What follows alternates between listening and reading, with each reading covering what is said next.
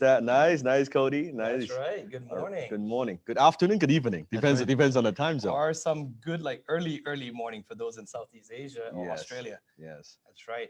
So type in the chat if this is your first day joining Yes, us. if you missed the first day and now you're Yes. joining us on day 2. Well, why don't we quickly go through just some housekeeping? Yes, that's right. For the challengers who are joining us the first day. That's right. So if this is your first time joining us, you missed yesterday, don't worry about that.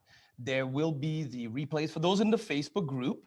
The replay will only be up in the Facebook group for the duration of the event and then 48 hours after. For those in VIP, on the other hand, you will get access to the recording in your back office in the Kajabi into perpetuity. So you will be able to access that if you're VIP. So that's one of the benefits of being VIP. In addition, also the assignments that were being posted, they were posted in the Facebook group, but they will also later be posted in the pre-training area. So support has given us the go ahead and the green light on that. All the worksheets, all of those will be in the Kajabi in the pre-training area, so you can download those as well. So we post in Facebook group as well as in Kajabi. That's right. And if you have any questions, you can always email support@danlock.com. Naturally, as smart entrepreneurs, you're going to be resourceful first. Don't be worrying if recordings are not up there instantaneously when the event is 2 minutes after the event. That's right. Don't email. It takes a little bit of time to render. It's a big file, and then they'll upload that. That's right. They want to make it look good for you. correct. They want to even chop it up, make it into segments for you, Yes. put thumbnails on it. So give them at least about 48 hours to get that in there. And emailing support 10 times does not make it go any faster. Yes. That was a kind request from support this morning. Yes. Okay, so quick question. Let's do a quick recap from day 1. Yes. What are the 2 games that we play in life? Put in the chat. What are the 2 games that we play in life? And which is the game that we want to focus on? Which game we want to focus on? That's right. Money and not fame. Money and status. That's right. Julieta money gets and it. status. That's Right? right. Money and status. And what is the difference between social media following versus social capital? Put in the chat. What is the difference between social media following, just some fans, versus social capital? Let's see. While they're typing it, Dan, by the Yes. way, I do notice that cameras are on. Yes. Those who are actually joining us, you guys are looking much better, Looking cleaner. You know, the framing of the camera is looking better. Nice. Yesterday, we also had another group that we were training, and we did maybe later on we'll touch on it if we notice some people don't have your cameras in place, but we'll cover that in a second. But just to have your cameras on, engage with Dan, because you know when you are asking questions. We'll do that training right now. Let's do it now. We'll do that training Okay. right now. So Yeah. who wants a bonus training? Put up your hand. A little bonus Oh, tip. come on, man. Kindergarten kids respond Come faster on. than that. If, There you go, if not Jacob. every hand is up, I'm not going to teach it. I want to There see you go. every hand is up. All right, good. So when you are on Zoom, any kind of webcam, especially when you're doing, as a business owner, when you're doing any kind of closing, right? When you're doing any kind of negotiating, your webcam, the positioning of it actually has a huge effect. Example, so when you're joining the class, looking at where you are now using the webcam, first of all, if your webcam is a little bit blurry, make sure it's clean. Make sure it's clean so they can see you, right? Because when it's very difficult to connect and engage and establish rapport with someone if it's blurry, number 1. Number 2, the angle of your camera. Example, if I see some smart challengers, if your camera is coming from here and shooting up, right? First of all, they see your nose. That is not very pleasant. Actually, Dan, I just turned on my camera. That's not on very this pleasant. laptop, and I can do that. Yeah, See some of so you guys do like that. You this. see, so this is a bad example. Find my camera. Okay. Look Yeah, for if you my can see view. Desmond's camera, you can see he's like this. You're talking down to someone. Okay. That is not how you establish rapport. Does that make sense? Right? Now, it's like imagine if I'm talking, hey Desmond. Do you talk to someone like that? You don't talk to someone like that. I can see the boogers up your nose. Right? Like it's like, what the hell? Now, at the same time, if you can do it again, Yes. let's say if you do it very high, Yep. okay, very high, and it's looking down, like tilt it a little bit. Okay, so if it's looking down like that, then you look like you are a child.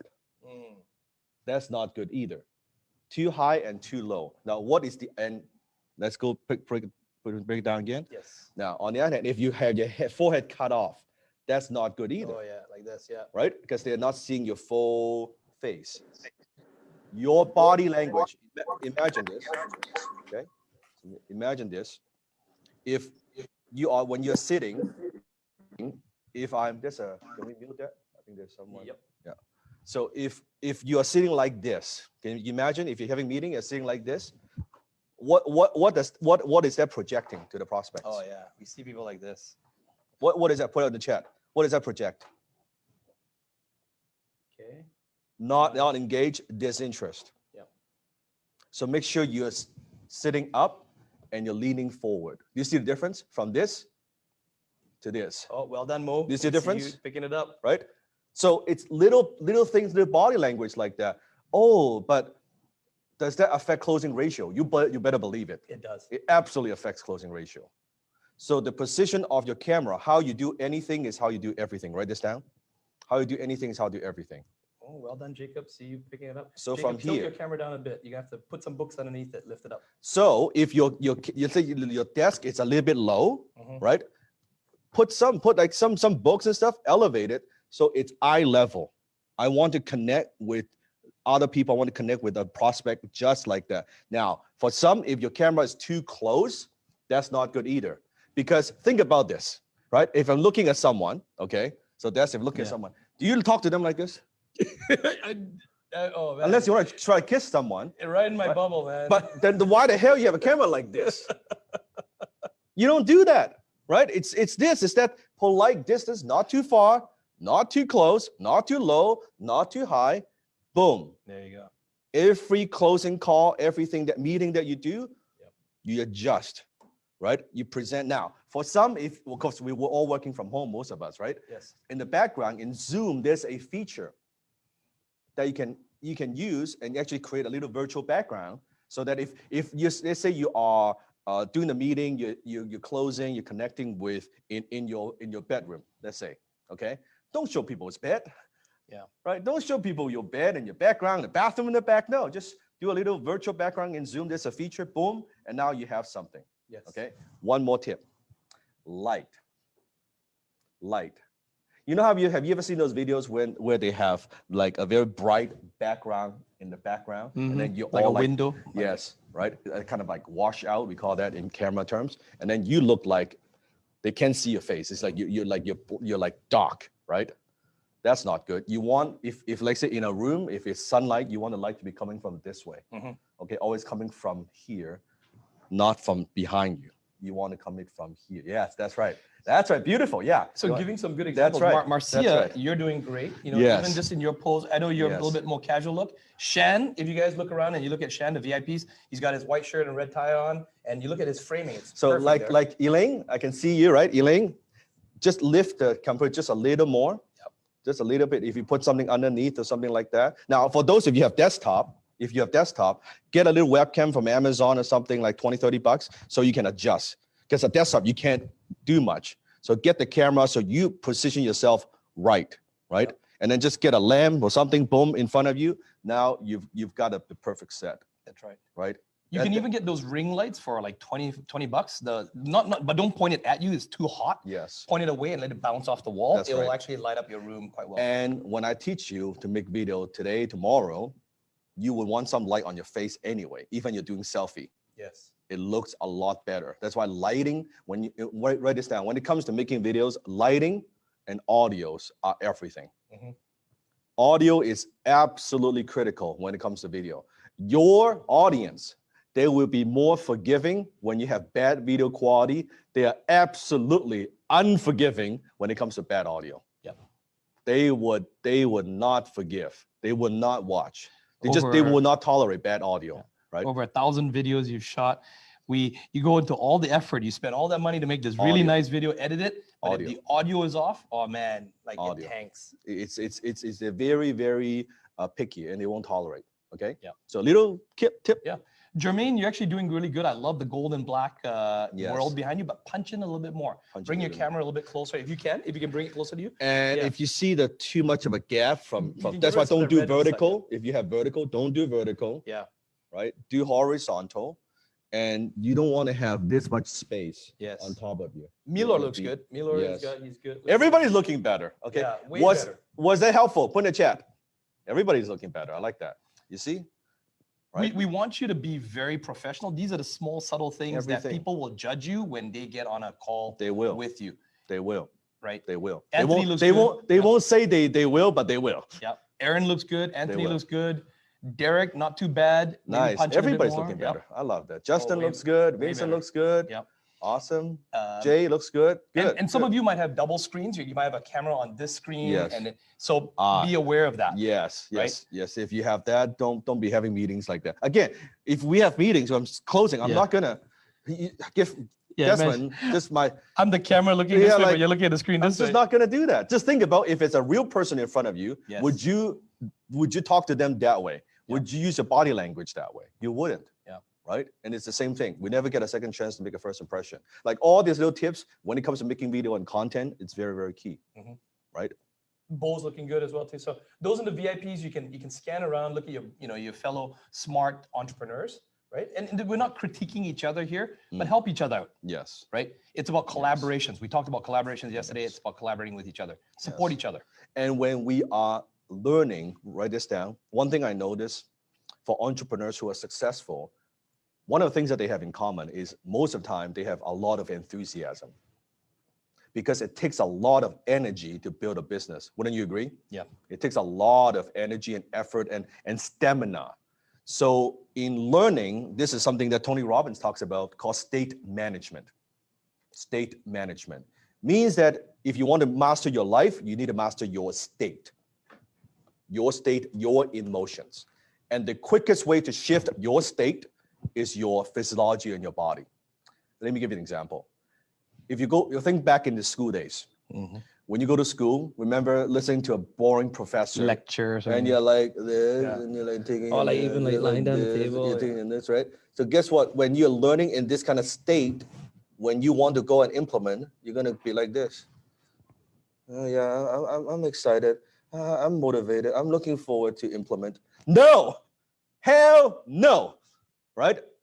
You don't do that. So when you're learning, put yourself in a peak state when you're learning so you are focused. If you're not focused when you're learning, when you execute, you're not going to focus, period. How you do anything is how you do everything. All those habits and behaviors transfer, right?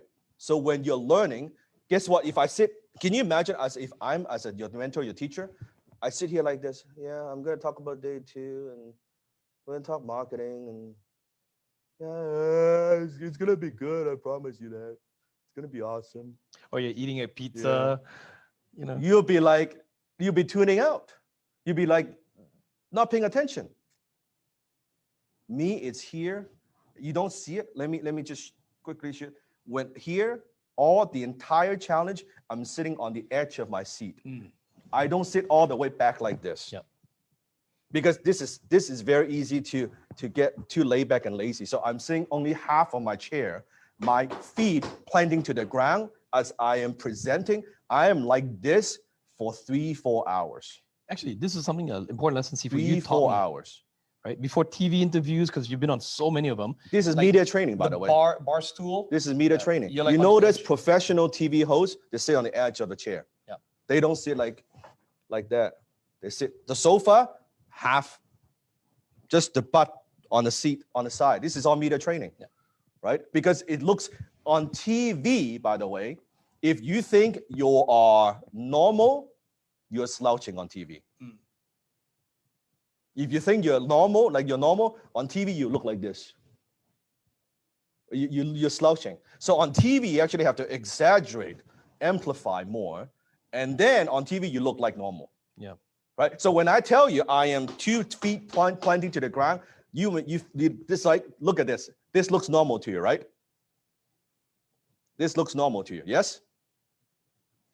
Okay, do you want to see the side? On the side, I am like this. Back is straight. I know a am lot of like ladies, they have, like this a straight back for 3-4 hours. S-curve. This. If normal would be this. This is not normal. But on camera, just enough. This you're presenting from a position of power, right? That's why your feet is, if my feet is dangling, then my feet's dangling, be like this, I'll be dangling like that, then I'll be shaking like that. No, you want to be boom. boom, and you're presenting, you're doing presentation, you're doing webinar like this. Okay? If I just put some money in your pocket, put up your hand. This is all communication 101. This is body language 101. All these little things makes a difference. People don't talk about it. Oh, just whatever camera, whatever light. Why would you do that? This is why I challenge you to dress properly, right? When in a business meeting, when it's very easy. Oh, I'm at home, I'm in my t-shirt, apologize. You start the meeting with, I apologize. They should apologize how bad they look. You're like, I look fine, right? You want to start from a place of strength, right? A place of strong posture, and you go from there. Anything that you're selling, closing, negotiating, doesn't matter what it is, right? Make sense? Put a chat, give me a thumbs up. Remy, we can see you still. High energy, state management, whole time, right? So help me out, kind of hold each other accountable. You notice and see anything, we're gonna hold you accountable. If I see you living like this, yeah, Remy, we're gonna call you out. If it's living like this, don't need we're that gonna elbow, call you out. Don't need that elbow. Right? I'm gonna be like, okay, all right, let's do this. So back straight. Back straight. Back straight. Come on, Remy. Okay, chin up, chin up, chin up, back straight. Good. You ready? Put in the chat. Are you ready? Yes. Give me ready? Good. Okay. Day 2, we're gonna talk about marketing. We're gonna talk about content. I saw some of the questions yesterday. So we're going to talk about how to create unlimited traffic, how to create, distribute, and monetize your content without it taking over your life. One of the biggest challenges you will have, because now, what kind of company, what kind of business are we in? Put in the chat. Put in the chat, what kind of business are we in? Media. Nice. So we are kind of juggling with both, right? We're running the media business that sells whatever product and services that we are selling. So how do we balance both? That I'm able to do the media, right, thing, the media side of the business, without sacrificing, like not neglecting my family and all these things. And I don't want to become like all my time sucked into social media and all that stuff, right? So would it be helpful if I give you some strategies today on how to do this efficiently? Yes? Put up your hand. How to do it efficiently without taking over your life. And it doesn't have to. And I'll kind of, again, take you behind the scenes, sharing with you how we do it. How we do it. By the way, this video right now, we're doing a training. Behind this, there's a camera here. There's a camera there. While we are filming this challenge, my team is capturing a lot of the clips, the entire thing. So some of these clips I could turn into a 30-second, 1 minute, 2 minute, 3 minute clip that if I want to use for Instagram or Facebook or YouTube, a glimpse of what we do. And if I want to, they can see, oh, this is what see the brand, Smart Challenge, right? So then for other business owners, if they see that 2 minute, 1 minute, 30-second clip, if they want to learn more, they could also join the next Smart Challenge for next year, right? Everything that you do, you can repurpose. They could take a few things of what I say, and then they can turn it into a blog post. That is repurposing. I'm going to teach you all of that. Who is excited? Put in the chat. Who is excited? Awesome. All right. So what's the game plan for today? We are going to talk about how to use the ladder of profits to dominate your industry and effectively become the go-to authority of your particular product or service. We're going to talk about how to educate your clients so that they want to do business with you. And I'm going to share with them my secret to this incredibly powerful technique. Very simple technique. How do you educate so that when they want to do business with you, right, they're already pre-interested and pre-motivated. We're also going to talk about how to leverage your content through repurposing. So you don't need to create new stuff all the time, right? How to do one thing, it's like one stone, multiple birds. We want to do that. I'm going to share with you what we did actually to get to 7 million followers. It's more than that now on social media with across the board over 1.7 billion views, paid, organic included. I want you to imagine that for a second. 1.7 billion views. Now, when you have a lot of followers on social media, and I share this with all the entrepreneurs that I know. Imagine this for a second. If you have, let's say, 1 million followers, is it possible that 1 million people, they all like you? No. No. 1 million people, there's no way who people consume your content. So is it fair to say, is it possible to say, let's say 10% of them don't like you? Out of 1 million people, 10% not liking you. Is it possible maybe 20% not liking you? Heck, you can even have 49% not liking No, you. you might Still be have a president. half the country not liking you. You're president of a country. That's how this works. Okay, seriously. So let's say 10% of people. So think about this. I want to teach you this. If you have 1 million people, you have 10% of people not liking you. That's 100,000 people. Now think about a stadium. Yep. A massive stadium, maybe 30, 40. Just take a picture of that. A whole stadium Like of a people. Super Bowl kind of thing. 30, 40, Soccer. 50, 60,000 people. That is still not 100,000 people. 100,000 people is a lot of people. So when you think to put that in context, 100,000 people not liking you, even you have 900,000 people who like you, they follow you, they like your message, they like your story, they like your content. 100,000 people is a lot of people. That's a lot. Okay, just put that in context. So when you have that kind of number, when you have reach, naturally, what we talked about yesterday, status and money, you are going to get people not liking you, and you're going to get people who hate you, actually, for no reasons at all. Because if your content, write this down, is effective, you are going to provoke emotions. So I always say this when it comes to marketing. If you're not offending somebody, you're not marketing aggressively enough. Write this down. If you're not offending somebody, you're not marketing aggressively enough. If everybody loves you, if everybody likes you, you're not getting some heat, you're not getting some hate comment and hate emails, I'm telling you, you're not marketing aggressive enough. Okay, now, for gentlemen, not as bad. For ladies, I know this is a little bit like, why they hate me? Like when you get that first couple hate email, it would bother you. It bothered me. You will not be able to sleep. You're like, thinking about it and you want to explain and you try to win them over, don't waste your time.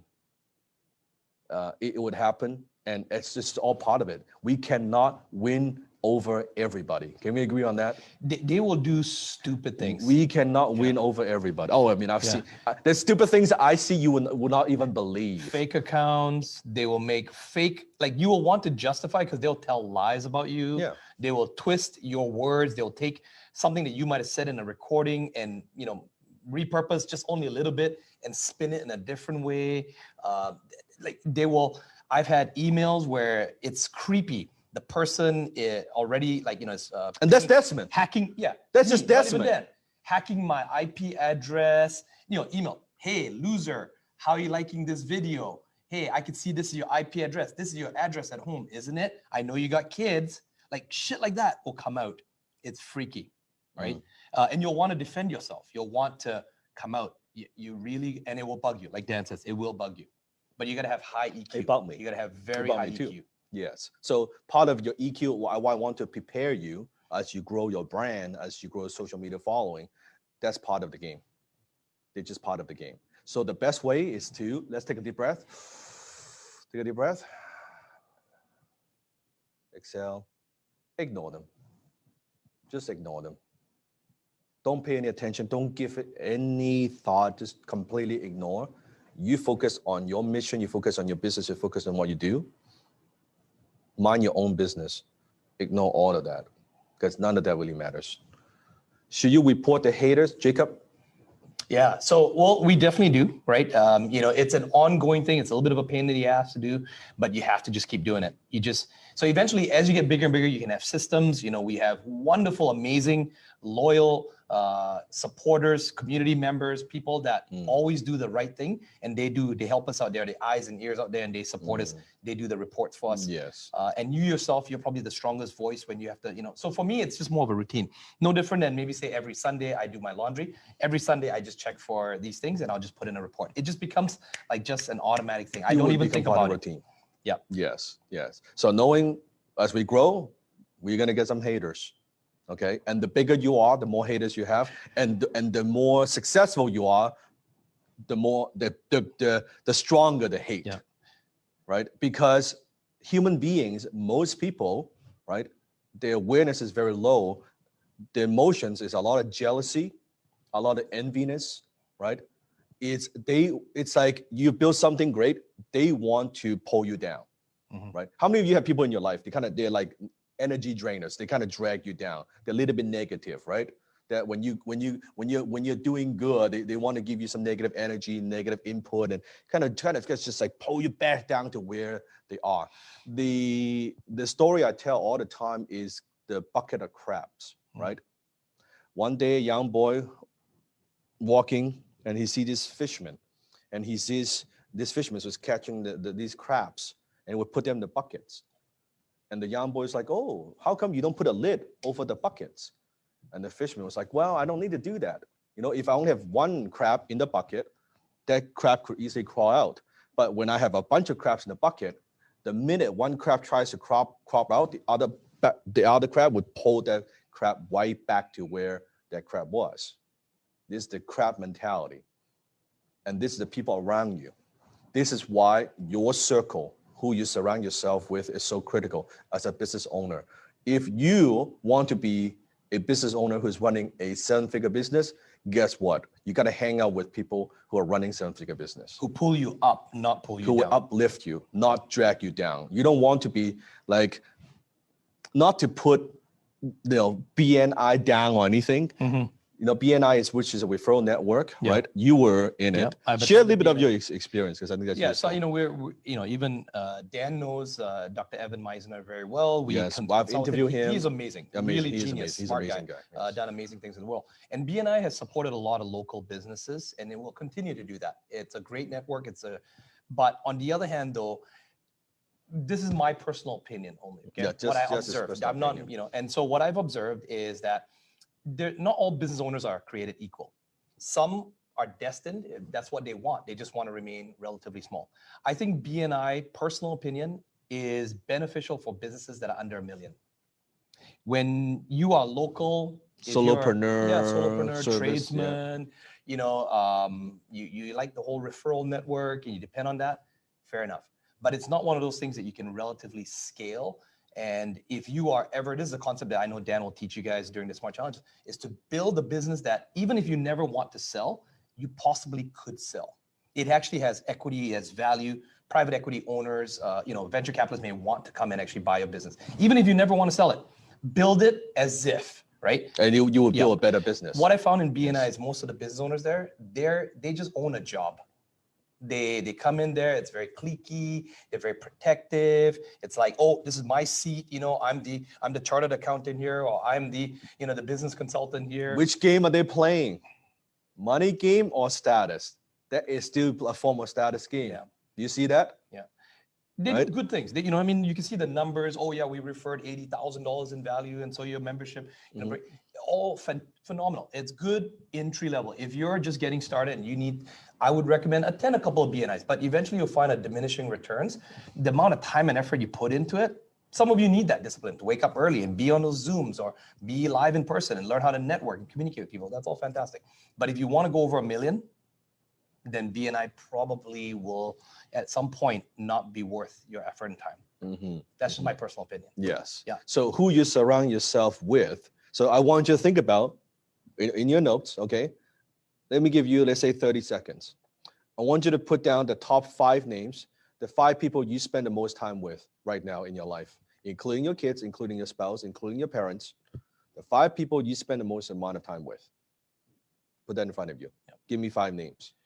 Put it in front of you. So I'll wrap this up. If you are in a town, city, somewhere in the world that has a BNI chapter, and you are spending time with friends at bars and pubs and some hobbies, and well, it will definitely be a step up if you join BNI or Toastmasters, something where you surround yourself with other people. But if you are already, unless they're business oriented. That's right. If you're already over the 100,000, 250,000, and you are on a trajectory to get to $1 million or more, I even think like low bar of entry, $1 million. Right, you're middle class. If you're $1 million, then I would plan your exit of BNI. Don't plan to stay there for a very long time. So think about the 5 people that you spend. You got that? 5 people, right? Think about the people you spend. That's you. You are your circle, right? You are your circle. So look at the five people that you spend the most time with. That would be your income would be roughly the same as them. Your accomplishment would be the same as very, very close as them. You can't help as a human being. If you study quantum physics, everything is energy. We cannot help but be influenced by the people around us. Doesn't matter what we say. Oh, I'm not influenced by them. They're just my high school buddies. No, we are. We cannot help. It's how we are designed. It's how we work, right? So then who you surround yourself with. So what I do personally, would you like to know what I do personally? Right? This is where I'm at. This is where I want to go. I would upgrade my circle so it pulls me towards where I want to go. Right now, what most you guys are doing is you are fighting, you're pushing. Let me get out. No, I don't want to push. I want to be pulled towards that. And the best way is I change my circle. I change my circle would lift me up. I'll share a quick story with you. When I was in my 20s, my mentor, Alan, had a little mastermind group. Okay. At the time, I was just a young guy. I was already making six-figure income, very young, still kind of new in my career, right? As my mark, as a consultant, as a copywriter, doing some business. And Alan had this little group, and he was kind enough to invite me to kind of tag along as his like kind of right hand, because I was no one qualified. It's just 5, 6 of his friends, all millionaires, all way older than me. So I would tag along, and they would get together like once a month and to talk business and how it works. Now, at first, when I went to these meetings as a young guy, it's like I felt totally out of place because, wow, all they're millionaires, very successful. I'm just a young guy, I'm getting started. So I was very, very quiet. I didn't say anything. Now, if you were me, put in a chat, right? In that environment, as a young person without a lot of experience, how would you feel if you were me back then, right? In an environment where you have very successful people and they're talking business. I don't really understand most of what they're talking about, right? Humble, uncomfortable. Yes, it was curious, it would be shy, right? All these things, a lot of emotions I was experiencing. And I'm like, wow, like I was thinking about at the time, well, how do I get one more client, right? How do I get that? And they are talking about something completely different level. I could not even relate, right? They're talking about, oh yeah, I saw that piece of property. I'm gonna buy that building in Burnaby. Like that's you. I'm like what? Like what? Like I'm trying to get a $2,000 client. Like what the hell, right? Like it's just. But then after a while, something magical happens. Something magical happens. As I go back to these meetings, right? As I'm listening. Okay, I'm getting this. I could see they speak a very different language compared to the people I know. They have you could say their vocabularies of success and vocabularies of wealth, right? They talk about money, they talk about finance, they talk about leadership, they talk about different things that the people. I was a young kid, like my circle was like, I was already doing pretty good in my circle, like 6-figure, right? Compared to like all my friends, right? Same age. So suddenly I realized, okay, this is sinking in. And then as time goes on, after I go back again and again, I had an aha moment. The aha moment was this. They are actually not 10 times smarter than me. They make 10 times, 20 times, 30 times more money than me, but they're not 10 times smarter. I could see, you know what? They're just people, normal people. They make mistakes. They fuck up just like I do. And there's some stuff they don't know, right? And the minute I had that belief, it changed for me. You know what? I could do that. Write this down. This is what you need to believe in. I could do that. There's nothing that they could do that I cannot do. It's nothing they know that I cannot learn. I could read the same book. I could go learn the same thing. I could execute. I believe I could outwork and outperform. And I did. And from there, they just uplift me because they are also coming from a place of generosity, helping me, they're guiding me. And I was the young guy. They could see like ambitious, eager. They're just helping me, right? Coaching me, going through that. Before you know it, I'm catching up. I'm catching up. Income, revenue. I'm catching up. I'm catching up. And before you know it, they're millionaires and I'm a millionaire. Instead of pushing my way to that status, I have them help me, uplift me to that status. And now, looking back, that circle, right? Now they are small business owners to me. Not from an ego perspective, we're still friends. Of course, we're good friends. But I'm no longer in that circle because now that circle becomes too small a circle for me, right? Because I talk to them from time to time. Now they from what they do, because some of them have local businesses, certain things. I would have a global business, right? Right? They have 1, 2, 3 companies. We have a group. We have a portfolio. Or they might have just maybe maximum gone national, right? But not it's a global. Completely different thing, right? So now it's a different thing. We're still good friends, but they could say they're very proud and they're very happy to see my growth, right? It's awesome. That's why I want to teach you. You are your circle. Show me your friends. I'll show you your future. Who you surround, especially as a business owner. So now guess who I surround myself with?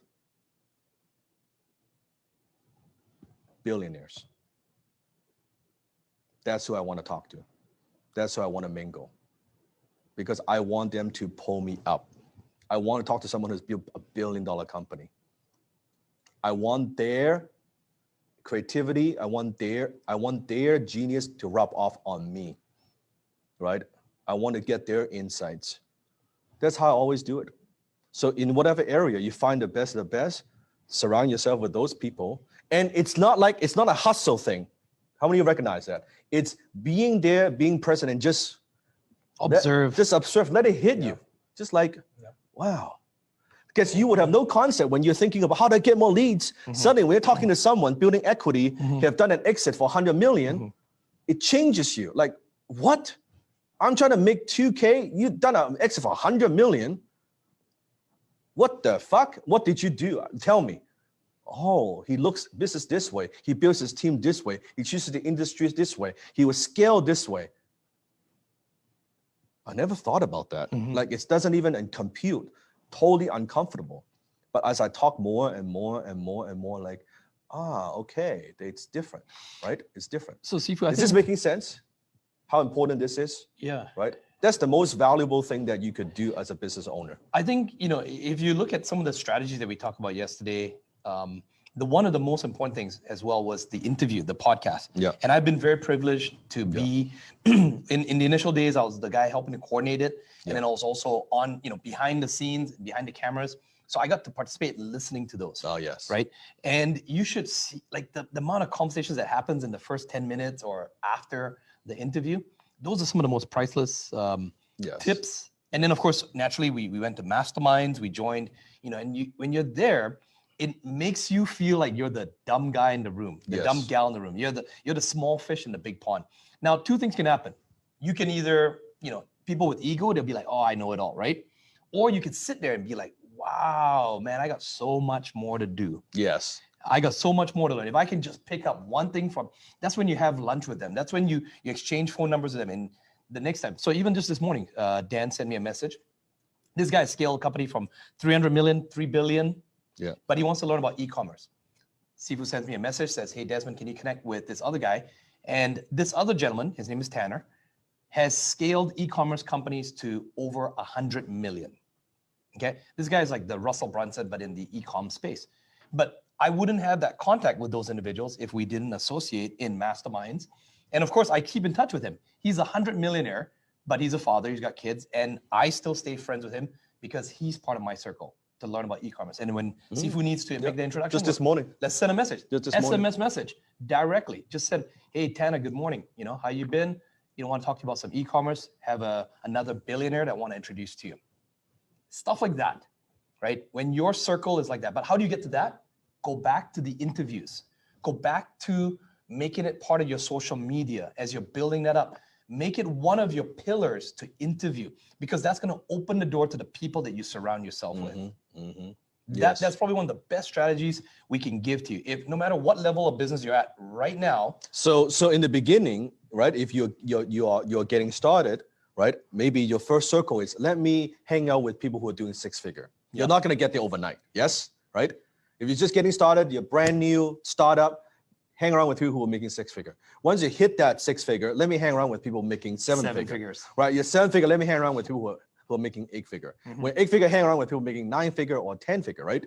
This is how it works for me as well. Yes. You cannot go from 0, 100K, and suddenly I want to hang out with people with billionaires. Chances are they wouldn't give you time. Yeah. Right? Because there's not much value you could provide to them at the moment yet.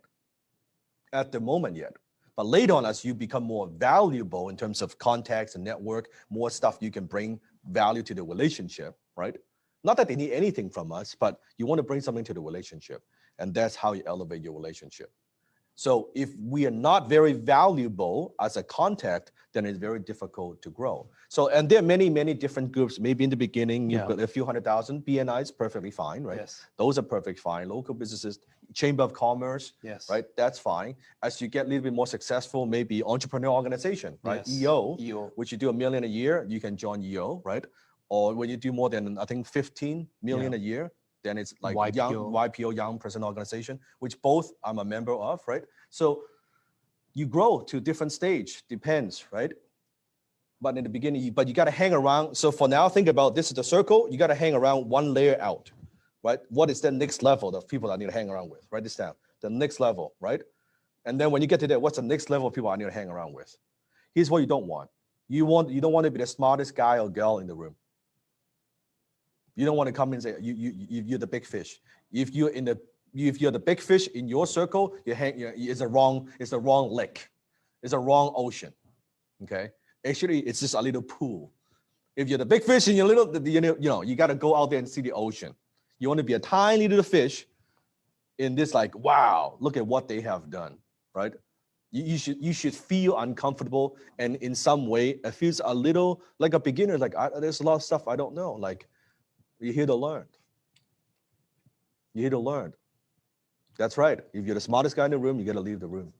You shouldn't be. That's not how you grow. In my circle, I am the least successful, and I'm the least experienced. I like that, right? And when I'm teaching, of course, right? I am the one that's with more experience. But in my circle, I'm not, right? Julieta, I think you asked about how we're in a pandemic. I was talking about the interviews, right? That's how you do it, 1% at a time. And there are different groups you can join. If you go on LinkedIn, there was even there's a system that we use, EOS, that we've used before in the past, right? Entrepreneur Operating System.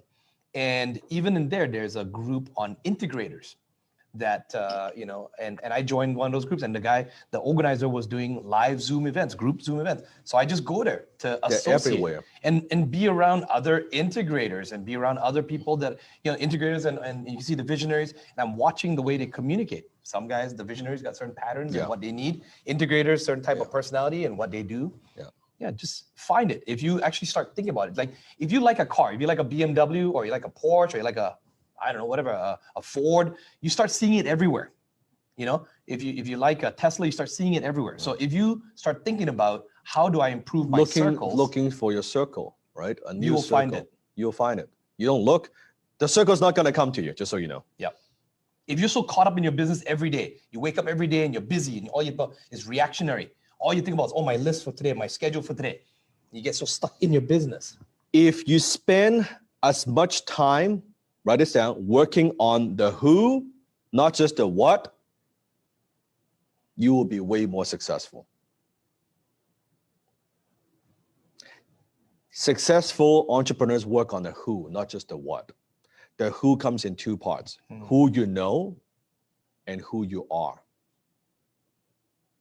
Who you know in your circle, your network, who you are, your brand, your positioning, your social capital, not just doing the what, doing the task, doing the grind.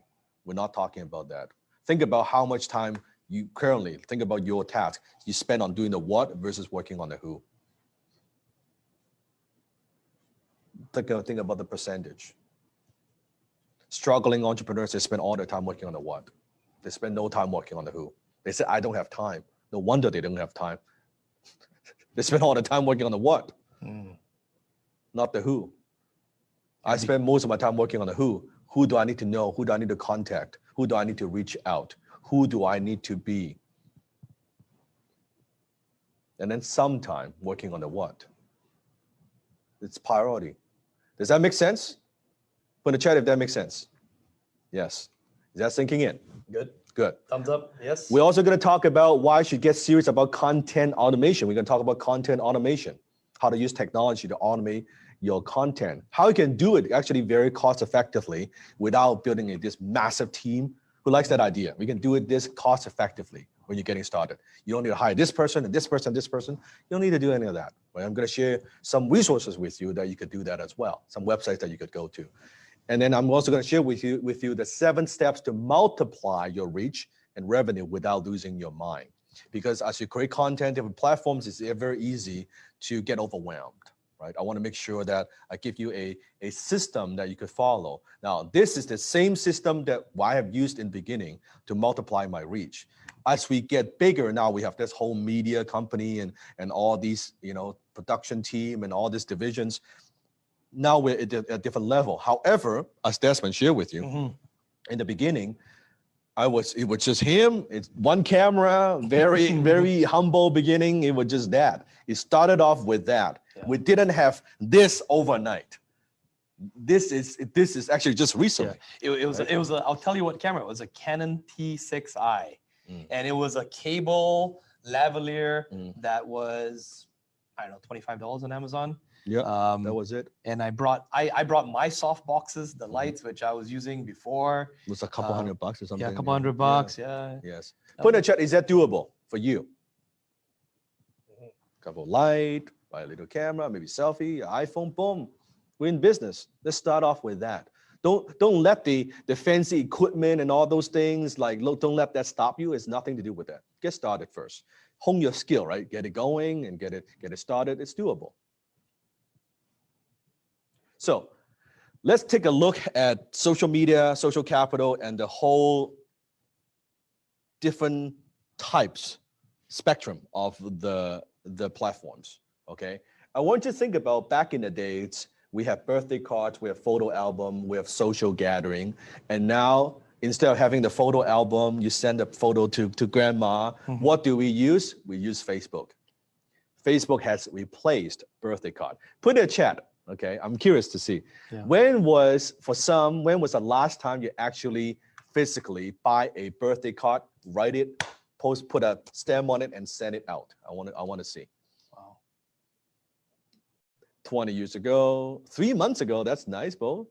Yes. Never. Can't remember. Now, some it's like, what is a birthday card? I know, but that's some of you. That's your personality. Yeah. What is that? What is that? Cold-hearted, man. Like, what is that? Right. Okay. Let's see. Can't remember. Yeah. Never tried. Just things like don't even know. Yeah. I thought birthday cards always electronic, right? Now, what do we do with the birthday?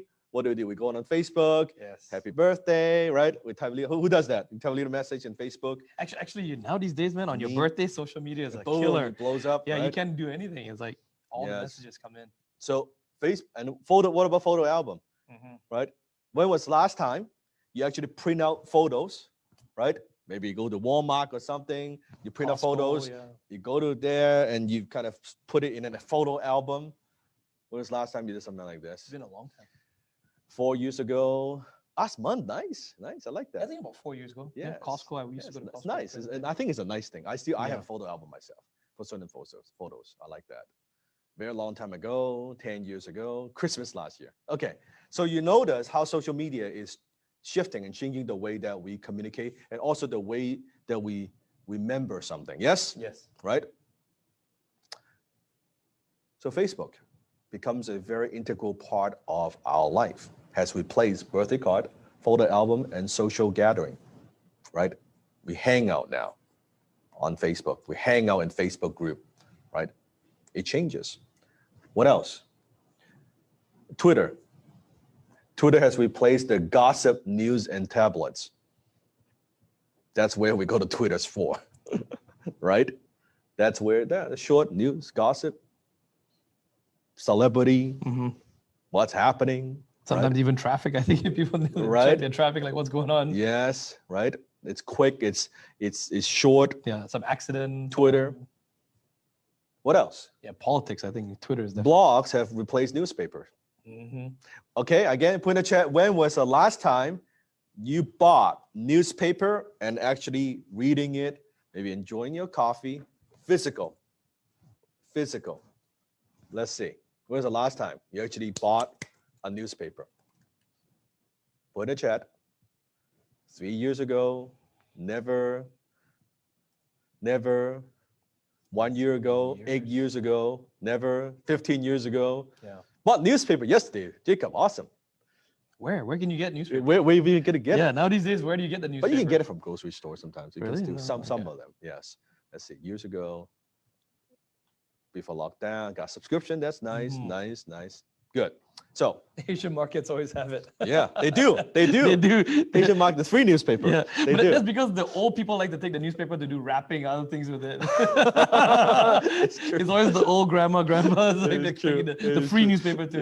Yes. So blogs, we go to certain blogs to read news, right? Go to the website from our iPhone, boom, that replaces that, right? So are you noticing something here? What are you noticing? What are you noticing? Put in the chat. How social media is impacting us. Very fast. Innovation, online, change, pivots. Yep. Right? We're not done. There's still more. Done, yeah. TV. Oh, yeah. TV is replaced by YouTube. Yeah. Or Netflix. Yeah. Or Amazon Prime. Yep. Disney Network. Yeah. Actually, how many of you, when was the last time, again, I'm curious, you watched like cable television? Like actual, like channel. You're flipping through the channel. Okay. Netflix, good. At a hotel, yeah. 20 years ago, choice, never, right? never, yeah. Only a hotel. Yeah. Hotel only, yes. Yeah. Right? I can't stand it. Yes. Yeah. Right? So YouTube, Amazon Prime, Netflix has replaced TV. Yeah, completely. Because one of these things you notice about all these platforms is before it is the media company is telling us what to watch. Think about it. Okay? Before they're telling us, you like a newspaper, right? Here's what you watch. Here's what you read, right? TV, watch this show and watch these ads. But now we're like, you know what? If I'm not going to watch it, I'm not going to watch it. I'm going to skip. I'm going to choose. I want to binge watch something. I'm going to binge watch. I don't want to wait till this and that. And next week, I'm going to watch 5 episodes in a day. I'm going to binge watch it. So consumers, our customers and clients, we need to provide them content whenever, wherever, however they want to consume. It needs to be convenience for them, not just for us. You got it? It needs to be convenience for them on whatever device that they want, not whatever device that we want. If they want to watch our content on iPad, they could do this. If they want to watch it on TV, they could do that. They want to watch it from the iPhone, they could do that. Easily searchable, Yep. Solve the problem that they're looking for or the interest Yes, that they're Ivan interested on in. demand. That's correct. That's correct. And you get to the point fairly quickly for them to keep them wanting to watch more. All these things you got to think about. Question, what is the theory of consumption again? Put in the chat, what is the theory of consumption? Quick test, I'm seeing you. Yeah, he was paying attention yesterday. Yes. Good, Jay. Well Very done. good. Remy, good. Good, Ivan, good. So. Oh, no, there we go. It's Miller. Miller got it. Yeah, Aaron got it. Good. Good. Liam, good. Good. For every $1,000 you want them to spend with you, right? You got to consume. They got to consume at least 1 hour of your content. So YouTube replaces TV, and then your podcast replacing radio. Yeah. Right. Or iTunes replacing radio. So for you to listen to music, right? You're driving and things like that. Before we had to turn on the radio. I got to listen to some stupid host talking about stuff, and like I don't really care. They try to be funny. They're actually not funny, right? And then now, like, I'm gonna screw all that. I'm gonna download the exact songs that I want in the order that I want. I'm gonna play them while I'm driving. Yeah, Spotify definitely. Or if I want to listen to podcasts, something that would feed my mind, I'm gonna download the latest podcast I subscribe to. I'm gonna hear the brightest minds whenever I want. I can pause, I can speed it up. If it's an Audible, if I'm downloading a book. You see the difference? The power has shifted from the seller to the buyer. Write this down. From the promoter to the consumer, because consumer now has the choice. If they don't want to consume your content, they don't like your stuff, they don't have to consume. So the old days of interruption marketing is dead. It is dead. You cannot scream and yell and say, do this, watch my stuff. They're not going to watch it. They're not going to watch it. In fact, do you have the ability in Facebook right now? You don't like someone, can you block them? Yes or no? Yes. On YouTube, if you like someone's channel, can you subscribe and say, I want more of that channel's content? Get notification. We have all the power as consumer. You can choose to invite content or block out content in your life. Now, this is very critical as an entrepreneur. You better make sure, we all better make sure we are the ones that people are inviting to consume more content, not blocking out. Why I said they cannot give you money unless they first give you their time. They will not give you the time unless they give you attention. You don't get the time, you will not get that sale because they block you out. They don't even see you. You're invisible to them. You got it? Yes? Give me a thumbs up, you got it. Do you see the importance of that? That's the business we are in. Has nothing to do with the product and service. It has to do with attention. It has to do with consumers' behavior. We're in a different era now. And this only gets worse, by the way, for most business owners, not for us. For most business owners, it gets worse because it gets harder and harder to get attention, and they're not even paying attention to get attention. They're not paying attention to get attention. They're paying attention to doing the thing, right? Doing the thing. Don't do not the thing. It's the thing that sells the thing. It's not the thing. That's what we need to work on. And that's what this whole challenge is all about. So podcast replaces the radio. Resumes, business cards, LinkedIn has replaced that. When you apply for jobs, people want to check out your LinkedIn, right? Your background, your connections. Business card, you can still networking, physical, right? But now with COVID, when was the last time you handed out a business card? Put in a chat. Meet someone and say, here's a little business card, right? And what do most people do with business cards anyway? It's up in the trash can, right? It's like, it's just part of garbage. Now it's like, let's connect on LinkedIn, right? Let's connect on Facebook. Let's private message, right? If you're smart, you would get the cell phone and get the text, right? Or let's WeChat. Yeah. That's WhatsApp, right? That's how people connect. Has shifted. Has shifted across the board. Letter. Now we use WeChat or WhatsApp. Again, put in the chat, when was the last time you write out a physical letter? A physical, handwritten letter and send it to someone, right? Last weekend, that's nice. I love that. I love that. Oh, wow. I love that. 15 years ago, 8 years ago, letter. Yes. Good. Jay, letter to yourself doesn't count. I'm talking like physical letter to, because that's one of the assignment. Yeah. That's who gave you, right? Yeah. 10 years ago. Another question, when was the last time you sent out a text? Probably like 1 minute ago. When was the last time you sent out a text? 15 minutes yesterday, a few hours ago, this morning, as I'm typing this, 5 seconds ago. Minutes ago, Bo, 49 minutes ago. That's very precise. Yeah, that's very precise. Emerald, Bo. Yeah, very precise. So all those instant messengers, all those replaced letters. Photo album, Instagram. Ivan, sorry, Igor. Was it Igor? No, who did I see there? Igor, Ivan put SMS like some months ago. Ivan, we won't go into it right now, but as a business owner, I can tell you SMS, WhatsApp, are some of the, especially for me also, I do a lot of business development and sales. It is one of the most powerful ways. And we talked a bit about it yesterday as well when Dan was talking about how he does a swap. If for you, you're not leveraging it and you're saying like some months ago, that should be a little bit of a red flag for you. You want to be able to communicate with people fast. I leverage probably the most is SMS and WhatsApp, not even email. I check my email maybe once, twice a day, but I'm checking my SMS, my WhatsApp, because I'm communicating with people internationally all around the world, like almost every hour I'm checking it. That's me personally, right? Because of the work I do. So, I highly encourage you, if you're not using it, use it. Because you can directly get to CEOs, you can directly get to, these big billionaires, these millionaires, the people you want to be around, SMS, WhatsApp. WhatsApp, I will put in their phone number WeChat. in WhatsApp first and see if they even have it. It'll say, oh, they have a WhatsApp account. I send them a message. And sometimes it's country specific. Yep. Depends on, in certain countries, as in China, right? It's WeChat. Yeah, WeChat, of course, is the biggest one. By the way, WeChat in China, it's not even just a chatting tool. Yeah. It's like payment. No, everything. it's like a little Amazon combined with shopping, combined with taxi, Uber, all in one. And Apple Wallet, like all in one with WeChat.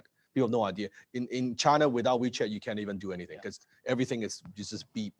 It's actually far more advanced compared to US. If you have ever been to China, you would see it's actually far more advanced, right? They have this one app versus US is more fragmented. Yeah. It's different. China's only one, right? So I think in US also would be shifting more probably towards that. Yeah. Eventually it would be one thing that kind of everybody uses. That would be a massive company, obviously. Maybe, like Telegram maybe is also, it could be an Amazon thing. It could be an Amazon Play. Maybe Amazon acquires WhatsApp and Telegram. It could be an Amazon Play. It's possible, right? So we have the photo album with the Instagram, right? And then live TV is TikTok. Yes. Everybody's a reality TV star now, right? Yeah. Everybody can make these fun, short clips. Yeah, YouTube has the short clips, Instagram TV, live TV, TikTok. And then you have Instagram stories, obviously, right? So all these platforms, you see how in, I would say less than 10 years, how we recognize in the last 10 years, the way that we receive messages, entertainment has shifted dramatically in the last 10 years, right? We don't think about it. It just kind of happens. But when I share this graph with you, do you see? We live and breathe on social media. If we don't, other people live and breathe on social media. So if there's something that we don't use, and we say, well, like, I don't like Facebook. You don't have to like Facebook. You just need to know billions of people use Facebook. You don't need to like it, right? Just like, oh, wow, I don't like my shower head. It doesn't matter. I don't like my electricity. It doesn't matter. Everybody uses it. So the question is, are we learning and equipping ourselves with the best knowledge on how to utilize these tools? Because if this is where people are at, for the new generations, let's say millennials or even younger, they don't know anything else. By the time they get older, like some of the younger kids, they don't know TV. They just know YouTube. YouTube is TV for them. When you would, it's like now I talk with you, do you know what cassette tape is? You're like, what? You know cassette tape? Right? You gotta, if you want to listen to something, you gotta rewind it. And it's got a little thing, and then it's finished one side, you gotta flip it. You're like, what? And then I'm talking about CD. What is this? This is like a frisbee. Yeah. Seriously, I talk to young kids. They think it's like a frisbee. Yeah. They think it's a thing. I said, no, you listen to music. And then they're like, why you need this to listen to music? Like, like, what do you mean you listen to music with this? No, I said, we used to buy these things. Yeah. Okay. It has like 10, 13 songs because it's limited. Right? And then you get a CD player, and you put this thing on, and they're like, okay, so then what if you want to listen to someone else? Oh, then I get a different CD. Then I put this thing on the CD player. They're like scratching their head. Yeah. But I have my phone. It has thousands of songs. I don't understand. This is stupid. I know it's stupid, but we didn't have that before. Yes. Right? We had CD stacks. I had hundreds of these suckers. Right? You buy them. right? And they release an album and you fucking line up, you buy one. It's how you buy them. You don't click and just one click and listen. No, they have no clue. They don't know anything else, right? I talk with them about fax machine. How many of you know fax machine? Oh my God. Fax machine. This is going to be funny, okay? There was a time in history. Long time ago. There's this magical machine that if I have it's kind of like a photocopier, pretty big, and you put rolls of paper in it. Special type of paper. And a special type of paper, not just regular paper. You got to buy, they're thinner. Yeah. And I need to have one. And whoever is the sender and receiver, he or she needs to have one. And then I would write something on it. I would put in this fax machine. It's not instant though. It needs to go doot, doot, doot, doot. They would scan this document.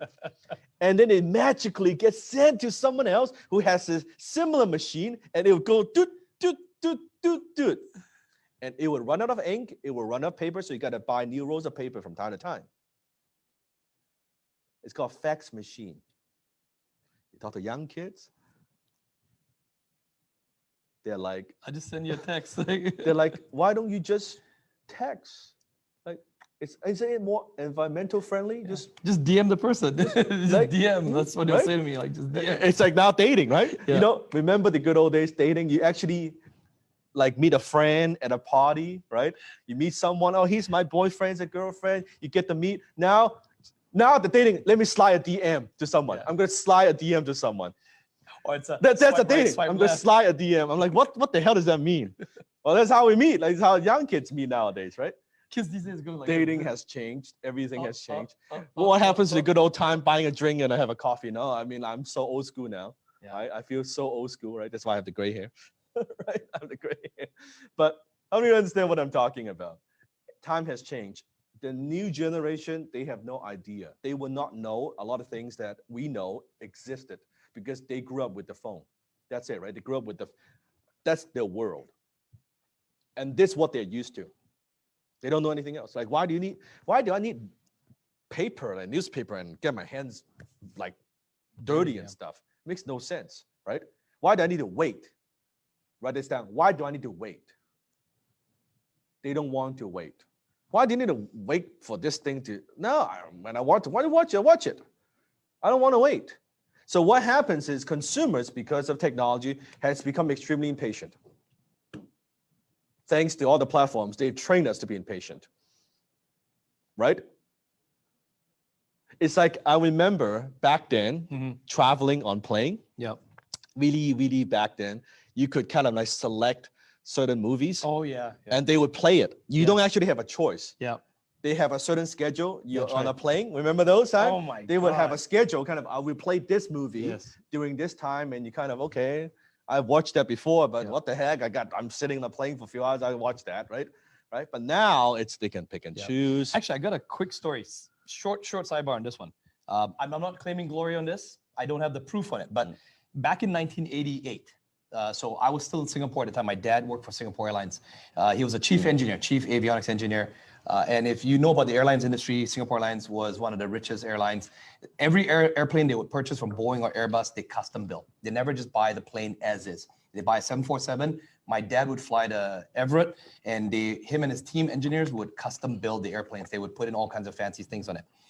In those days, Nintendo, those of you guys played Nintendo and Sega, right? Mario Brothers, Duck Hunt and stuff. Yeah. So every now and again, my mom would send us to North America to visit my dad because he'd be there for 6 months, 1 year at a time. And I would fly in these 18-hour flights across there. And we had no TVs, just the drop-down projectors. And I begged my dad, I was like, Dad, come on, you guys are avionics, you're the electronic guys. Why can't I just carry a box TV, the small TV, and the Nintendo onto the airplane? Just give us an AC, the plug at the back, take out one row of seats, plug it in, and we can play the video games. In those days, they were still doing Laserdisc. Not even CD, not even DVD. It was Laserdisc. Oh my God. My dad was one of the pioneers that did all the investigation about how to put into first class Laserdisc and private TVs. And eventually what happened was that whole research eventually evolved into the TVs that we had. And then now you see the controllers. So I don't know whether my dad's ideas from things that I talk about, Nintendos and airplanes, eventually became the entertainment units in airplanes. And yeah. But just giving you a time frame from 1988 to maybe what 1995, we already had units. But that's how fast technology evolved. Now look at where they're going in airplanes. I mean, you know, the speed of which technology is moving. Correct.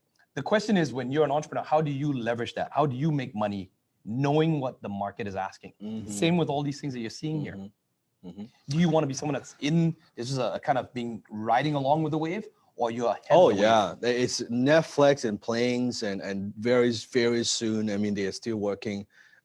Maybe it could be even like what we have, like Google glasses, right? Yeah. Like, why do we have a unit? Just give your glasses, you just watch your own thing. That's right. Right? Yeah. Or It's VR, Bluetooth connection. there's so many things. Things have changed so much. So as an entrepreneur, it is our job to see some of these things.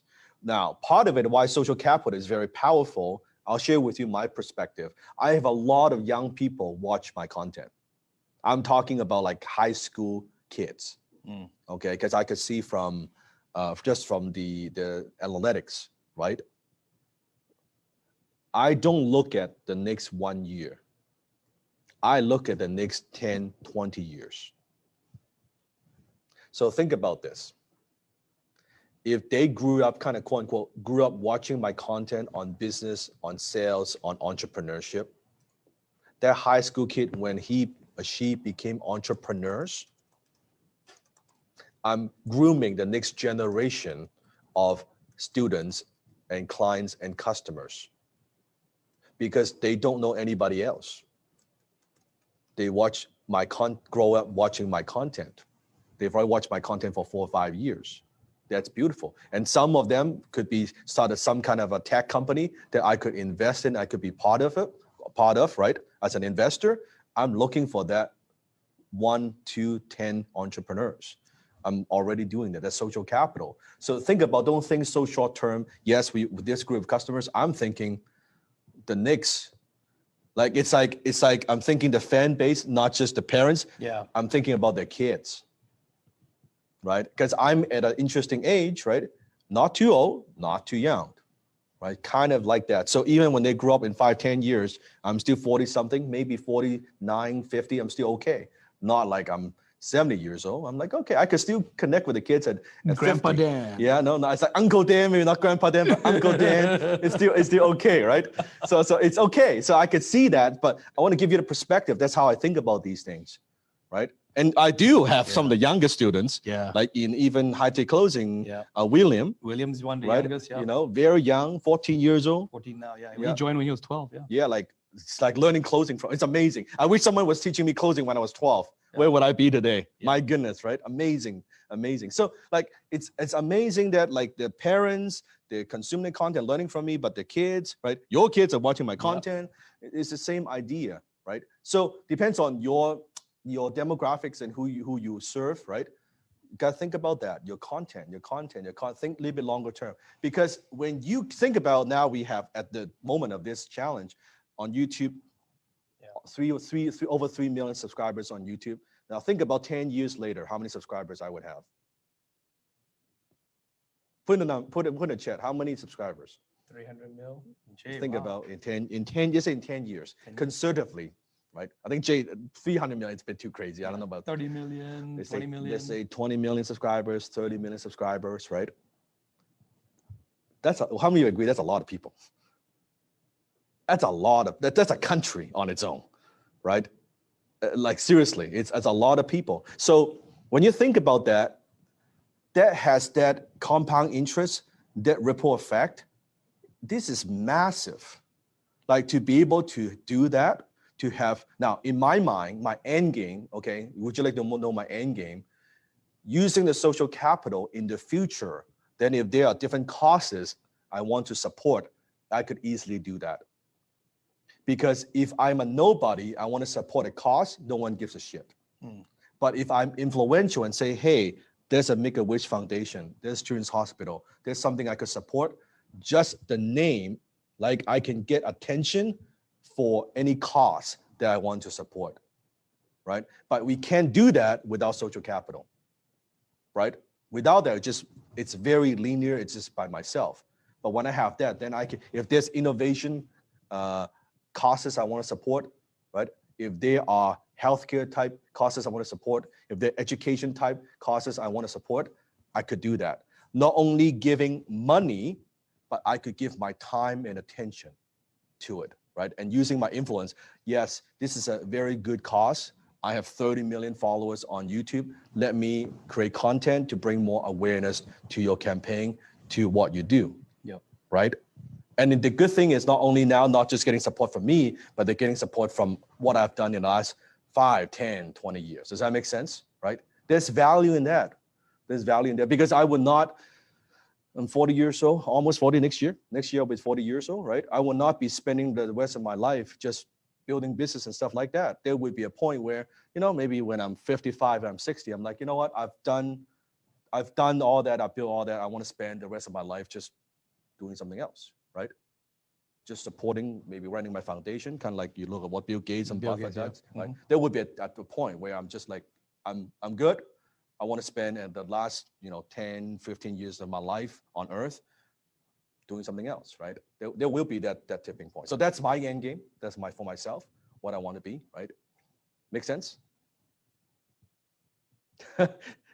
Collecting antiques. Yeah, if you collect the fax machine, Jay, it would be an antique. Oh, by the way, I still have a CD player at home.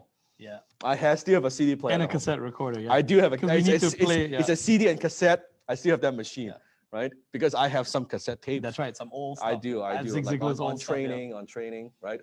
Yeah. I still have that. So content marketing. So why do we want to create content? One, content marketing versus pay search, because I saw the question yesterday. Content marketing gets 3 times the leads per dollar spent compared to pay search. So the question is, should I do pay ads? Should I just do content? We need to do both. But if you just do pay ads without content, your pay ads would always cost you more money. But if you create content, right? If your content, I'll share with you how exactly. If you create content as well as parallel with paid, it will lower your ad costs. Because, let me go back to this, okay? Let me just go back to this slide.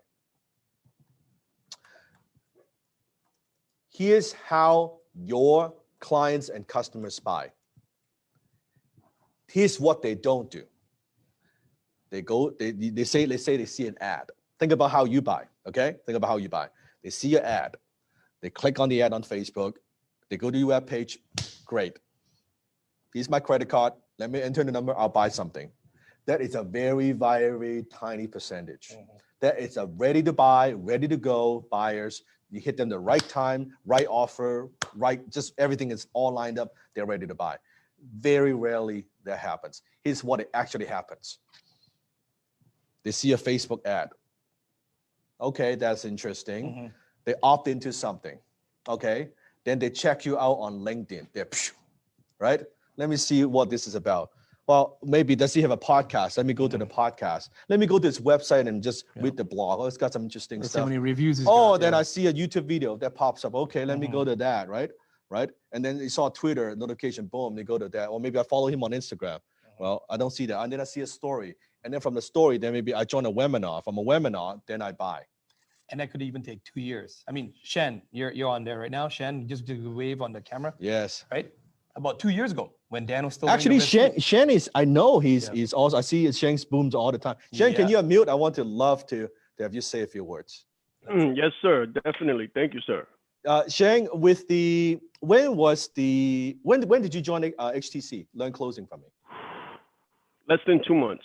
2 months. Okay. So what was business like before? What was business like now? Like how has high-tech closing impact your business and your income? Well, let's say this. My biggest boom before that, or the biggest sale in one, was about 30K. 30K? With HTC, my biggest one was 250K. 250K. I like that. One close. I like that. One close. So since HTC, how much revenue you generate in total as like the you learned from me? I would say about 337, maybe 350 by now. I like Less that. than 2 months. In 2 months, right? Less than, yes, sir. I love that. And so far, you're joining the challenge. What is the biggest thing you want to get out of the challenge that you want to learn from me? Oh, 6 to 7 figures, definitely. I love that. And then scale to 8.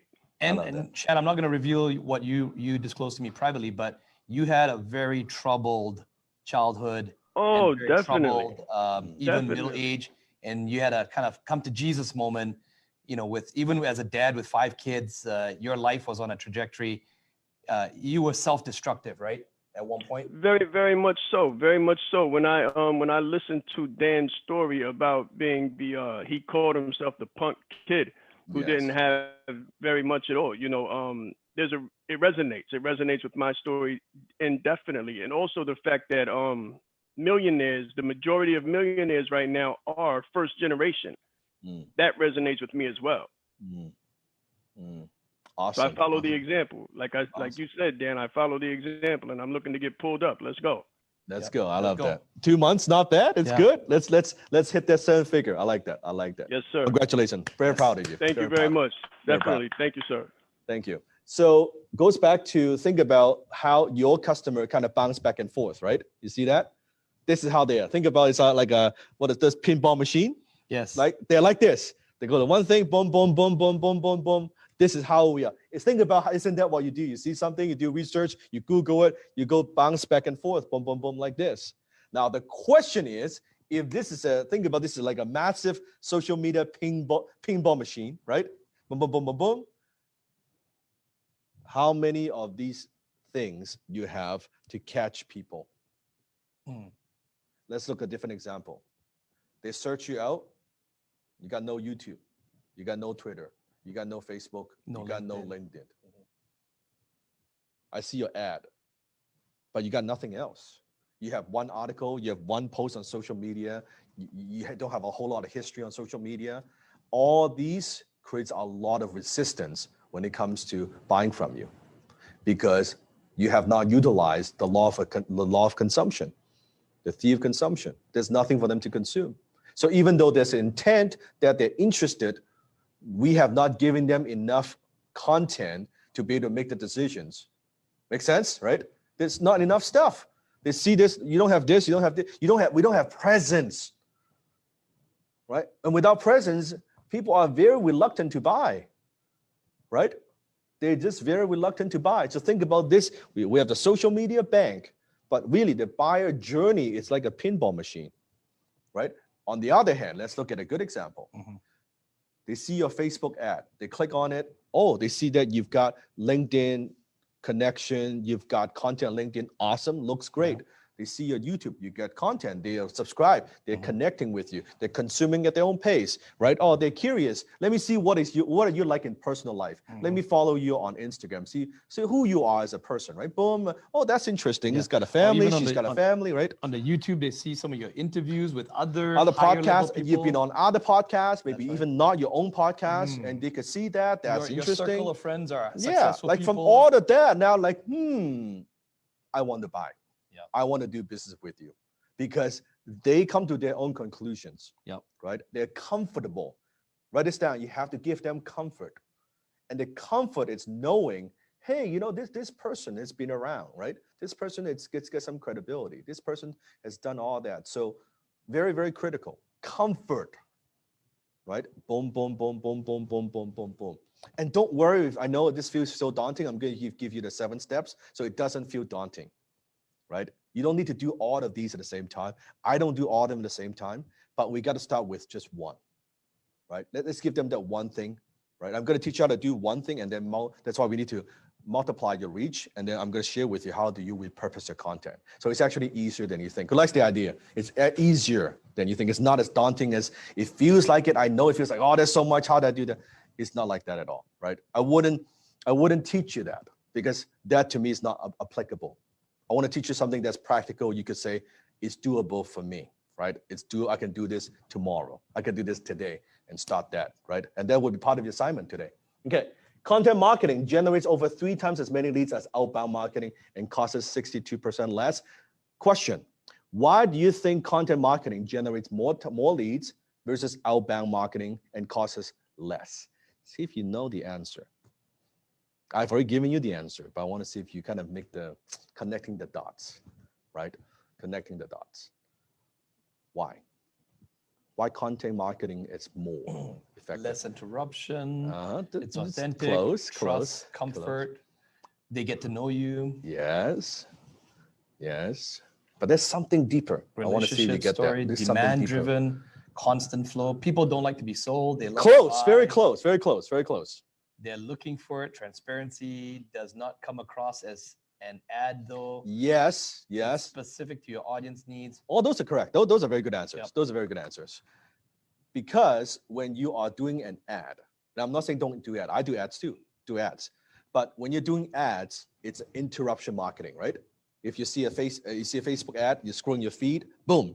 It's like, hey, watch this, right? If you're watching a YouTube video on your favorite channel, suddenly he's an ad.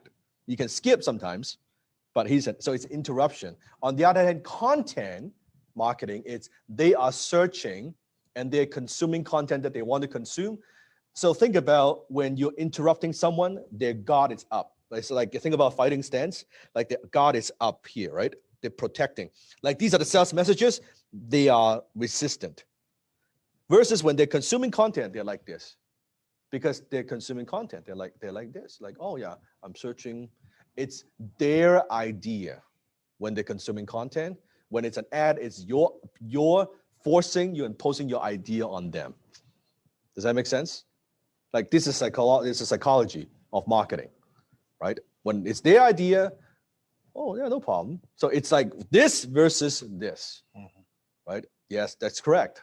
Again, if they choose you, right? They choose to consume your content at their pace. It's all about them, right? Number 3, small businesses with blogs get 126% more lead growth than small businesses without. Yep. Right? Blog is very, very powerful. Some people say, oh, blog is out of date. No, blogs are very, very powerful. In fact, because more people are going onto Facebook, more people are going to platforms. Back in the days when I was getting started, SEO traffic, search engine traffic, organic traffic on Google was huge. Whoever could get on the first 10 pages of Google, top 3 positions, I mean, that's like a license to print money, right? It's a license to print money. There was a time when I was a copywriter, when you go into Google, you type in copywriter, you'll see my website is like a top 5, right? I got a lot of gigs from that. Like, can you imagine copywriter in Google? Like, you see my website back then when I was doing copywriting. It's phenomenal. It's great, right? I had blogs, like articles, and doing all those things. So blog is actually very good because now it's actually less saturated. Less people are doing it. And I like blogs also. When you create content on Facebook, you notice when you post something, you might get a lot of attention. After maybe a day, notice how it gets pushed down. You're a one-hit wonder. Yeah. You know, on Instagram, gone. you post something in the first 24 hours, and then afterward, it's like that, right? And I'm going to talk about this too, like why I like certain platforms, why I lean towards more platforms, like certain platforms, and pick and choose. I'll go into the strategies and my mindset on that, okay? Number 4. After reading recommendations on a blog, 61% of US online consumers made a purchase. A lot of people, if let's say I want to buy a piece of equipment for my camera, right? I will go to Amazon, I will look at some recommendations. How many look at some of those reviews when you buy something on Amazon, right? Look at the reviews, or sometimes you might want to check out, let's see what other tech blogs are saying about this thing, right? Let me kind of check that out, and these are the top 10 they recommend, these cameras they recommend, these lens they recommend, this light box they recommend. Great, I go buy something, right? Number 5, businesses publishing 16 plus posts a month get almost 3.5 times more traffic than businesses publishing 0 to 4 articles. So think about that. 16 plus blog posts a month. Sweet spot. Right? Yeah. Gets almost 3 to 4 times more traffic than businesses publishing 0 to 4 articles. So if you do it once a week versus someone who do it a little bit more often. 4 times a week. And the beauty of this, if you're competing in a smaller market, so let's say you're not like what we do, compete with the world, a global competition. If you are only national or even local, that's awesome. Like you do a little bit of this, you already kick off everybody's ass. Like you dominate because they don't do anything. They just don't do anything. Your competition is not doing much, right? Any questions so far? I want to make sure. Actually, Tony, I see you on camera right now. Tony, because I know you've been scaling your cleaning company. You've been investing in social media, blogs like this. Are you doing blogs? Do you want to unmute real quickly? Tell Dan about some of the social media stuff that you're doing for your cleaning Yes, I'd love to business. hear.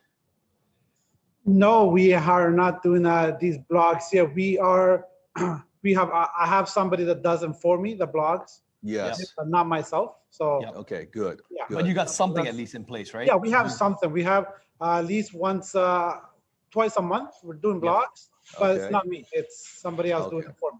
Okay, so good. Because Tony, so one of the things that we could do, I would recommend is to up the frequency of it, right? Okay. You notice if we're doing 2 a month, if we can do it, even up it to once or twice a week.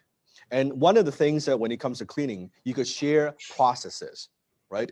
You could share products that you use. You're sharing the different expertise that you have within the business, and you're demonstrating to the consumers that you are an expert, right? You're positioning yourself as authority versus just like other typical companies, in your Exactly. So that's what I was talking about today with my executive assistant about doing these types of videos. They will be actually double purpose. Either is to train our people, Yes. to share with the customers. Love that. I love that. I love that. Awesome. I love that. I love that. Good job. Good job. Round of applause for Tony. I like that. Good idea. So even something you might think, oh, like cleaning, like it's not the most exciting thing, but you can also make it entertaining. You can make it useful, right? You can still. And I already have a bunch of ideas to make it entertaining. I'm a little bit of a clown, so I can. Oh, love it. Yes, do that. Oh, I like that. I like that. I like that. I can see a little costume happening. Right. I can picture that. I can picture costume, dancing with the brooms and stuff. Oh, dancing with the broom. Oh, I like that. That's cool. That's cool. I love that. See, make it fun. Yes. That's make it fun. See, now we are memorable.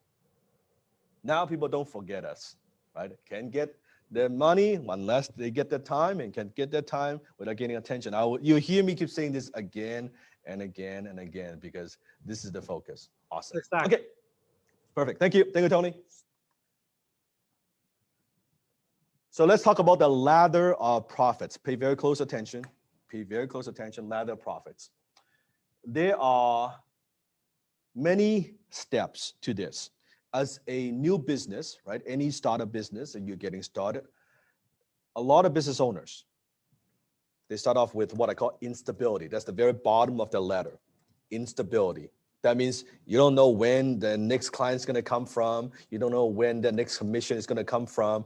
You don't know where the next lead is going to come from. Your thing is just to kind of hope it works, and we don't know. We're trying to figure this out, right? And when you ask them, usually how they're doing, they'll say, "I'm fine. I'm fine." FINE is actually an acronym that stands for freaked out, in debt, not making enough money, and emotionally stressed out. FINE. I'm fine. We don't want fine, we want smart. SMART. It's not fine. The business is not fine, right? Not making the money, they're in debt, they are stressing out. Okay. Stability. Now, why they're like, sometimes because a lot of times insecurities, they don't seek help. So they say, "Oh, I'm fine. I'm just doing my thing," and all that. Actually, they are operating from a stage of instability, right? And they don't know how long it'll last. They don't know how long they can make it, how they can keep at it, right? But they don't seek help. Tell me, put in the chat, why don't they seek help? They're not doing good. They're not doing fine. But why don't they seek help? Ego. Fear of success. Shy. They think they don't need it. They don't think that's part of ego, Yeah. Don't know where to start. They don't know what they don't know. Pride. Uneducated. Most of those, like pride, or a lot of those things, it boils down to ego. Write this down. You have to ask yourself the question. You got to weigh your ego with a bank account. Which one weighs more?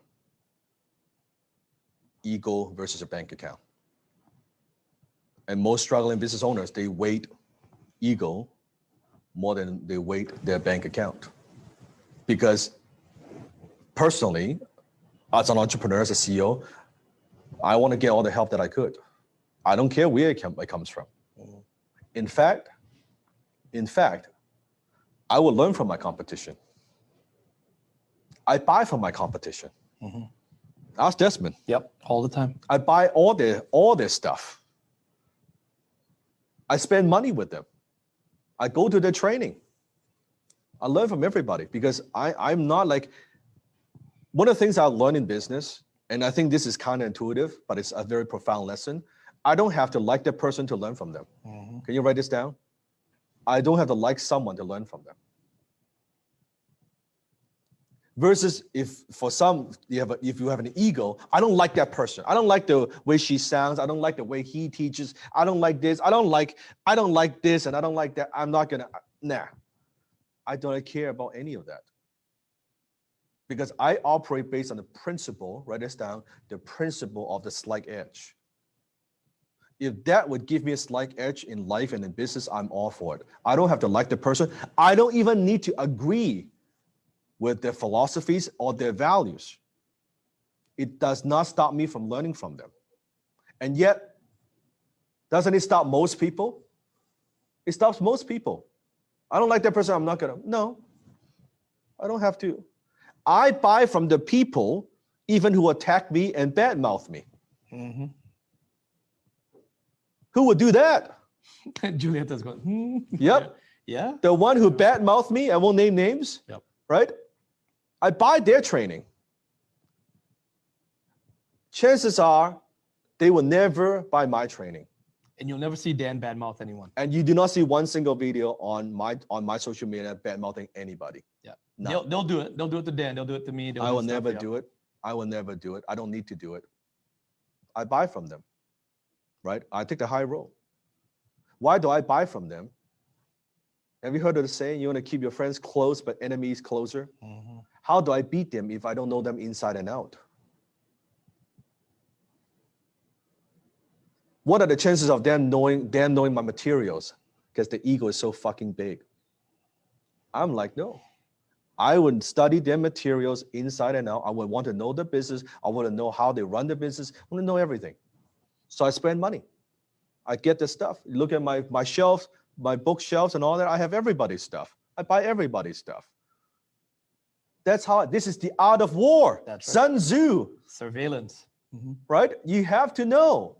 You have to know your enemy better than they know themselves, because this is how I can create a plan to beat them. How could I beat them without knowing them? Isn't it good? I know everything about them and they know nothing about me. Mysterious. You're my student. I'm sharing a lot of insider information with you during this challenge. Outside the challenge, I don't talk about this stuff. I don't share my YouTube statistics. I don't share all that. No. Why would I want them to know? Does that make sense?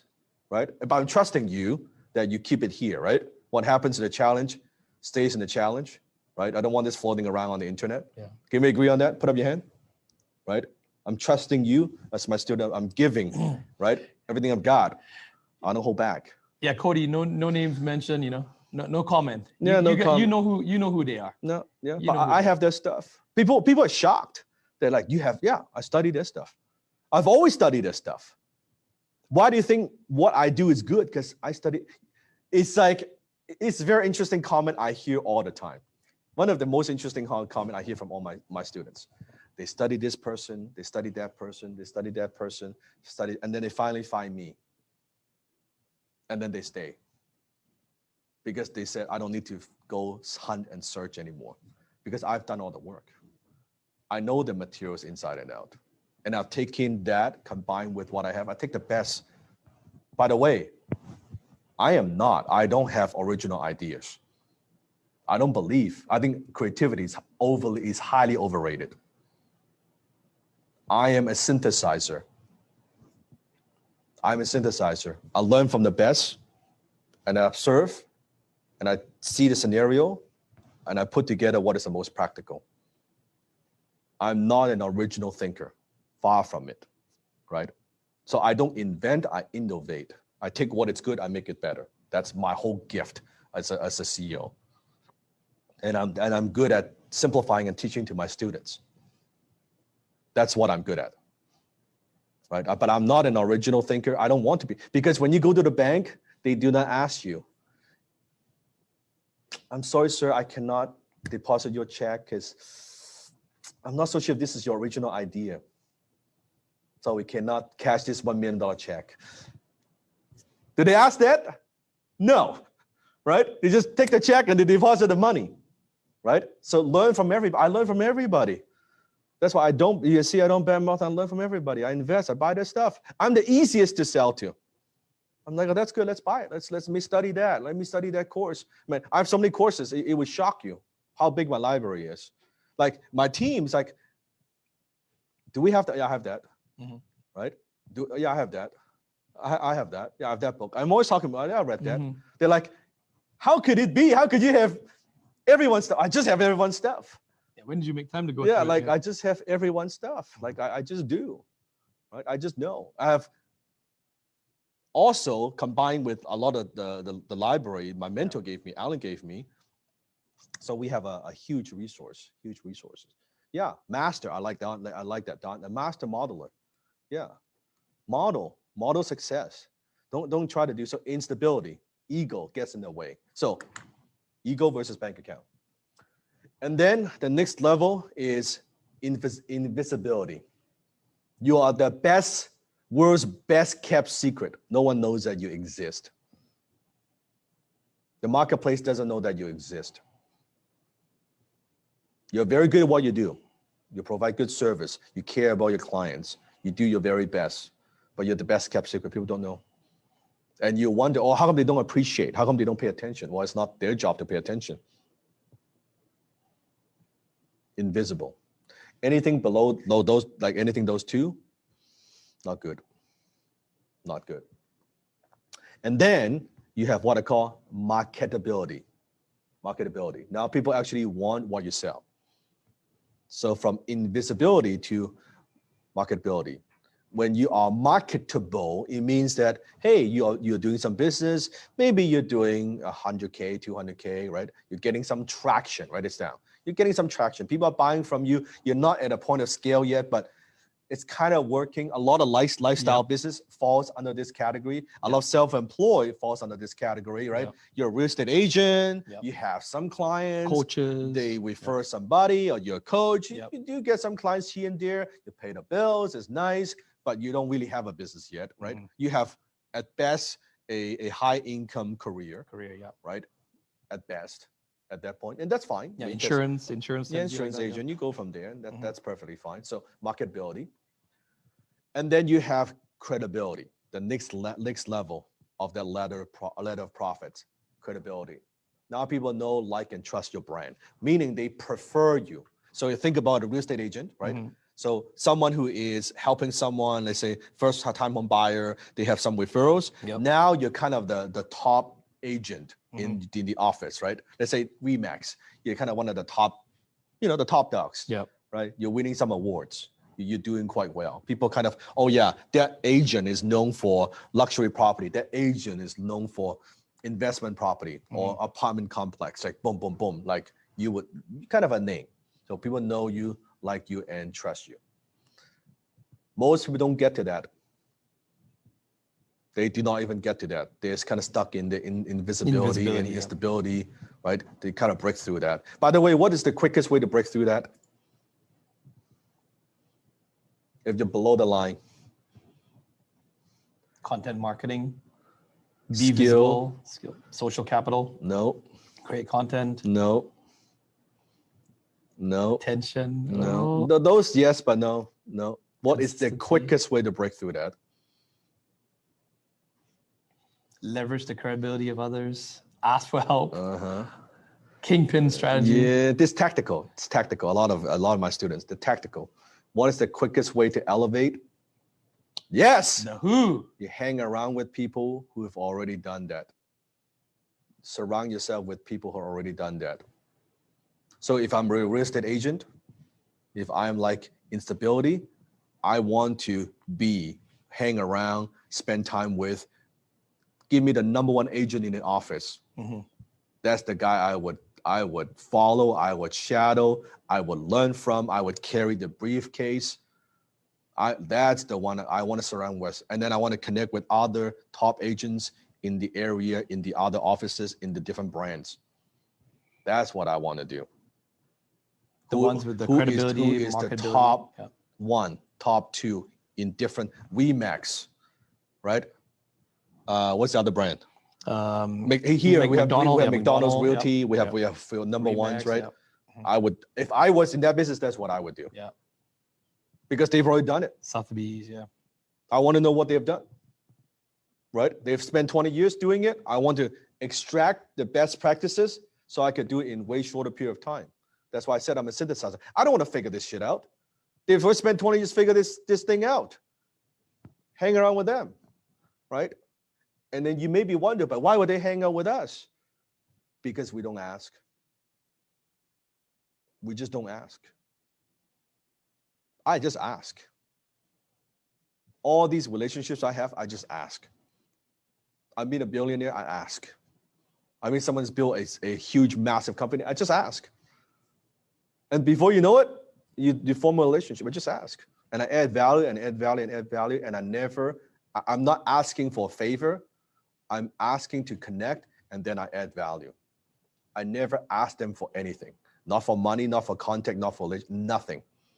All I do is value, value, value, value, value, to a point where they asking me, Dan, how can I help you?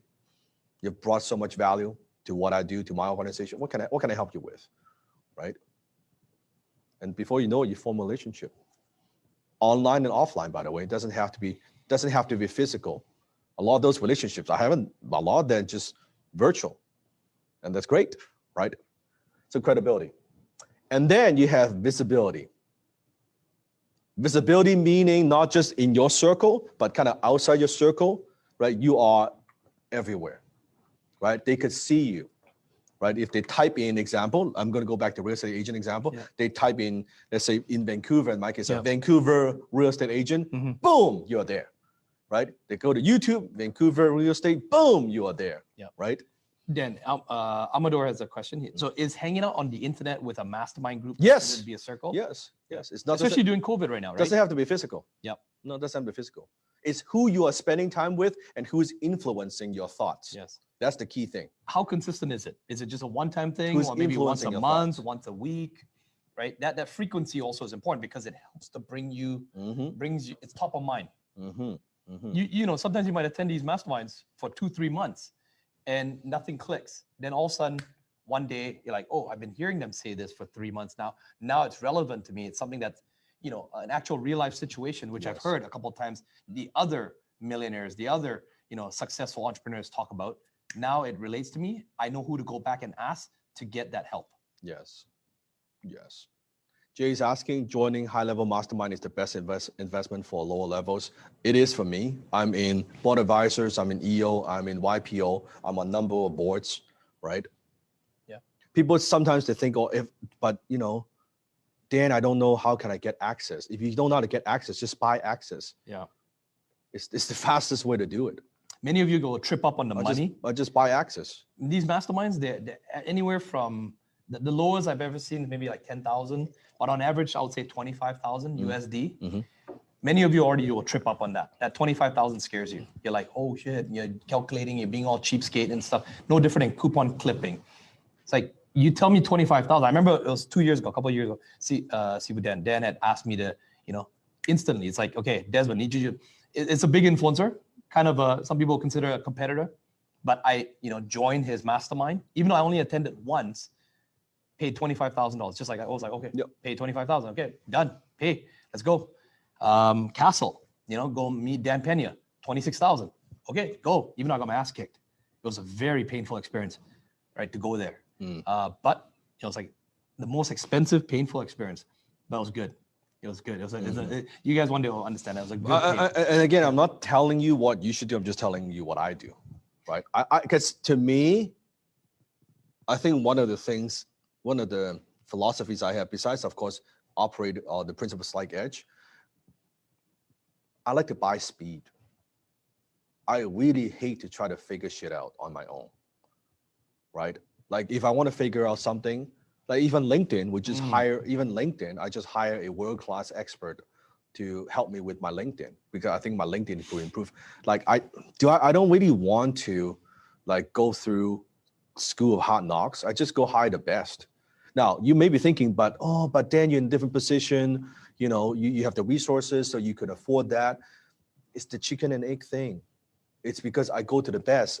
That's why I could create the success, so I could hire the best. It's the other way. It's like, how do I find good employees? Well, you got to pay good money for good employees. But then I don't want to pay the good money. I can't afford the money to pay good employees. That's why we don't have good employees. It's like chicken, but you have good employees, your business will do better. You see how this works, right? Mm-hmm. So I'm all for buying speed. Yeah. Not long ago, I hired a software expert, right? I pay him, I think it was like $25,000 for half a day of consulting. Yeah. Right? He flew in and kind of showed me about like software setup and different things. Even right? a couple of bonus things. He showed a couple of things that helped to pivot the way we Yeah, I operate mean the business. that 25K, that half Best a day, investment. 3-4 hours, right? Saved me about $250,000 in mistakes in 3-4 hours. So is 25K expensive? Yeah, it's expensive, but saves me 250,000 plus 3-4 months of development headaches. I'm like, that's great. So I like to buy speed. Yeah. Right. I'm impatient that way, that I just want to go to that and say I want to buy that. So key point here, something that I've also observed, I've watched other mentees come to Dan. Yeah, I want to buy I've time. seen a lot of mentees, and there's a dangerous point for those of you who are around the $1 million mark. I don't know why it is, but you're around the 7-figure mark. It's a very dangerous, and normally under $1 million, like 900,000 to about 2.5 million. The 96%, right? That area there, you try to do everything yourself. Even something like someone talks to you about go to mastermind, get a mentor, 25,000, you hesitate. I can feel that 1 second hesitation. Why? Because you're in a comfort zone.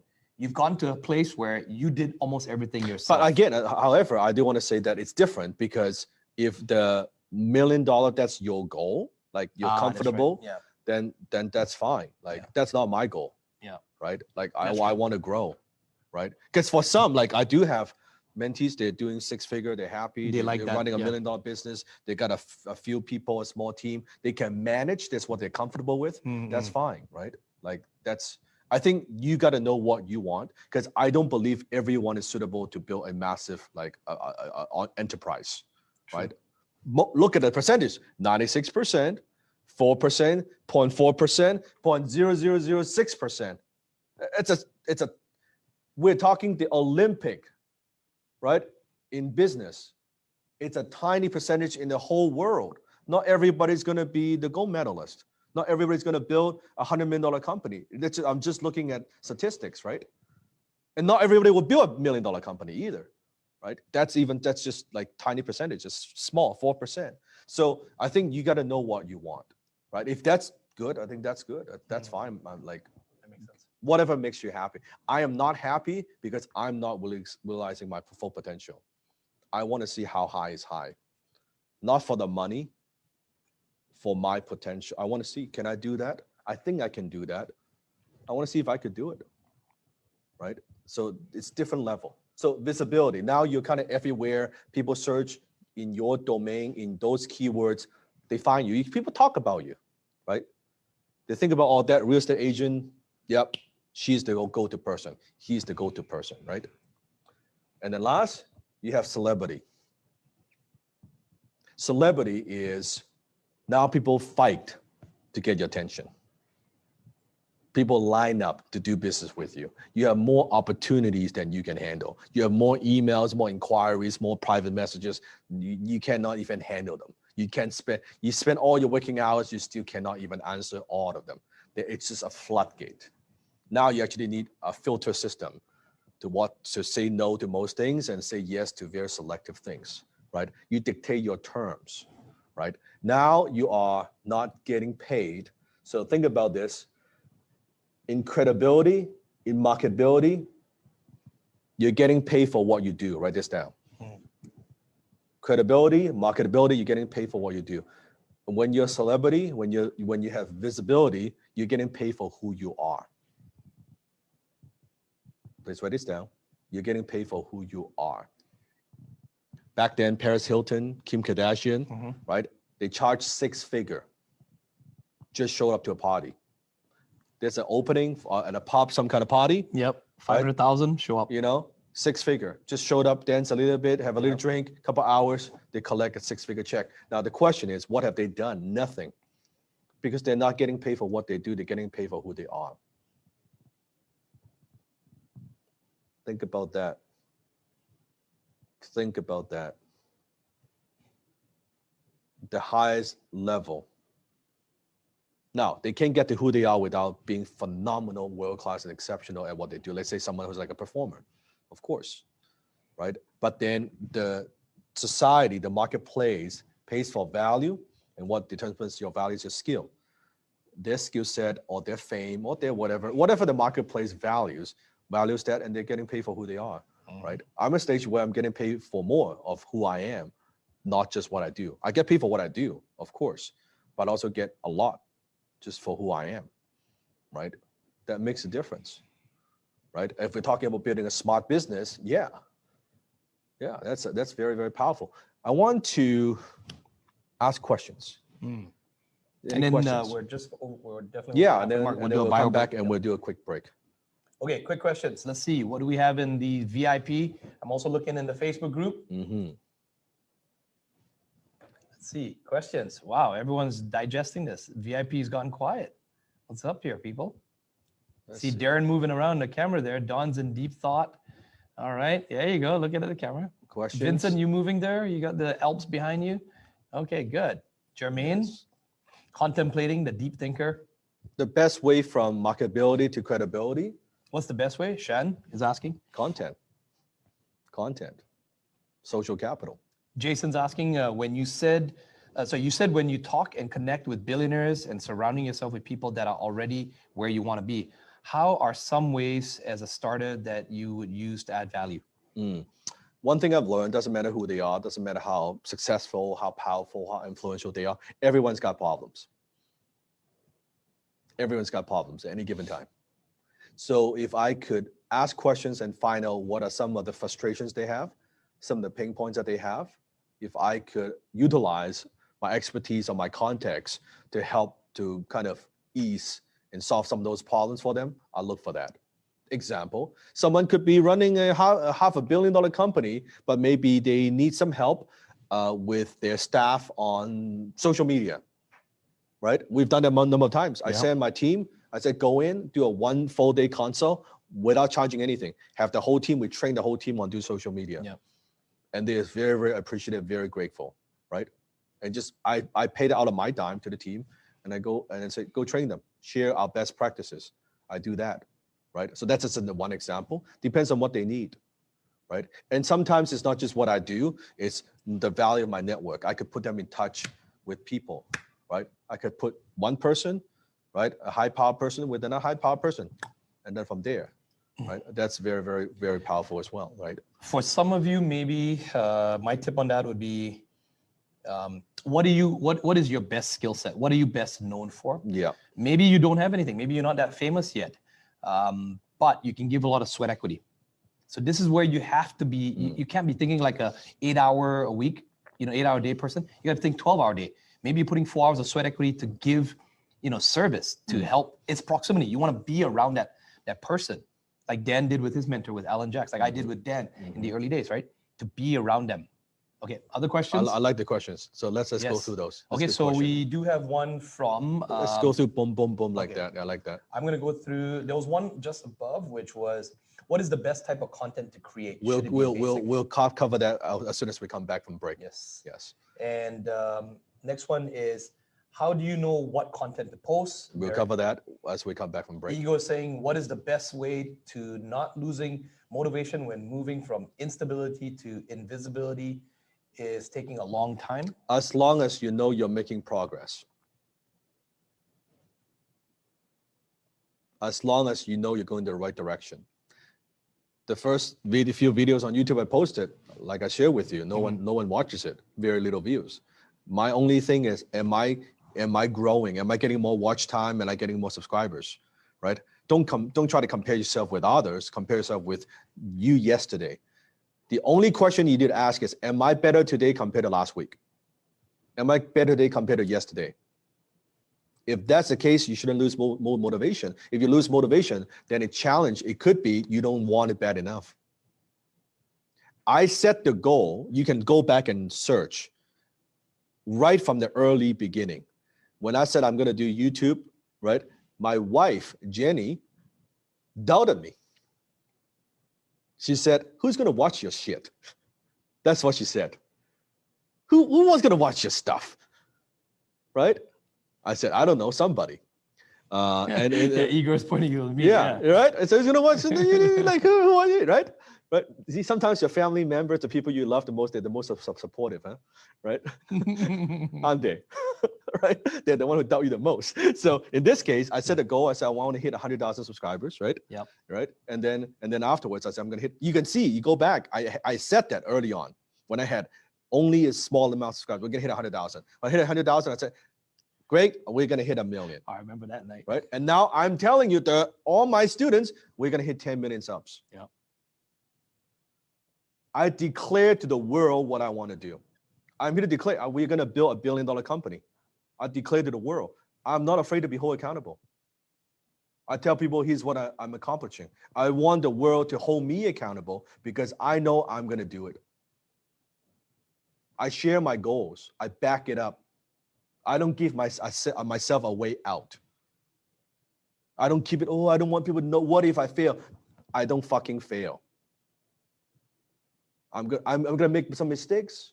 I'm gonna have challenges. I'm not gonna let it fail. Period. See, it's no. I burn a ship. He's got the chops. Right? I burn a ship. You can't win the war without burning the ships. I don't want a way out. I don't want a plan B. It's just only one plan is to win. Right? It's that kind of attitude that you have in business. Right? Oh, $1 million. I don't want $1 million in be a business. I want a 10 million. I don't want 100 million, but I want $1 billion business. Right? I set the goal right there day one. How long it's going to take? I don't know. Maybe take me 10 years. Maybe take me 15 years. Doesn't matter. I'm not in a race with anybody. I'm in a race with myself and see what I am capable of. Right? What I'm capable of. Does that make sense? So this is how I see it. Other questions? I see a couple good questions. Yes. So we got another one here. It says, okay, is it Scroll possible? up Yeah, a little bit. is advertising a key to moving from credibility to visibility? Yes, but it's not just advertising. Yep. It's strategically using social media. Because I don't want to say, oh, it's just advertise. Because you can advertise poorly and not moving up, right? You're just burning money. There's a way to do it. Why I want to emphasize is not what we do, it's not the platform, it's how we do it. I want to give you the how to do it properly, how we do it, right? The way that I do it, kind of the Dan Lok way, right? Cody was asking, when approaching prospects, what is the best way to gain their interest and get them on a call? You deliver content. And when you see a buying signal, when they ask you a question, then you say, let's book a time and let's get on the phone and talk about this. Mm-hmm. So content. When they ask you a question, well, it's a bit too much to get into in the email. Why don't we book a call? Here's my schedule link. Boom. Then they book a call with you. And if they give you a scheduling, no. Yeah. You get them to use They book your schedule link. Yeah. Because when you call them, as Dan would say, we are trying to sell them. When they call you, you're the one of the things I teach all my closing students in high-tech closing, when you call them, you're the salesperson. When they call you, you're the expert. You want to have them call you. You don't want to call them. So they book a time with you. They showed up at the time that you want, and they ring you up. They join your conference, right? Because you want them to come into your world. It's like the home turf advantage, right? You know, in games, in sports, right? Hometown advantage, you want to do that. Have them call you. They dial into your thing. And now you're comfortable. You're in control, yeah. And if you follow everything I'm teaching you, right? The background, the way you set up the camera, everything. Can you imagine they showed up in t-shirt and you're like, boom, right? For ladies, business, casual, guys in a suit, they're like, whoa, right? They're like, you've already gained an advantage, right? You already instantly position yourself differently. That's great. Let's start there. Let's not start here. Your prospects here, you're like this. Let's start right there. From here, right? And your prospects here. Easier to close any kind of deals, right? You want to dress a little bit better. And they'll be like, oh, like you overly dress. Don't address it. It's how I dress. Yeah. It's how I dress. Don was asking, is it possible to be in instability and credibility at the same time? Only if you don't know how to monetize it. Meaning you could have credibility, people know, like, and trust you, but they don't buy from you because you don't have a good product market fit or service market fit, meaning your offer is not what they're looking for. They know and like, trust you, they just don't buy from you, right? I would rather have people dislike you and buy from you. I'll say that one more time. I would rather have people dislike you and buy from you. I hear the stories a couple of times, right? Yeah. Where some students of mine, right, even kind of like this, they saw the red suit. Dan, I saw your video, you're a bit brash, you're kind of aggressive, and I don't really like, you sometimes use the F-bomb and profanity and things like that, but I'm glad that I'm in this program. Right? I'd rather they dislike you, but they still respect you. Mm-hmm. There's a big difference. Someone could dislike you and still respect you. They respect you for what you do, your expertise in, and what you stand for. They might not totally agree with the way you say it, but they cannot ignore the fact that you've got the goods, right? So not everybody will like your delivery of it, and that's okay. So goes back to the vanity metrics, status and money, right? Do you want everybody to like your post? So imagine you post something on Instagram or Facebook, okay? And you get a ton of dislikes. Like, oh, this and that, and I don't like this, I like that, but you get 5 buyers. Do you do a similar post again, or you never post something like that again? Put in the chat. Right? Do the same, yeah. You will repeat the same action. Right? Because anything that is compelling, chances are, is going to push away and repel the people you don't want. Write this down. Any powerful sales message, chances are, is going to repel the people you don't want and attract the people you do want. What you don't want is very vanilla. Have you ever tried this before? You post on social media and people, this is a great post. I love it. It's so good. I give you a like. Didn't bring in shit. No sales. You get a lot of likes, no sales, not one damn lead. We don't use social media for pleasure. We use social media for profit. That post has failed. I would rather have a post that people hate, but they would take action, than a post that everybody likes and no one does anything. Does that make sense? So that's the question. That's the answer. So credibility, people know, like, and trust you. They don't buy from you. Offer not aligned to people's needs, or you're trying to be too vanilla. You're trying to be liked versus to be effective. Write this down. Say with me, actually. Say with me out loud. I want to be effective. I want to be effective. Not liked. Not liked. I want to be effective. I want to be effective. Not liked. Not liked. Not liked. Not we liked. don't care about that. We want to be effective. How do we know we're effective? We're getting customers, we're getting clients. So we can serve them at a high level. You can't help them if you don't sell them. You're not helping anybody if you don't sell anybody. Because only when the money is exchanged, people vote with the wallets and they say, I am willing to put some money on the line. I want this problem solved. That's the only way you could create change. Doesn't matter how much it is. Sometimes little, sometimes a lot. But I do know as a human being, the more you invest, the more you pay attention. That is a law. The more you pay attention. 1000%. It's how we work. It's how we are wired. So you're not doing them a service when you're not charging enough. You're not doing them a service. In fact, you're doing them a disservice when you don't sell them. Sell. If you believe in what you sell, sell. Talk about it. Don't need to be intimidated. No, talk about it. I've got something to offer. Here's how I could help. And I know I could help. Do you want my help? Talk about that. Total conviction and confidence, not maybe no. Because if we believe what we do, we believe the value that we provide, then you sell. We proudly sell. We tell the world. You get some audience on social media. Oh, but you're selling. Yeah, what's wrong with that? So, like, what's wrong with it? It's like you breathe. You breathe oxygen. Yeah, what's wrong with that?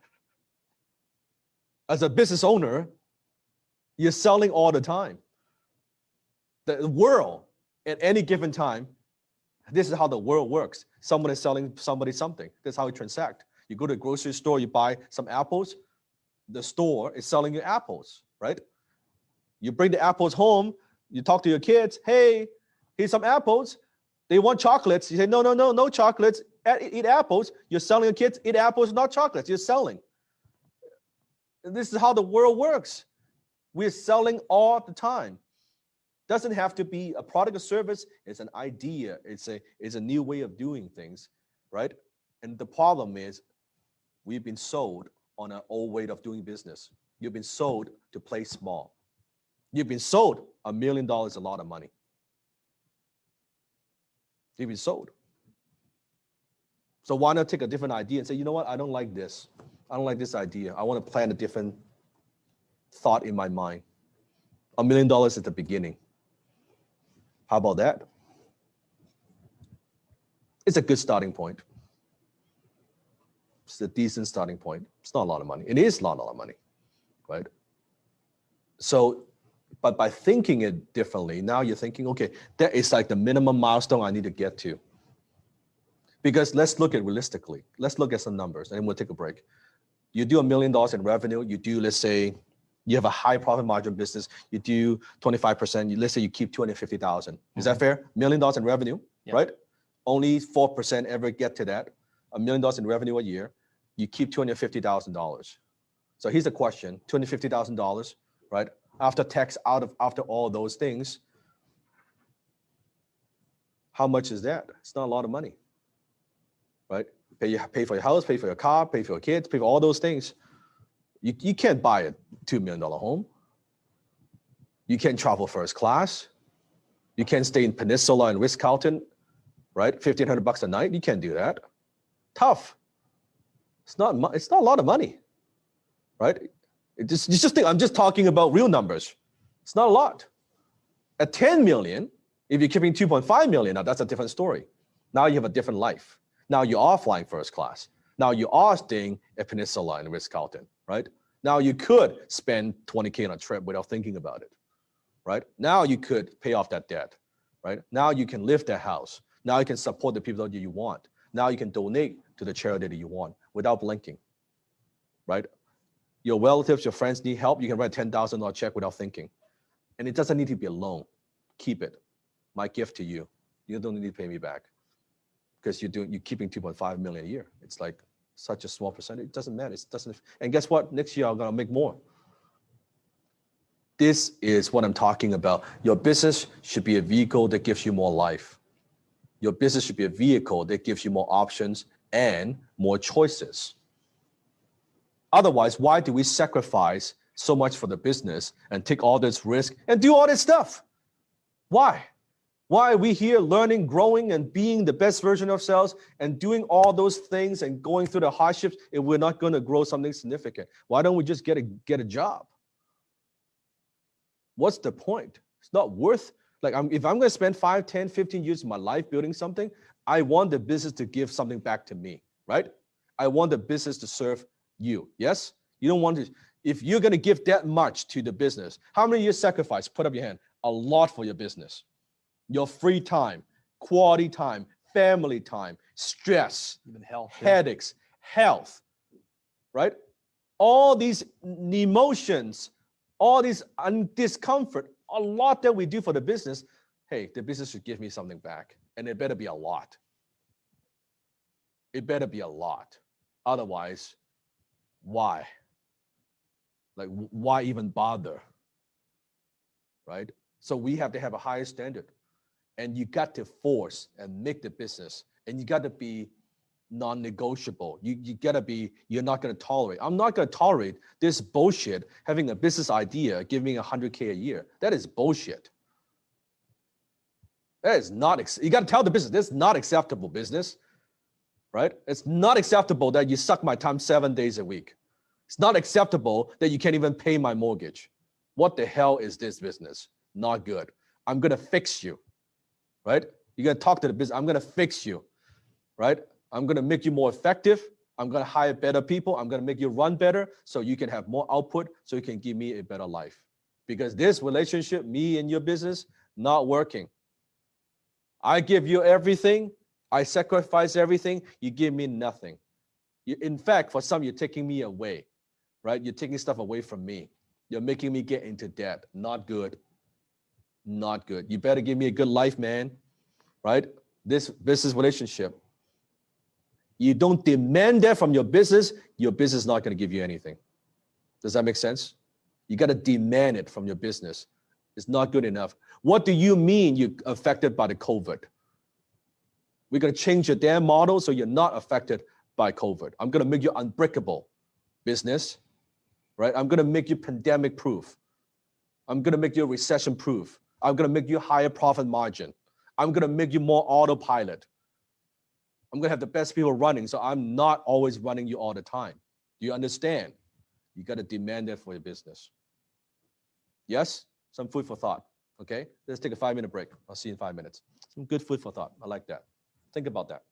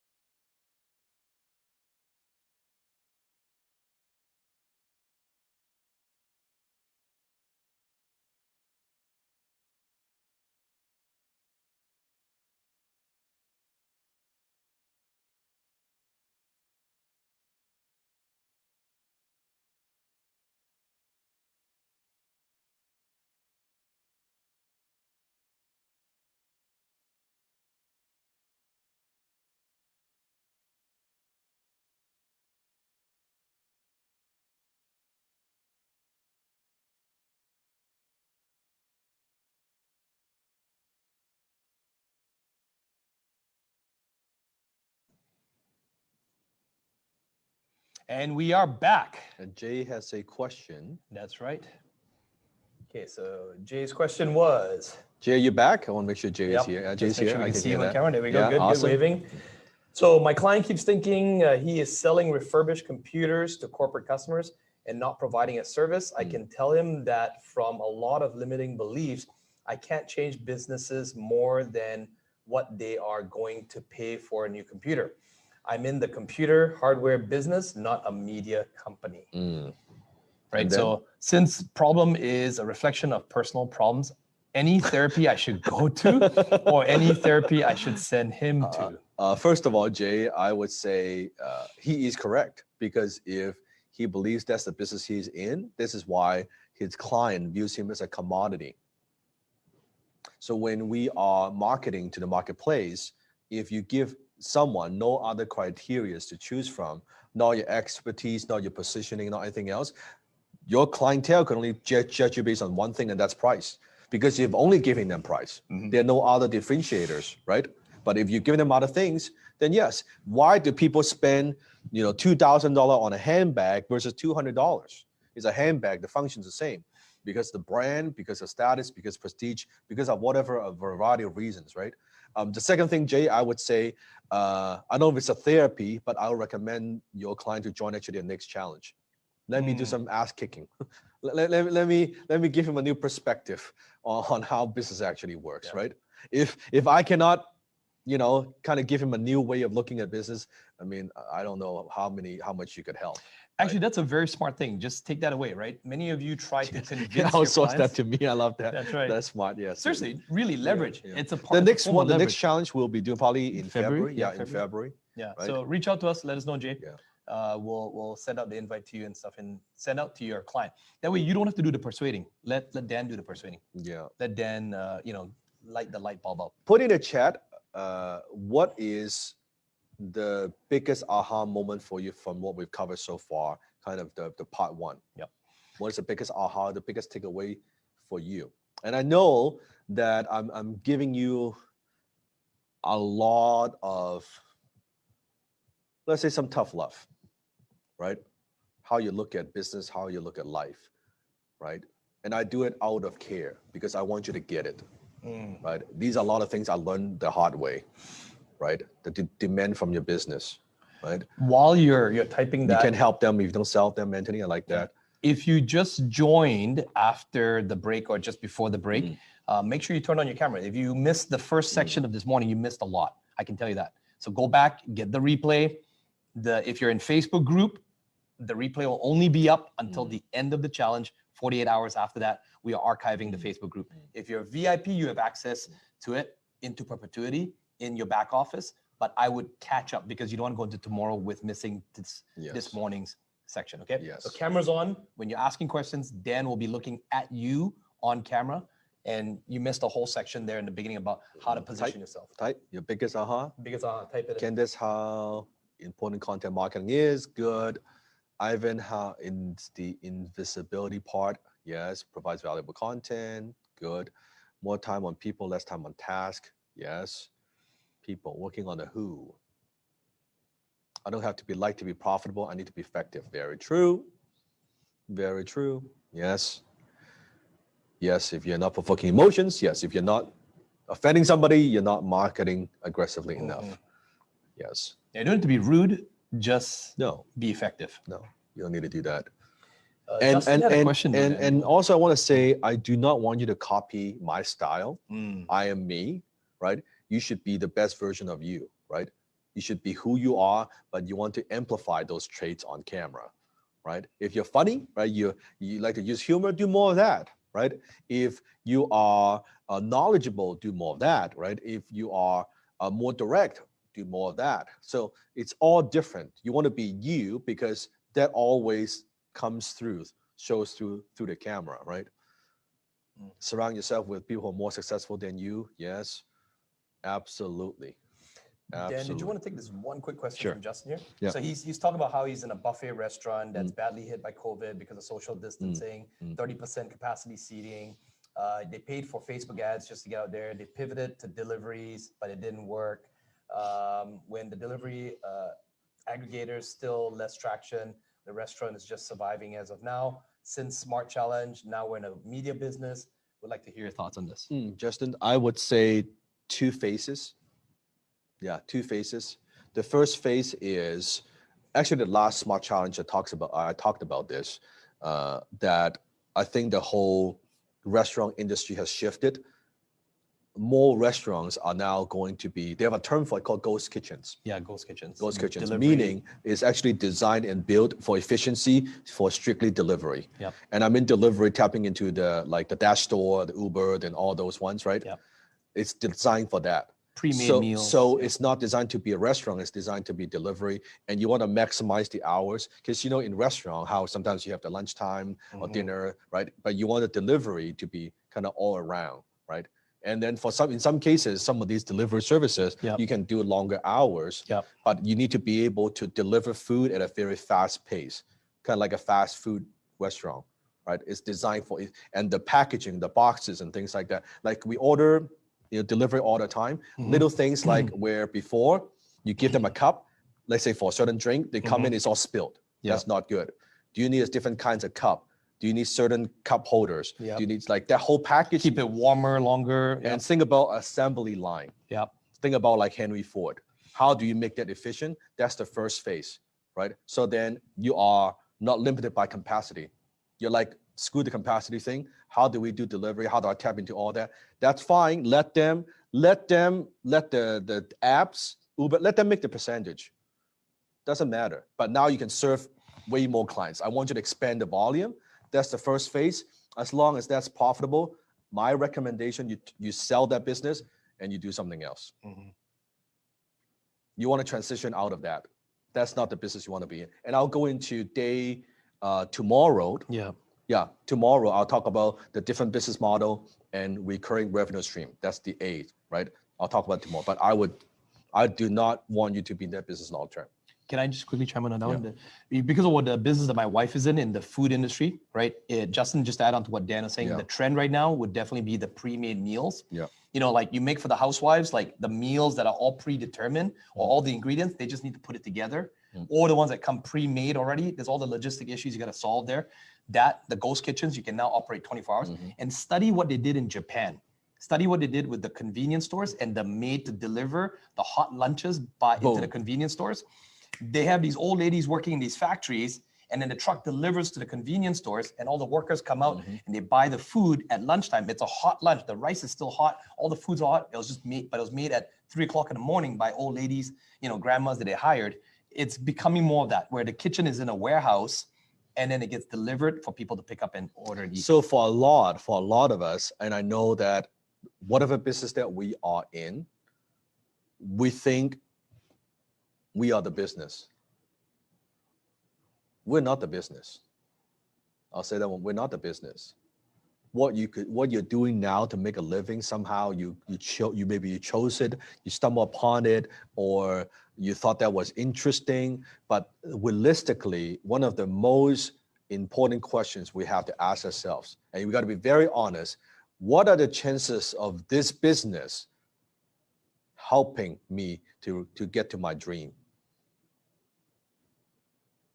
If your goal, it doesn't matter how good I am, if I'm running, let's say, a grocery store, a local small grocery store, I'm not going to build that big company I want. It's just not going to happen, right? It's going to be very hard.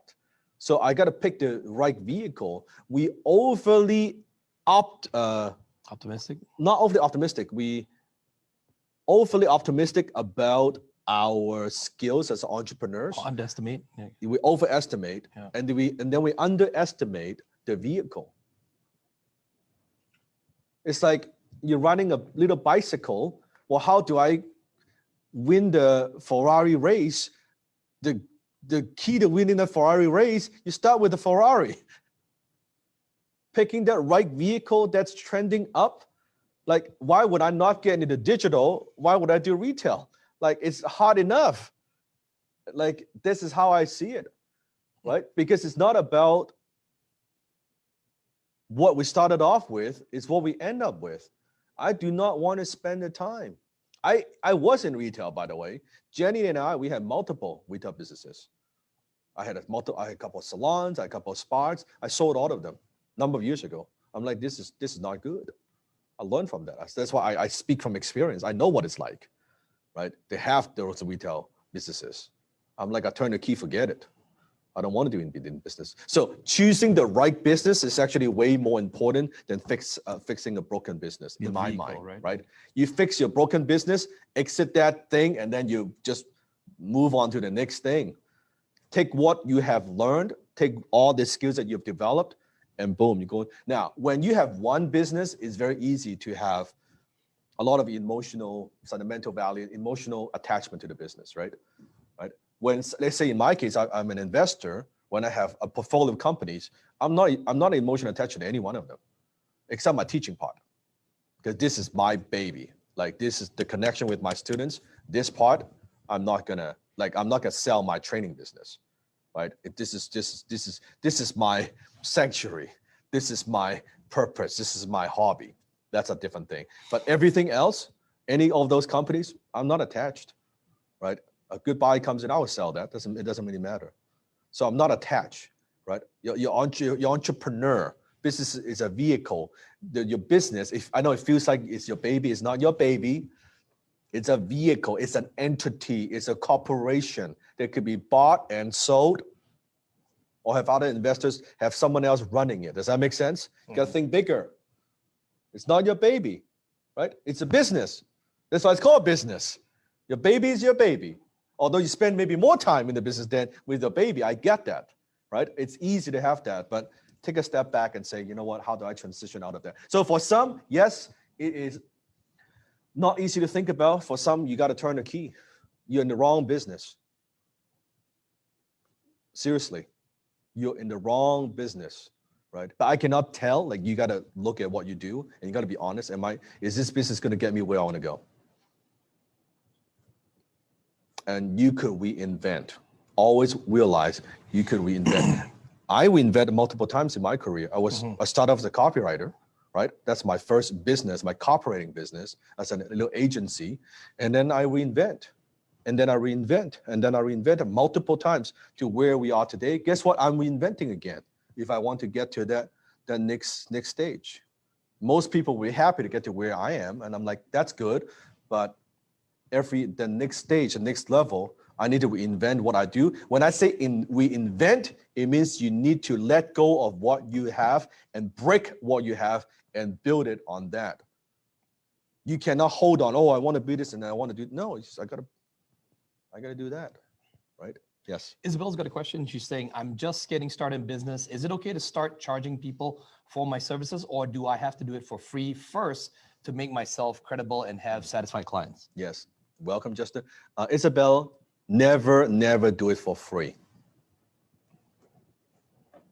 Never do it for free. I'll tell you why. I'm going to use a dating example. It's okay if I use a dating example? Okay. Because I like dating metaphor because we can all relate to relationships. Okay. So let's say I am single. I'm getting started. Okay, I'm just getting started. And I want to find my ideal client. I want to find my soulmate, right? I want to find somebody I could be long-term with. But I don't have a lot of experience. So what I'm going to do, I'm just going to be dating a whole bunch of people. I don't really have any criteria, right? You can talk, you can breathe, I will date you, right? No problem, right? You date a whole bunch of people. Now you are free, right? Very easy in relationships, called very easy, right? Now you have an easy reputation. But how does that help you to find the Mr. Right? That's not a good reputation to have, right? Because the value you project it from day one is, I am not very valuable. I don't value what I do. Instead, your service, you always charge. That's why I tell all my students, day one, you go either mid or high ticket. Don't go low. I know it's so counterintuitive. All these like damn people talk, oh, you have no experience, you shouldn't charge that much. That's your problem. Don't tell me that. Don't try to instill your belief into me. It has nothing to do with how much experience I have. This is why the conditioning, it pissed me off. It has to do I care about my clients? Let's say I've got zero experience, I'm a copywriter. Okay, in the beginning. Think back my career. I have no experience. Desmond, your client. Yep. Well, Desmond, because I don't have a lot of experience, so maybe I shouldn't charge you anything. No, I'm going to charge you, Mm-hmm. right? Because if I charge you, Yep. I'm going to pay more attention. Mm-hmm. I'm going to do my best. And the more I charge, the more I pay attention, right? He would value me. I would value the time, Mm-hmm. back and forth, right? So then I know as I get better, then I charge more and more and more. Yep. It's the same idea versus, oh, it's free, then you don't really give a shit. I don't really give a shit. Mm-hmm. Then how are you going to get results? How are you going to get testimonial? How are you going to get the track record? So you charge from day one. Now, when you offer your price high, you can always give them a preferred rate. Write this down, a preferred rate. But when you charge low, there's nothing to go. It's low already, right?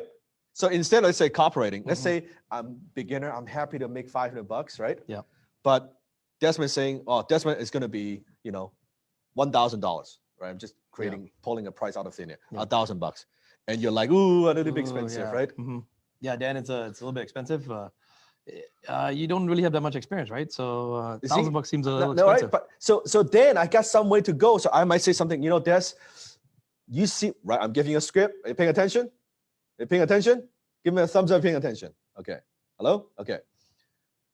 You know what, Des? You seem like the kind of clients that I want to work with long term. I've never done this before. But for a first assignment, for you to get to know me, I get to know your business. I don't discount, I never discount.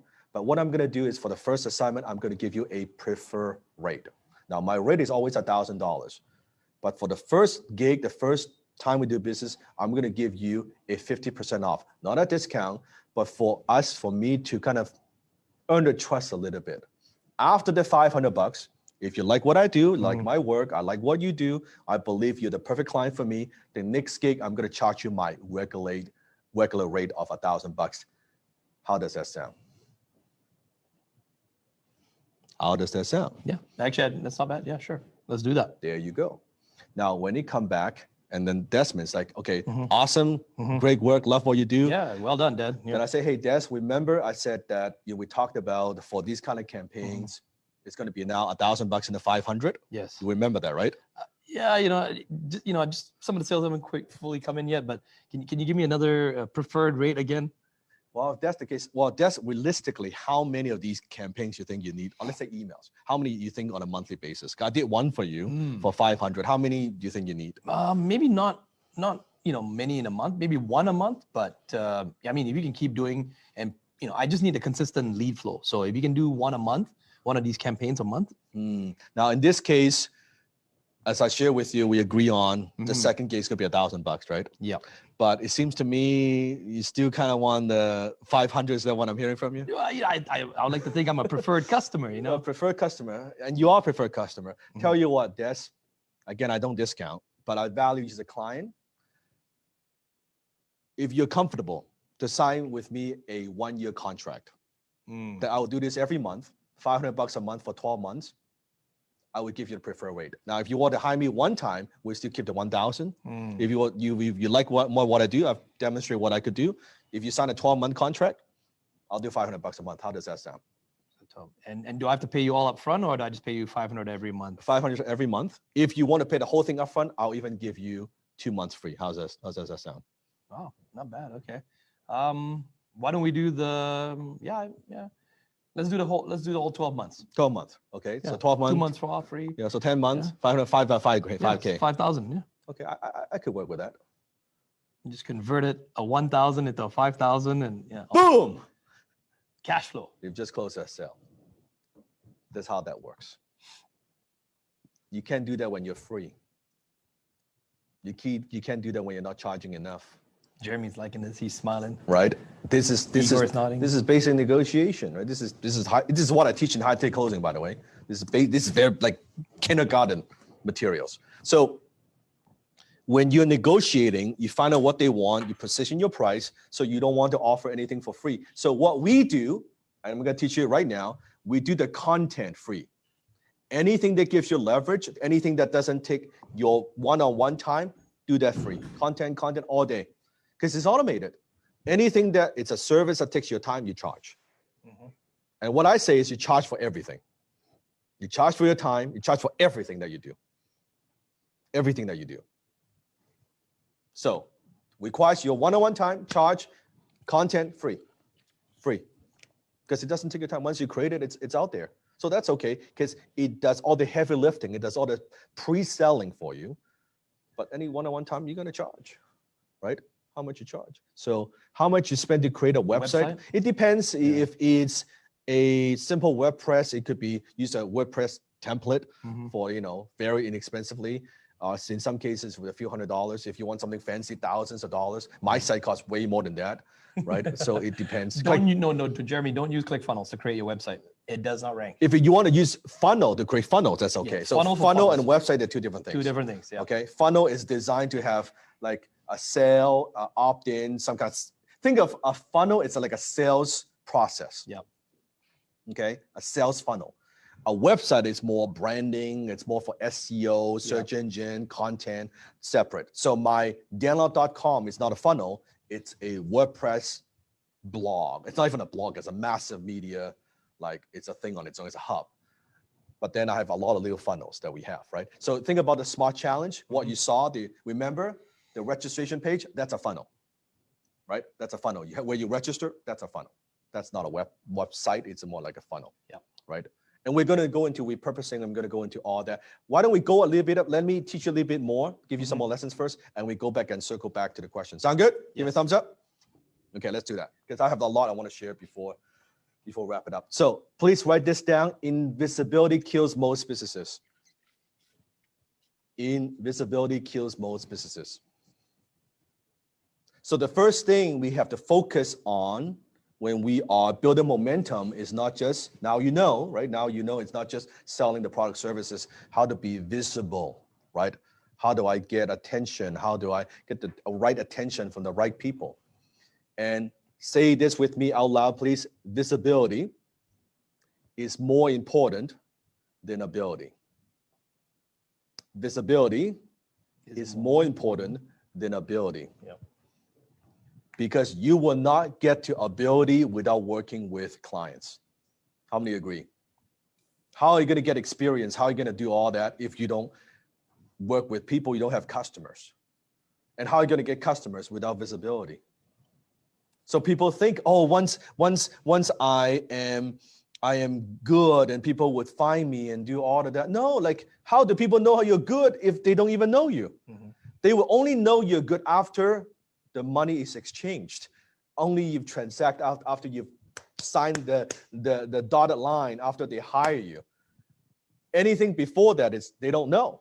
So it's like they only know you're good after they do business with you, but they won't do business with you if they don't know that you exist. So the more visibility that you have, the more clients you have, the better you get. That's how you get good. Someone working with 1-2 clients a month versus someone working with 10 clients a month, who's going to improve faster? The ones working with more clients. Yeah. Because I would learn what they want, what they don't want. I'll get experience. That's how you become world-class and exceptional. How many agree that I'm pretty damn good at what I do? Why am I so good at what I do? Why do I know business? Because I've worked with a lot of people. If I only work with one business owner, my experience is that limited. I've been working with business owners since 20 some odd years old, since I was a copywriter, right? 23, 24, I was already consulting for businesses at a very young age. Didn't know what I was doing, by the way. Didn't know. I was learning as I go, right? I was learning as I go. And I would see patterns. I would recognize, oh, okay.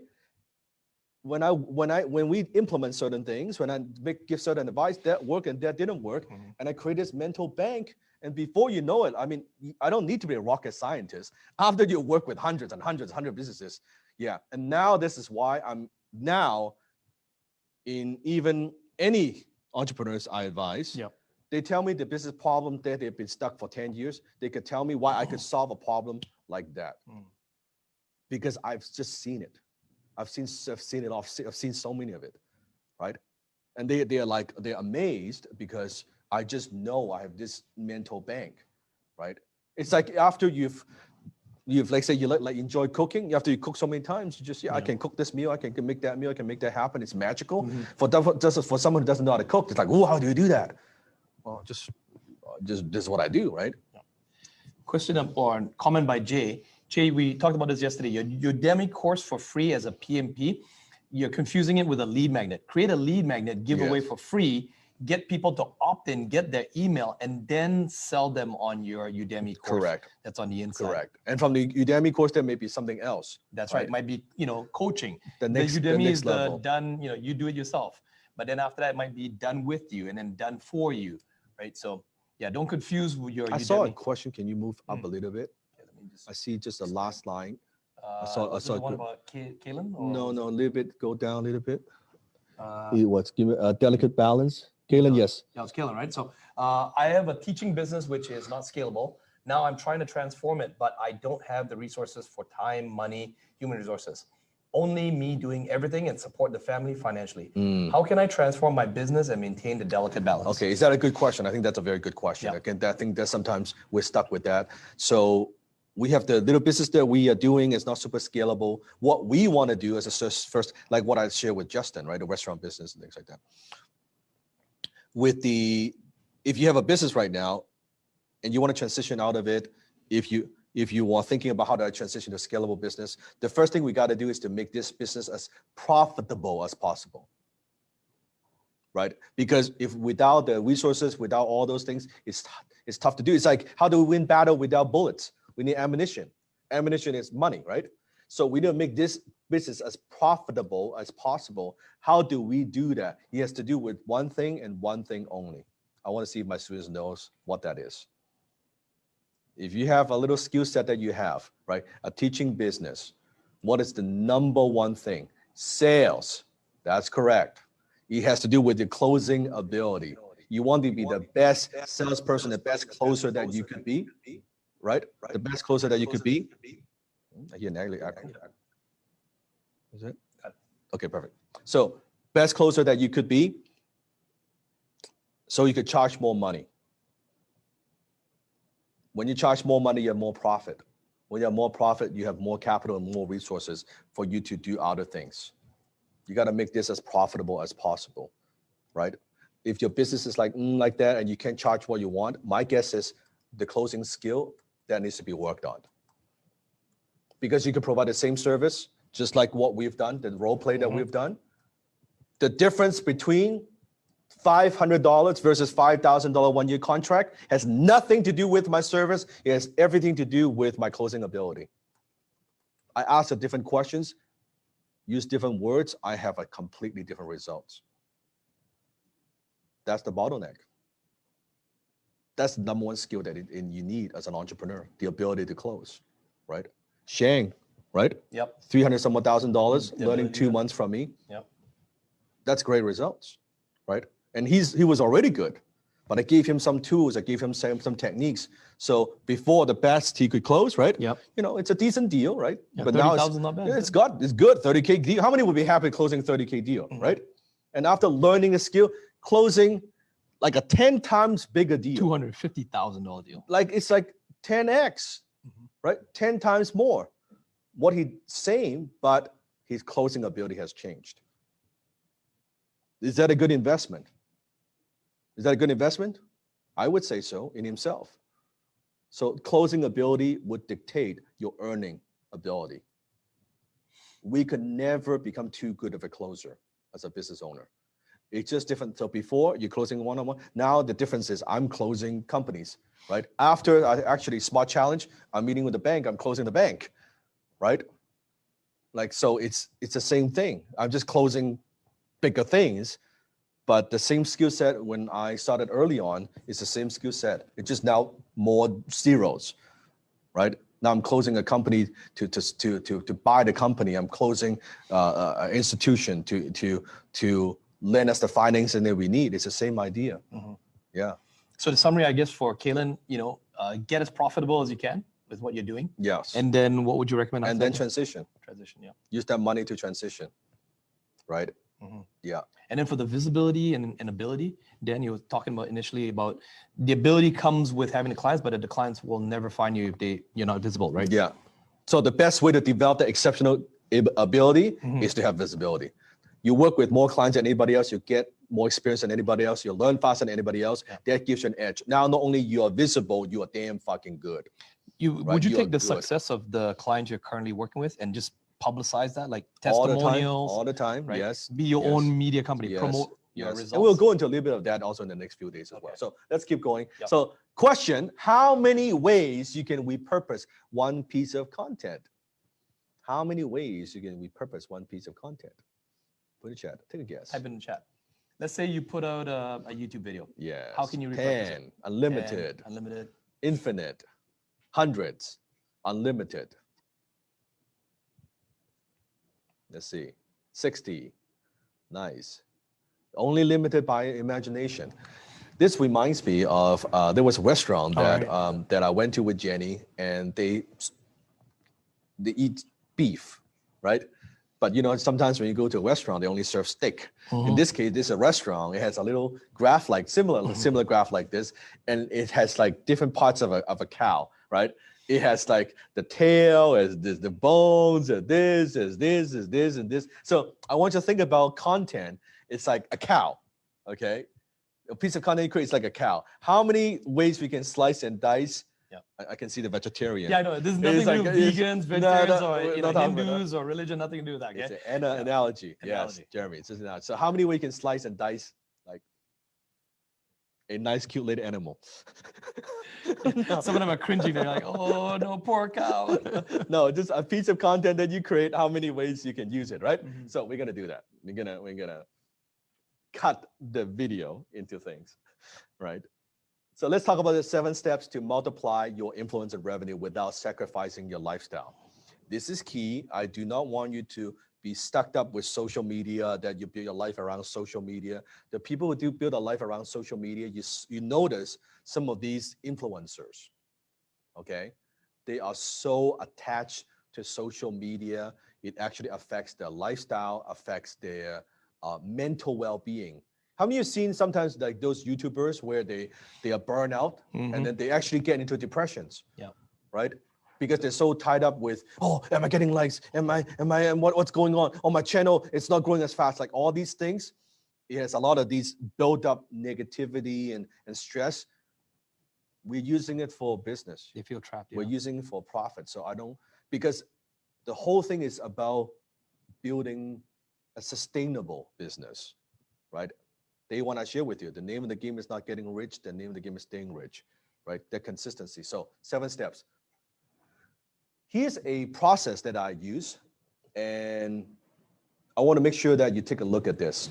So here's a simple example. So when we make a video, and here's a production sheet that I use, okay? Who wants a copy of this? Do you want a copy of this? Okay. Very useful. Trust me, in the early days, we didn't have this. So team, please make a note. Make sure to upload this to the Kajabi. Also post it in Facebook group. I want to make sure all the smart challengers are getting this. So this is what we use. And so when I make a video, we'll say, you see the video title, we'll see what is the purpose of the video. And then are there any editing notes, anything that we want to pay attention to? So every single video that I make, we have a little sheet, right? That we kind of filled out. Then we give to the production team. So we are making the content with kind of intent. You can see where we're gonna film it, what we're gonna do, Bcam, introduction, YouTube, right? Boom, boom, boom, boom. You see all these things, right? So very simple sheet that we use, nothing fancy, but it's a very simple system. I like to keep things simple. So once you have something like this, so you know, let's say whatever content you want to make, you're making that piece of content. Okay, now the purpose is to sell, right? Or the purpose is to influence. The purpose is to get some more subscribers. The purpose is, there has to be a purpose. We don't make any piece of content without purpose. Okay, write this down. We do not make any content without a purpose.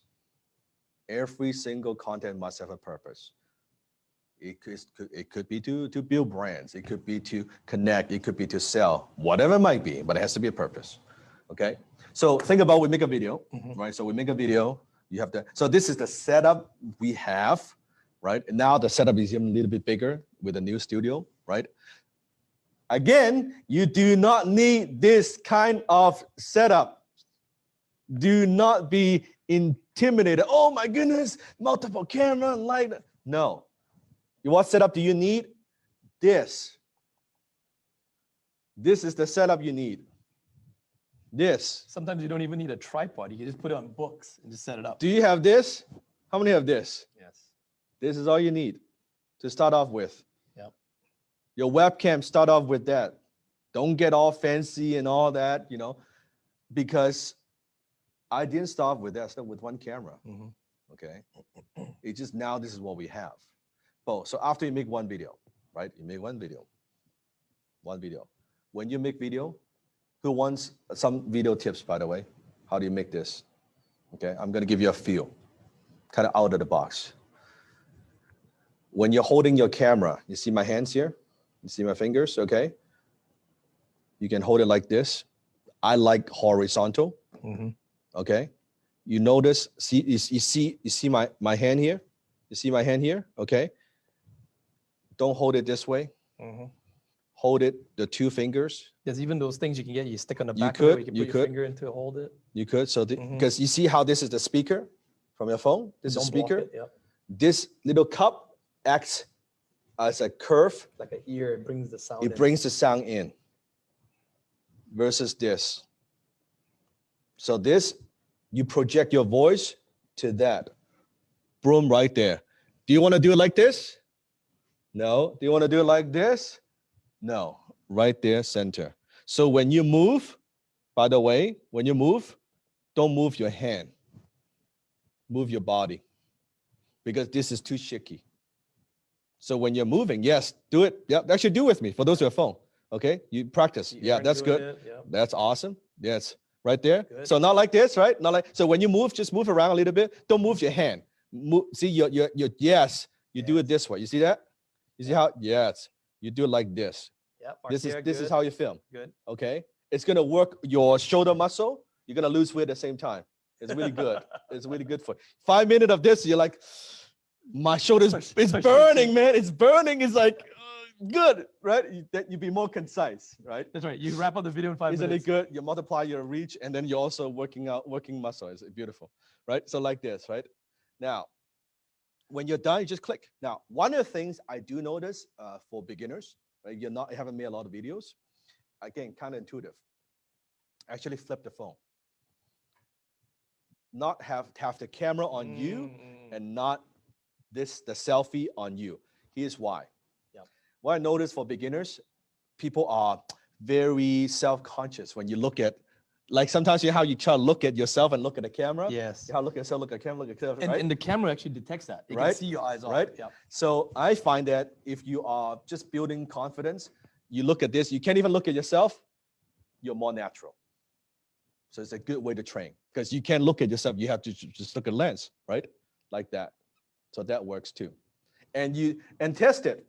Like by the end of today's challenge, I'm going to give you some assignments. One of them is to make videos. Do a couple of video on this and do a couple of video on the other way.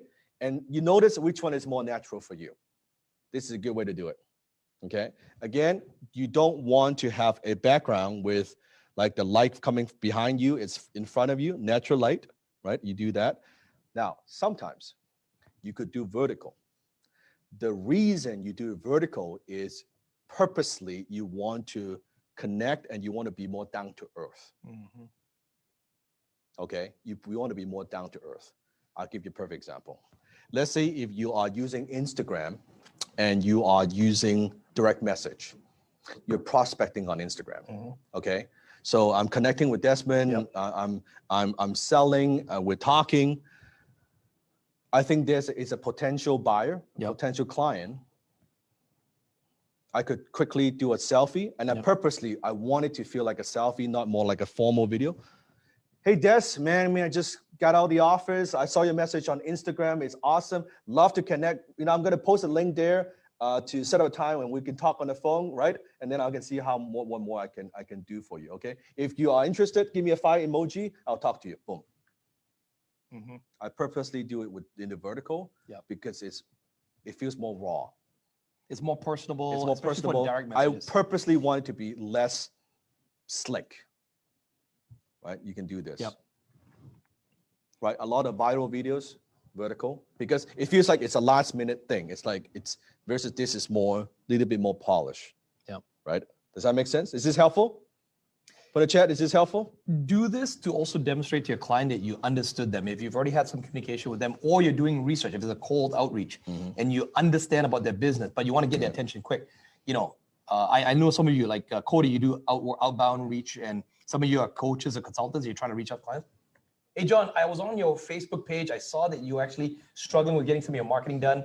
I'm a copywriter. I've written lots of stuff. In fact, I've actually included some copywriting free stuff. You can use it as much as you like. And if you like it, just reach out to me. Yeah. I'll put a link there. We can get on a call. We can talk about Yes. how I can help you. All right. Yep. Talk to you soon. Bye. Yes. Under a minute, connects. Yep. They can see who you are. They feel you're legit. Yeah. One of our Dragon 100 members, Vince, he uses Instagram DM direct message, exactly what I shared with you, right? He just taught a class to our other members. 500,000 a month. Yeah, he's doing 500,000, $500,000 a month with Instagram DM. His leads are coming in from DMs. He's got a whole process. Yep. He's got a whole process. I love. He just taught a class for us. So so you make a video. So first step, you make a video. Okay. However you want to set it up. Now this is our production sheet. I want you to completely ignore this. Okay. It's just to show you when we use ClickUp, our process. It's like a media company. Boom, boom, boom, boom, boom, boom. Yep. He's only doing it through DM, Instagram DM, $500,000 a month. Right now. So it could get that crazy. Don't need to be that crazy. Okay, look at our production. I want to show you behind the scenes. Like boom, boom, boom, edit, do this, animation, editing, music.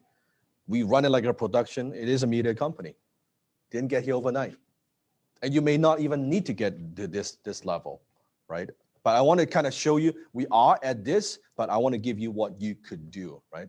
But if you aspire to do that, I could help you with that in the future as well, right? So step one, we got to find out what people are searching for. Because I saw the question. So what kind of content are we going to make? How do we make something that they want to watch? Who wants to know exactly what content to make? Put up your hand. That's the Next first time, question. no guesswork, no speculation, precisely what people are searching for, content that people will want to consume. Derek, pay attention to this. You're doing the Okay. accounting, right? Derek, do this. Step one, we search. We do research. What do you do? One of the websites that you could go to called BuzzSumo. BuzzSumo. What BuzzSumo does, it tracks content that performs best on social media platforms. You will be able to see and search whatever keywords in your category, in your niche. You will see what are the posts, what posts went viral, how many shares, how many likes. You see all of that through one platform. And guess what? If you saw something that worked very, very well, you just do exactly the same content, the same title with your spin on it. People already could see that works well. Let's do that. That's it, right? So you go to BuzzSumo, you search, no guesswork. Every decision that we make as a smart challenger, data-driven. We look at data. Data tells us that's what people search for, right? I'm gonna make that kind of content. BuzzSumo, okay? Now their little subscription thing is very, very inexpensive. You can use that, okay? The second thing, let's say you want to make YouTube video, which I'm big on YouTube. Who owns YouTube? Google. And what is Google? Google is a search engine. So in this case, let's say I'm in the tomato niche. Okay, let's say I sell something related to how to grow tomatoes. That would be interesting. You notice how in YouTube, when you type in certain keywords, it gives you suggestions. How many put up your hand if you notice that, right? Yeah, you notice that. YouTube or Google is telling you What people are looking what people for. are searching for. What people are actually typing to the search. The titles that they suggest are the titles that you want to follow. So in Yep. this case, I'm thinking about tomato. So I search how to grow tomatoes. Now you notice we have what? Growing tomatoes time lapse, growing tomatoes in pots, how to grow tomatoes indoors. Okay, you know what? I'm gonna make a video on how to grow tomatoes indoors. Exactly that title. because that's what people are searching for. YouTube is telling me that's what people are searching for. So pro tip here, one of the steps you need to do is just think for your niche, your industry, what are your clients? What are when the they go- keywords? What are they typing when they go and search something online? What's the What problem that they want to What solve? are they searching for? Start with that. Whatever the suggestions that pop up, take notes of what's popping up, because those are likely titles that you can make. Correct. And you could easily do it like, let's say a tomato, I would type in the next line, H, like you could just go through A, B, C, D, E, F, G. A, what do they suggest? Tomato B, what do they suggest? Yes. Tomato C, what do they suggest? Right? Then you put together just a list of the keywords and titles. That's what you make videos on.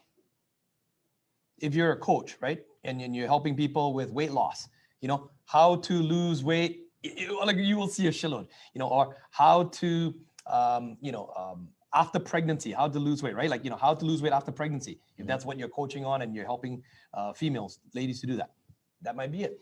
If you're a teacher, Kaylin, you're typing, right? Or Alex was doing the education. What are the parents typing in? Find those questions, type that in. For Derek, you're an accountant, right? That's a good question. In your area, when to file taxes, those are the questions that you want to type in, and they will tell you. So you don't have to do much thinking work aside from what your prospective clients are having problems with and they're searching online to solve. Yes. So look at the question. Do you sell what you're good at? Yes. So Amador is asking, Dan, do you sell what you're good at, or do you sell your passion, or maybe previous profession, or should you just look into what people like and then make business out of it? How does that work? Please advise. I believe business is never about us, it's always about the customers. So everything that we do always has to be customer centric, because it's about fulfilling a needs in the marketplace, chances of not being fulfilled. So I think it's always needs to be customer centric. However, of course, if it's customer centric first, and then you have your strength combined to it, that is ideal. That is ideal, right? Now, previous professional or not, maybe not, but looking at what the marketplace wants, and then serving them, and you get very good at serving that market, and you become better and better, become world-class, become exceptional. That's what I'm talking about, right? You want to combine both. This is why I believe when you can combine your profit, your passion and purpose all together, you have a world-class business. Because you like what you do, you're good at what you do, and it's what people want to buy. If you think about a sweet spot, like imagine a 3-circle, I have this framework I teach, right? Passion, profit, and purpose. In the middle, like if you can make money with that, first of all, you'll never get bored. You'll be fulfilled because you're living your purpose. You're passionate about it. You love doing it. If you love doing something, are you going to get good at it? Yes or no, right? And if the marketplace is willing to pay for it, and you're making great living, you have a great lifestyle, it supports your family, now you have a very powerful business, right? Do we always live in a perfect world like that? Not always, but ideally, you want to do that, right? Why? Like we are very good in terms of education, e-learning, because it's my passion, it's my profit, and I'm very good at building a business around it. So that's why we are successful in the e-learning space, right? And then all those other businesses as well. So, but it's always customer centric. I always believe in customer centric. Amador, you also wrote that, do you just look into what people like? I would actually look into what pain people have. Yeah, frustrations, problems they have. Go to blogs, go to Quora, find out what people are complaining about and be a problem solver. If you can solve problems, you'll get paid a lot more. Yes. So find out what problems there are, find a solution and present it to them. Okay, so step 2, come up with a list of 100 topics that your buyers would be interested in. And that's your homework. I'm giving you homework right now. So you go do research, BuzzSumo, YouTube, come up with the keywords, just simple Excel spreadsheet, a list of 100 topics that your buyers would be interested in. How to grow tomatoes indoors, that's one of them, right? How to grow tomatoes outdoors, maybe that's a suggestion. That's a second one, right? You just do 100 of these. Okay, 100 of these. How do I scale my Facebook ads? How do I create whatever. a lead magnet? How do I lose weight? I'm a real estate agent. How do I buy my first home? Yeah. Right? No money down, Yes. whatever. Like all this stuff, I want all those keywords. How do I set up my first videos on YouTube? Whatever it is. Why 100? Because out of that 100, now we can narrow it down. right? We're not going to make 100 videos, but I want to have 100 to choose from. Then we want to choose kind of the top ones that we're going to make videos on. Step 3. So we've done our research. Yes, we've done our research. Step 2, we've now 100 keywords, 100 titles that we've done. Now we're going to shoot some videos. Okay. What we don't want to do is we don't want to shoot these videos one at a time. Yeah. Right? Or one a week. Now you might release a video once a week, but we don't want to shoot the video once a week. I do not do that. So I block out one day a week to shoot. That's what I do. Okay. We shoot them in batches. So you want to knock out a bunch of videos in one day. 3, 5. In the beginning, it would be slow. In the beginning, it might take you like a good day to knock out 3 videos. Yeah. Right?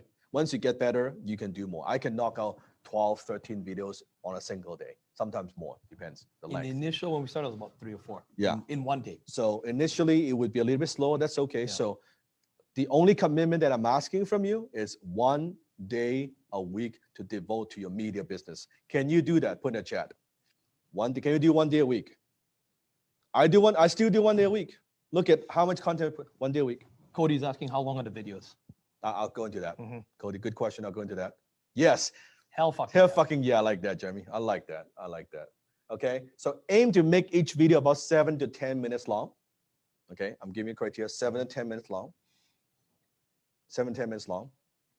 The reason you want to do 10 minutes is because once you have Google AdSense monetization, when that kicks in, Yep. When you have a 10-minute video, you can actually insert what I call a mid-roll ad. Mm-hmm. So you have a pre-roll ad, pre-roll meaning before the video begins. How many have seen those ads before you play the video, right?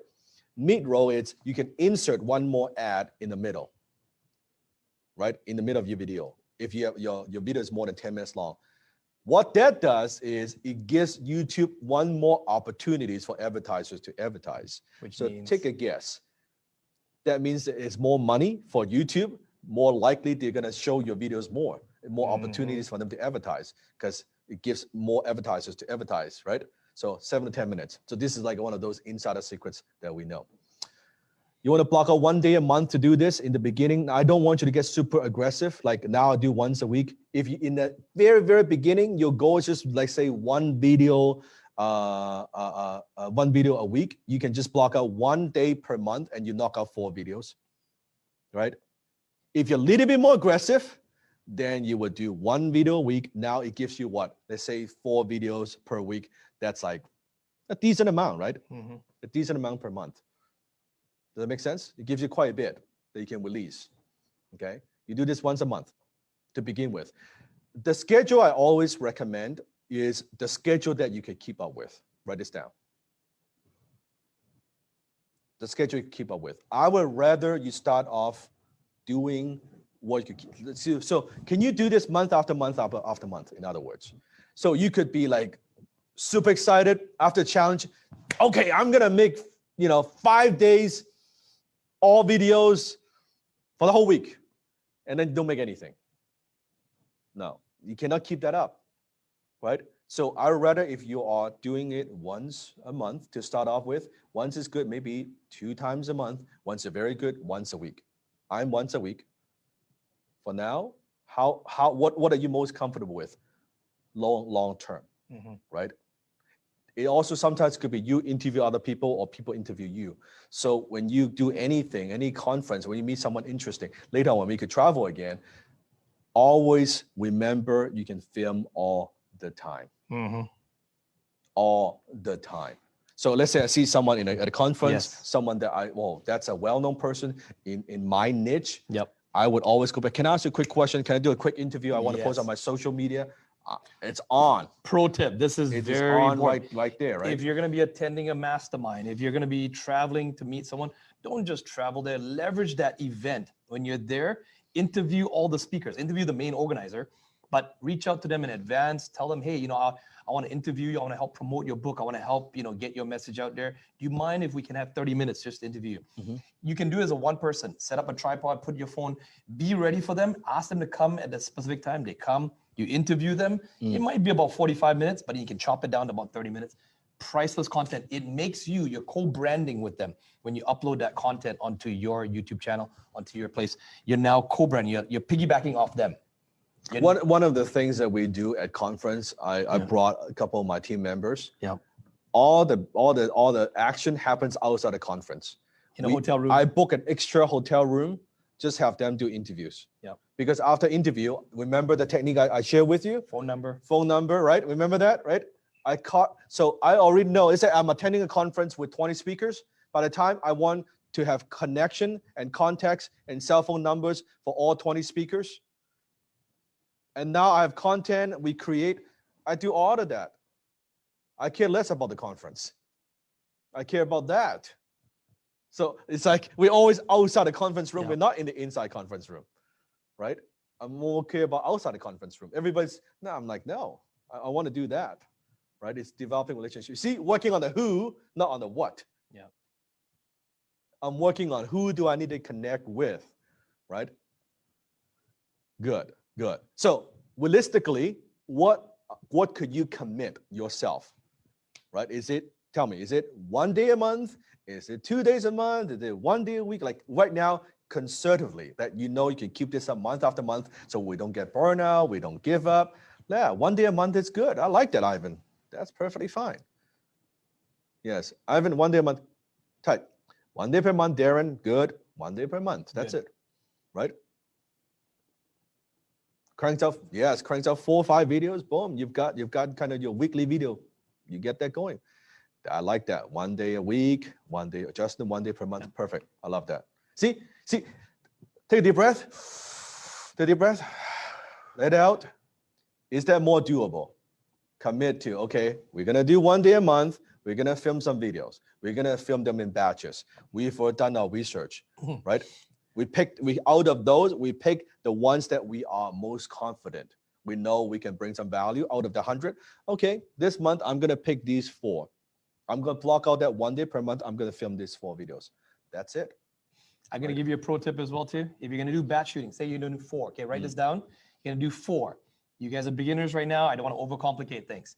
Right now, just look at your own camera where you're facing right now. Let's say you're using your computer and you're shooting one, okay? You're going to shoot 4 videos. Find 3 or 4 different outfits. If I'm a man, I'm going to find a blue shirt, a white shirt, a purple shirt. Just a different blazer. Just a different blazer. Glasses, no glasses. Yes. With pen, no pen. I'm shooting this way. Second video, I'm shooting this way. It feels a little different. It changes the atmosphere just a little bit. Yes. That's why I shoot them in batches. It doesn't feel, you don't want to be, did you film this all at once or what? Just change the little things like that. Mohammed, I can see your bookshelf behind you and I can see that. Yeah, right? that change a little thing.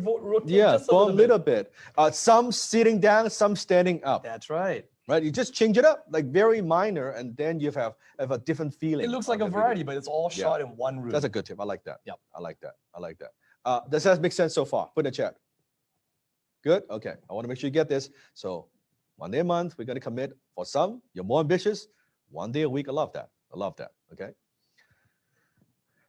That's why I said it one more time. Do not build your life around social media because it's very dangerous. As you get into it, it's very easy, right? And that happened to me. There was a period of time I was cranking out so much content. We were filming like 2-3 days a week, and that took over my life. And I was exhausted. And I'm like, no wonder YouTubers get burned out. But I was aggressive because I want to get to that 1 million subs, right? I was like, I'm gonna go. And after I hit certain amount now, I'm like, okay, I'd kind of relax, have a more efficient system. I'm like, I don't want to do that. So I am actually on social media very little, except the Facebook group for my students and my community. Other than that, you'll be shocked how little I use social media. Like it's very little, very, very little. Yet we have built the company on social media. So it is absolutely possible because I'm a living example of that. People will think I am on this all the time, right? You look at Gary Vee, right? And I love Gary, don't get me wrong. A lot of respect for Gary. He's always like this. Have you seen Gary's video? He's always like, he's talking to some guy in a taxi. He's on this thing. He's always, you watch my video, I'm like, ask my team. Yeah. You're not even on a phone, My phone, Most of the time, I see no notifications, no one calls, because I don't take any unscheduled incoming calls. I don't do that because I can't think like that. I'm just like, yeah. So it's different now. Different strokes for different folks, right? This is just my way of doing it. I do not want to build because I will not be happy. I want my time. I want my downtime. I want my space. I don't want to be like checking and like, even Gary talks about how he replies to every single message and doing all of that. I mean, that's great. But I'm like, I got a business to run, right? I have a life to live, right? Like, it's just, I don't want to. I don't want to do that, right? So I rarely use this. You just rarely. And when I check, it's more for like work, right? Slack, what the team is working on. You want to send a message to the team. Yeah, things like that, but I don't. That's just what I want. You have to know what you want and build your life. Now, for some, maybe you'll love that. You love Instagram all day, stories, right? And there's some people who love that. There's actually some people who love that. And that's perfectly fine. But you got to know what you want and utilize and tap into that strength, right? If you like doing that, by all means, go for it. Like, I support you 100%, go for that. But know what you want. Step 4, once you have the video. So now we've made the videos, right? So let's assume that we block out one day, we made how many videos? We made 4. Is that doable? Is that doable? Yep. Yes? 4 videos. Each how long? 7 to 10 minutes, right? 7 to 10 minutes. And we got 4 new videos here. Now we're going to transcribe those videos. That 7 to 10 minute video, when you transcribe it, it becomes a decent article, becomes a decent blog post for you, right? So remember the cow, we're gonna slice and dice it. We get the video, we can now convert it, we're gonna transcribe it. Boom, video content. So you could use a website called ref.com. Ref.com, you can just upload your video and they will transcribe create transcript for you. Use these tools, outsource. Don't do any of these yourself, okay? It's a waste of time. Your job is to focus on creating content that people love, right? And then you transcribe it. Once you transcribe it, so we have 4 videos, right? How many? 4 videos. After we transcribe it, how many articles we have? 4. So now we are multiplying it, right? 4 videos, we got now 4 articles. Boom, right there. Then we want to add subtitles to your video, and we want to hard code those subtitles. When I say hard code, what does that mean? On YouTube, they have these subtitles. You know how you can turn on and off the captions, show titles, right? Hard code meaning it's actually embedded on the videos itself, okay? They embed it on the videos itself. Now, why do we want to do that? Now, you don't need to do that for YouTube, but you want to do that for Instagram and Facebook. Yeah. Okay, write this down. You want to do that for Instagram and Facebook. Why do you want to do that? Because how many of you have done this before? You're outside, you're watching, you're scrolling, you're watching a video with no sound. Just text. How many of you have done that? Right?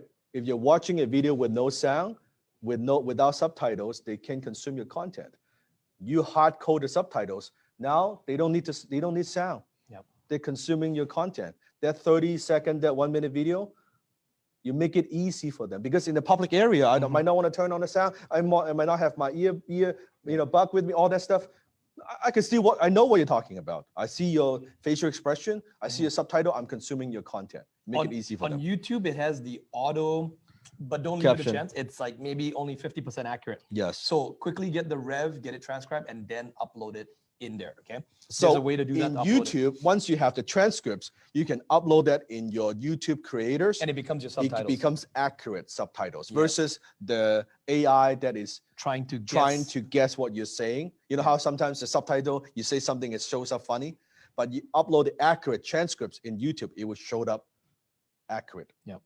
Actually, I use that AI to change the way I articulate. Yes. Because if you are speaking too fast or you're not pronouncing things clearly. And Jay is correct. And Jay is like, you can upload YouTube, they will transcribe for free, but I find that it's not as accurate. Yeah, it's not accurate. It's not as accurate, right? If I want an article, I want it to be accurate. Yes. Right? Okay, so boom, boom.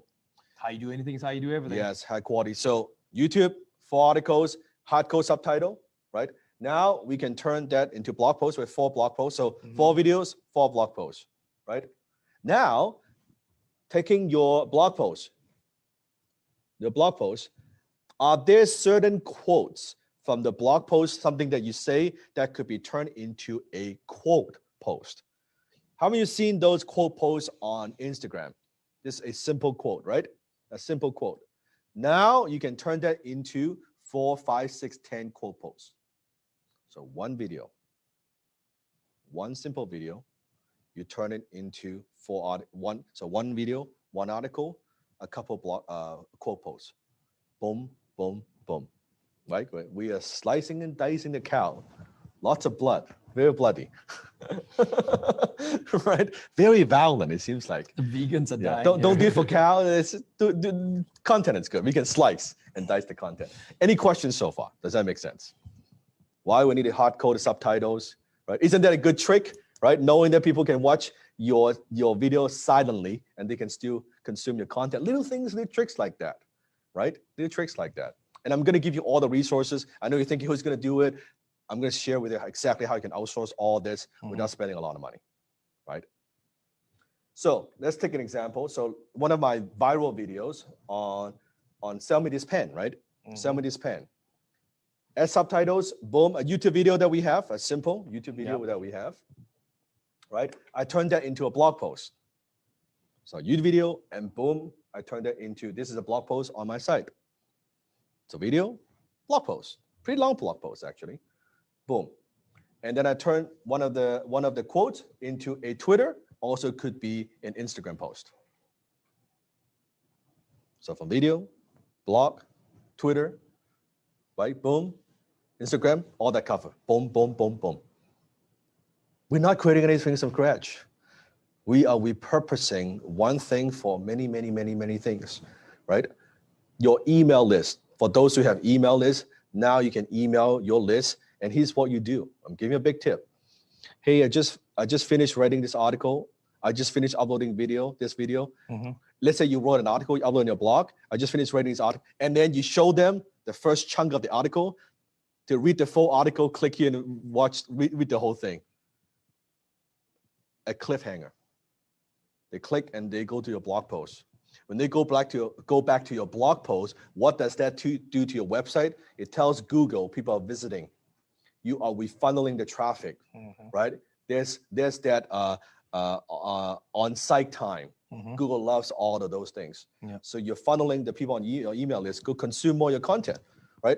I just upload this on my YouTube channel. Go watch this video. By the way, PS in the email, make sure you subscribe to my channel if you have not already done that.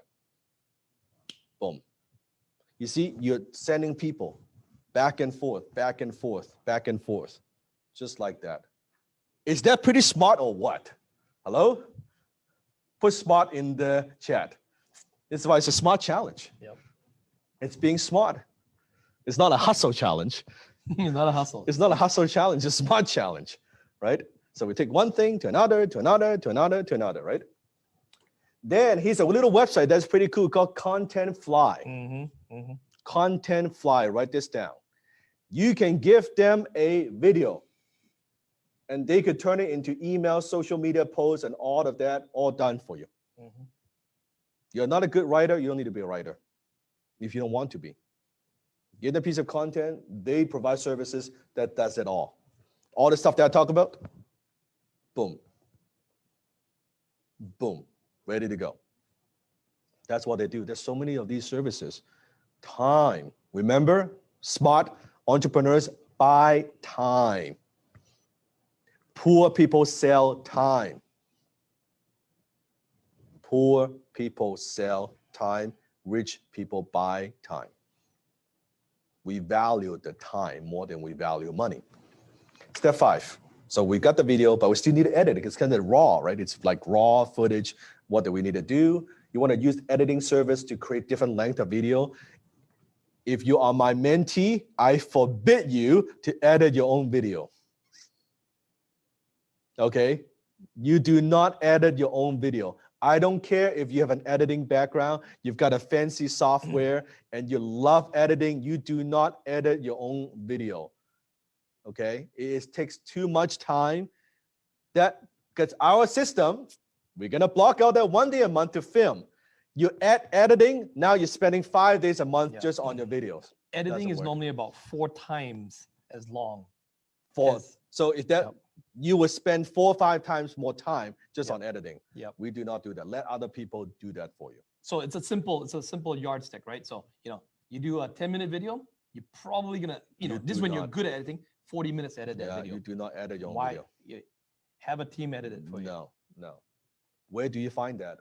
There's a service out there called VidShops. VidShops. Love using these guys. Yeah. VidShops. Simple flat fee. They can edit your videos. Instead of paying per whatever, just flat fee. You just send them video. They're just gonna edit. Yep. They're And they're gonna- good. They're gonna chop it apart. It's called VidShops. Yeah, VidShops. I Who's got the just- chops? There, VidShops. yeah, it's got a chops, VidShops, right? Yeah, that's right. Darren is like VidShops. That's right. That's right. That's right. Yeah, they can help you do that. You see how many of these resources out there that if I don't share with you, you thought, oh, I'm going to do my own editing. I'm going to do my own thing. I'm going to transcribe my own thing. And no, you don't do any of it. The right resource, the right technology, the right thing, it saves you all that time. You don't need to do it the hard way. Go focus on being the smart boss, being the smart visionary, being the smart entrepreneur. Go Yes. produce the revenue, and then have your Focus team take care of revenue, thing. Produce right? the content. Revenue. Let them take care of revenue. it. Let them do all that stuff, right? Let them do all that stuff. Step 6. Now we're going to format these videos properly for different platforms. So we film a little video, but we have Instagram, with Facebook, we have YouTube. What are the proper formats? Yes. Okay, so you can take a little picture of this. Okay, on Instagram, the right type of photo size for video, 60 seconds max for your stories, right? 15 seconds per slide. Mhm. Facebook, right? The right type of size, max length, 100. You're not gonna do a 120-minute video, right? You're gonna do a 7-10-minute videos, right? An image, that's all the right dimensions. Now, YouTube in the beginning, one thing I do want to emphasize is if you are just practicing, it is not easy to talk very interestingly, entertainingly for 10 minutes. Mhm. It's quite difficult. So don't force yourself. Don't be like, oh, every single video I gotta make 10 minutes. No, it's okay. If that video length is therefore 4 minutes, that's perfectly fine. Yeah. Right. I'd rather you keep it interesting, 3-4 minutes, versus you kind of force and drag on and you're losing like viewership and the last 7-8 minutes. Right? Pro tip: when you're first getting started, you want to, you're trying to see whether people stay on to the end of your Yeah, video. to the end of the video. So even if it's a 4-minute video that you are able to be succinct, solve the problem, Mhm. a little bit entertaining, that people like you, good. Then expand and get to the 8 minutes. Then expand to the 10 minutes. So let me recap. So Yeah. video on YouTube, send it to raf.com, transcribe, upload the transcripts to YouTube so that you have accurate subtitles. Hard code that subtitle on your Facebook and Instagram video. They would be shorter usually, right? You might not take that 10-minute video, upload all on Chop it up, YouTube. yeah. You might just take a 2-minute snippet, right? It's called snippet. You might take just a short 10-second on Instagram. Soundbite, yeah. Okay, boom, boom, boom, boom. So exactly this. Could I easily turn some of the footage, some of the clips, we have the video there, Mhm. capture that? Are there some quotable moments that I've shared with you in the last 2 days? Yes or no? Some Yes. good quotes. I can turn that into Instagram quote posts.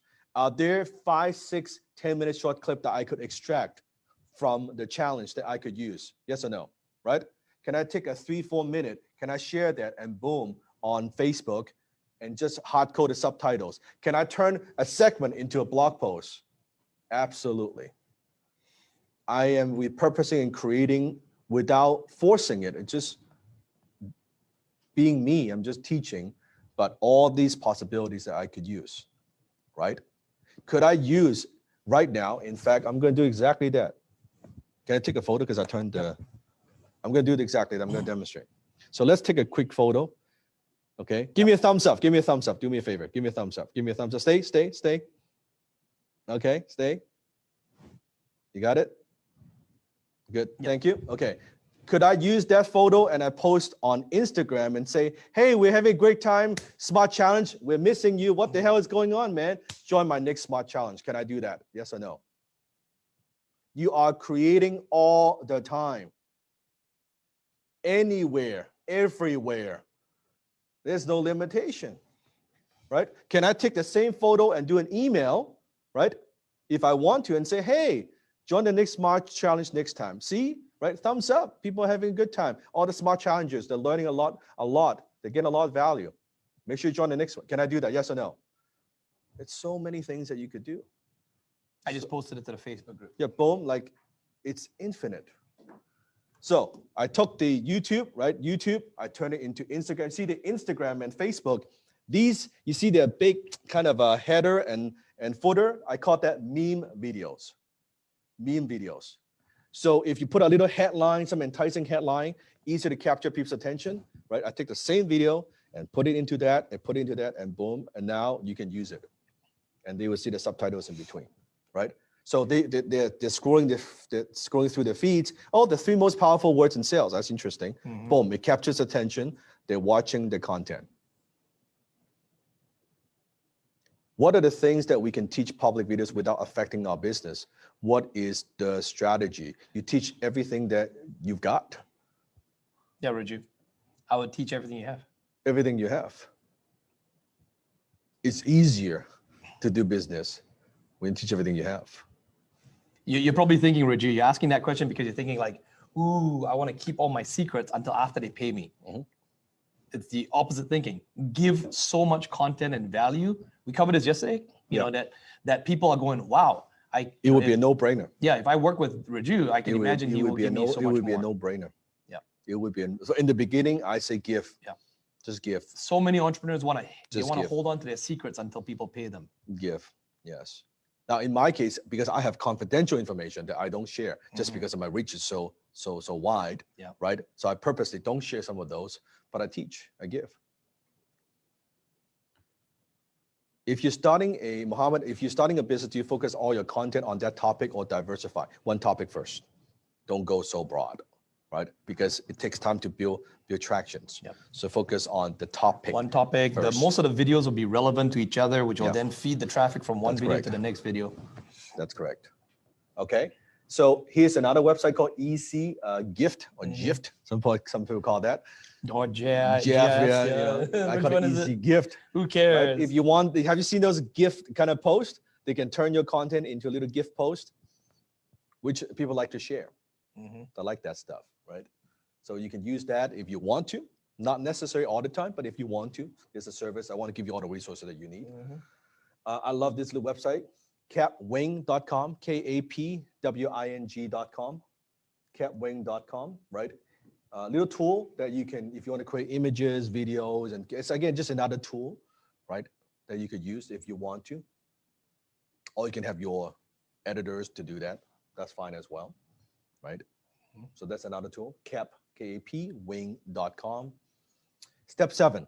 So we've done all that. Now we are going to schedule and publish them on social media. Okay, we're gonna publish now. We've done all that work. Now we're gonna kind of finally put it out there, right? And yes, how many of you have never done a video on YouTube yet? Put up your hand. You've never done a video on YouTube. Let me see. I can't put on my hand, but Okay. How many have done more than 10 videos? Let me see. 10 videos. You've done more than 10. Okay, good. So the first few is gonna suck. Can we agree on that? Okay, you're not gonna like it. You're not gonna like the way you look. You're not gonna like the way you sound. It's gonna suck. I'm just gonna tell you it's gonna suck. Okay, probably the first 10 is gonna suck, right? But after a number of videos, it's gonna get better, and you're gonna suck less. Yeah. And before you know it, it's gonna be good. your goal is to get to 20. Just get 20, 21. Just aim, 21. If you like 21 is a lucky number. Yes. The And first, then but you can no, always the, go back the and- first 5, 10 is not gonna be that You can good. always go back and unlist. Don't delete videos, unlist them. Yeah. Because if you delete, you lose the data Yes. is actually taken away from your overall. Yes. But if you unlist, right, then But it's, don't worry about unlisting until you've made a whole That's bunch right, of videos, that's a right. bunch of videos first. Yeah.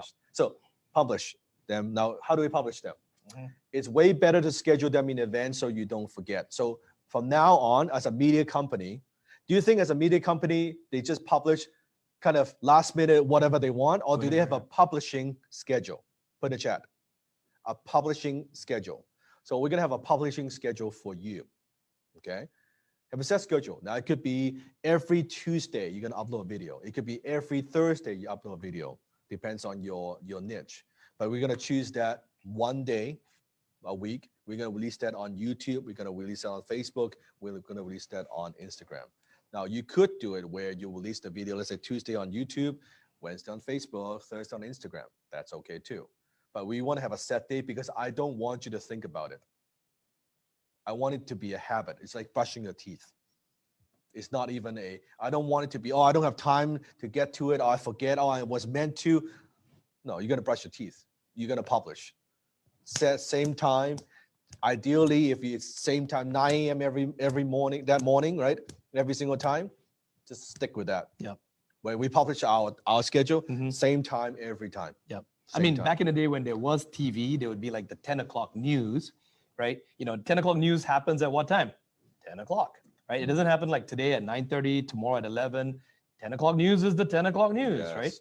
So Yes. back then, for those who knew that. Carrie had a question. Yes. She's saying, is it detrimental to not be on video in person? I'd rather share my screen and show people what I'm doing on screen rather than featuring my face. You could. I mean, there are YouTube channels where they are Animation videos, which do is very- voiceover. Yep. but just screen capture videos is very hard. People connect with people. Exactly right. And you can do some of it. Like I could do some, but I still need to have connections with Yeah. people. Buy from people, right? They don't buy from a voice. They We buy from know people. YouTube channels have grown to million subscribers. With animated type videos. They created a caricature. They spent more money up front because they have to pay for animators. They got maybe they have the skill of doing it themselves. But it is one Yeah. way to go. Like I'm not Mhm. saying it's a valid way to go. But they are trapped because we know the owners of those channels Yeah. and they now cannot reveal who they are because they've created this character. Mhm. So they now have to create a second YouTube channel when they finally have the confidence to come out and show their face. Mhm. So it's a different, bigger problem to deal with. But hey, they made, some of them made 6-figure income doing Decent money. Yeah. Decent money. Consistency trumps intensity. Do it consistently. Do it consistently versus you do it and then don't do it, you don't do it. No. That's why I want you to commit to a schedule that you are comfortable with. You can do this. I'm going to release one video a week. That's start with that. Once you get comfortable, once you get good, okay, now I think I could do 2 days a month. I think I could do 2 videos a week. Great. Let's start with that. Don't do the crazy thing. I'm going to do a video every day. I'm going to do it every day. And then you might have 1 month, you're burnt out. I'm going to stop. No more videos. I'm sick and tired of videos, right? Mhm. No, you got to stick with it because it's like the hockey stick. The growth comes from when you hit the critical mass. Mhm. So it took me from 0 to 1,000 subscribers, 0 to 1,000 subscribers, didn't know what I was doing, 18 months. Okay? 18 months, 0 to 1,000 subscribers. From 1,000 to 10,000 subscribers, it took me another 8 months.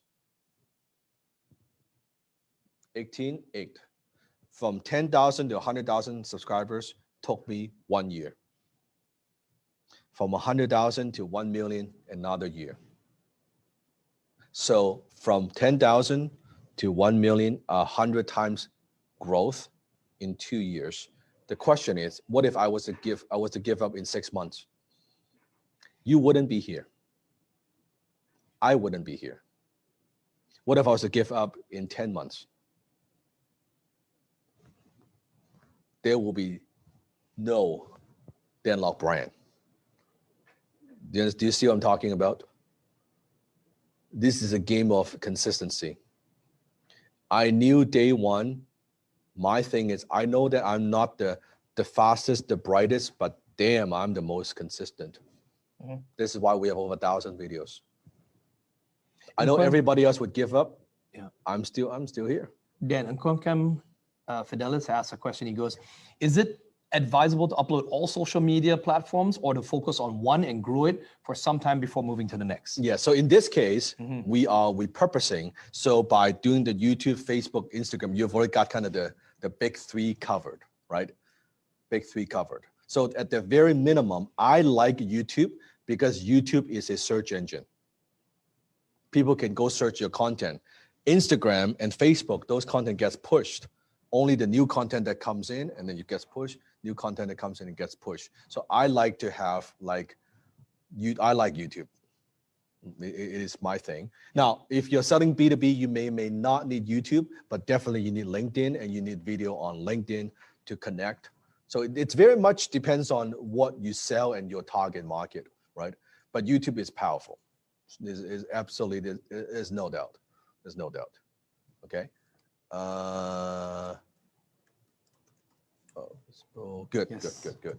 And then once they watch your video, so let's say they watch your video, remember every single piece of content, we need to have one thing. What is that? Call to action.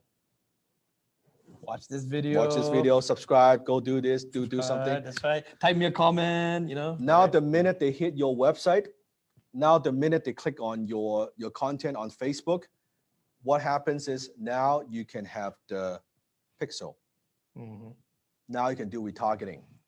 That is where, I saw the question, I think yesterday, Yep. How do I make the Facebook ads work? How come it's so difficult? Yep. Chances are you're doing it wrong because you're trying to make the sale with Facebook ads. Only. Yep.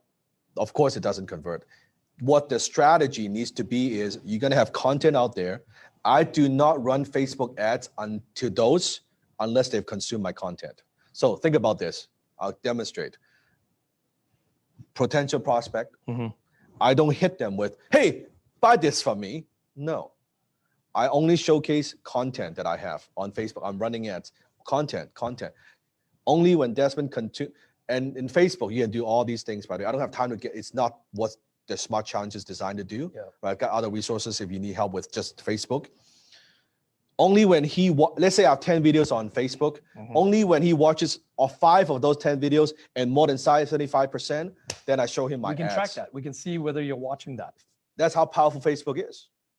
He does not see my ads until he has consumed a certain amount of content. Yeah. So his buyer journey is customized for him.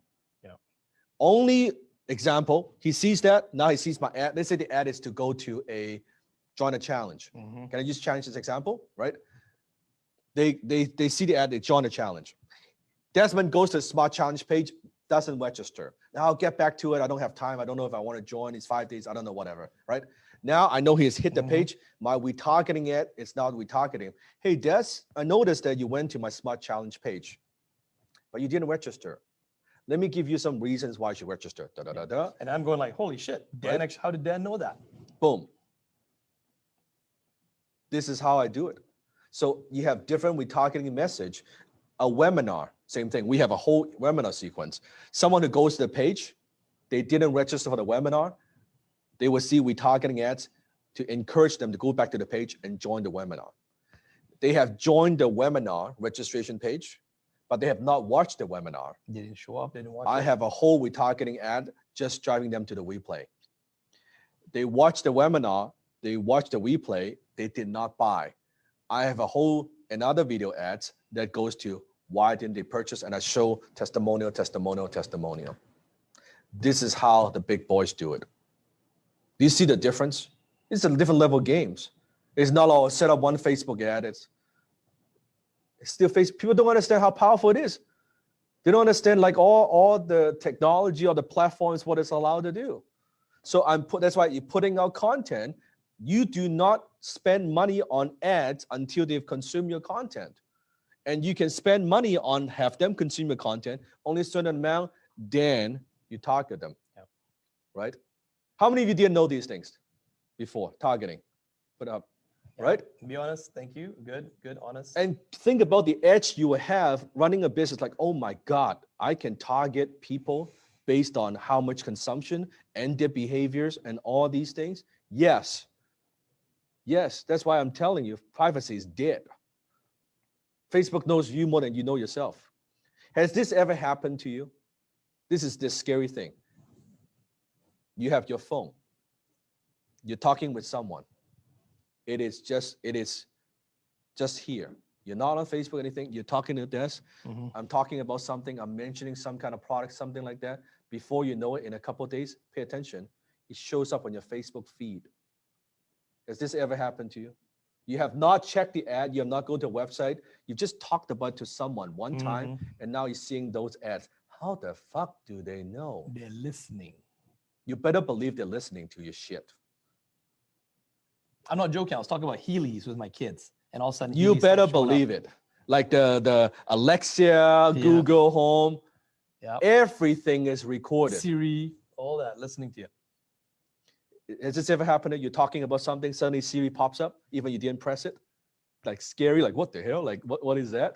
Right? You're talking like suddenly Siri's like, oh sir, how can I help you? Like what? I didn't say anything, right? It's all this. Don't be scared by it. I'm saying as a smart entrepreneur, we use it. We utilize this most powerful device to grow the business. If it allows me to do that, to do retargeting, it's such a powerful advertising tool. That's why I said it's not what you do, it's how you do it. It's in Facebook, but here's what they do. People, it's like Facebook is this massive, nice, like Bugatti. It's this beautiful of a car that can win you races, okay? What do people do? Mm-hmm. They sit on it and they don't even know where to turn the engine on. Underutilized, untapped completely. And what I'm sharing with you, the retargeting, that is like basic Facebook. I'm not even talking about more. This is like, that's like kindergarten Facebook. I'm not even talking about targeting, audience, lookalike. Like there's a whole different conversation, right? This is how we dominate. You see, it's not the thing, it's the thing that sells the thing. When you have this knowledge, can you see how you can make any business work? It doesn't, you can make a product business work. You can make a service business work. You can make an e-com business work. Because this power, the ability to target, the ability to create content, the ability to build trust, to scale, to get attention, doesn't matter. E-com, Shopify, doesn't really matter what it is, right? Does that make sense? Yes? Is that powerful? Is that a little bit scary? It'll be, okay, right? Now you're like, I'm not going to talk in front of my phone, right? Tony's got a question. He says, what company would you recommend for this type of targeting? Tony, there's so many companies there. We don't have the time to go into it today. By the way, none. Yeah, they're all none. They all suck. Okay, they all suck because if we don't know what to do, it doesn't work. Now, I'm not here to plug a program or anything like that. There's a program that my digital marketing teaches. You can go to High Ticket Agency, highticketagency.com. Jeremy manages my digital marketing. He's the one that teaches, like, if you want to learn like very deep dive Facebook, YouTube ads, how do you set up all these things? It's the best digital marketing program on the planet. No hype, because I have bought everything else. It is the most thorough program on the planet on Facebook ads. By the way, Jeremy manages my Facebook ad budget over $10 million. $10 million on ad spend. We take that and the best practices, we put it in that. All my mistakes, what we have done. He works with the best of the best. So I highly recommend, like, give him a plug, because that's his program, High Ticket Agency. He trains digital agency owner, but doesn't matter if you're a digital agency owner or not, you would know what needs to be done. So when then you do hire a digital agency, I don't want you to be taken advantage of, because if you don't know what you're doing, these agency, they would take advantage of you. They would just say, oh, it's going to charge you 5,000, 4,000, whatever it is, because we don't know. But when you know the fundamentals, they can't bullshit you. You would be asking them, are you running a retargeting campaigns? Are you doing a lookalike campaign? What's the CPC? Yeah, what is that? Yeah. Now, this is why when you know your stuff, they would perform way better. When you don't know your stuff, always. They would. If you just try to hire someone and abdicate and just hand it to them, you will likely get taken advantage of. They'll only be as good as you. Yep. Why I hire great, like my marketing people are great because I'm a good marketer. They can't BS me. They show me the stuff. I said, that's not good. Do it again. They show me stuff. That's not how it works. Do it again. Right? So to be a smart entrepreneur, we got to know. Now, it doesn't mean you got to do it, but we got to know. There's a difference. Does that make sense? Doesn't mean we got to do it, but we have to know enough so that they cannot fool us. It's the same thing that we teach in HTC, the high ticket closing. Yeah. For the business owners, many times we tell them, you should not be doing the closing calls yourself, but you need to be the best closer. You need to know how to close. Yes. So that you can then teach your closers. Again, you have to work on the business, not in the business. Why I have a closing team, why my closers are good? Because I'm good and I can train them. Yep. If you don't have that skill, then you put them through training. Example could be you want to send them to me. I could train them through high-tech closing, so then they're good. You got to train them, because to go from that 1 mil to 10 mil, it's all about training. It's about training how, because now you want to, it's one thing that you are good. It's a whole other thing to make your people good.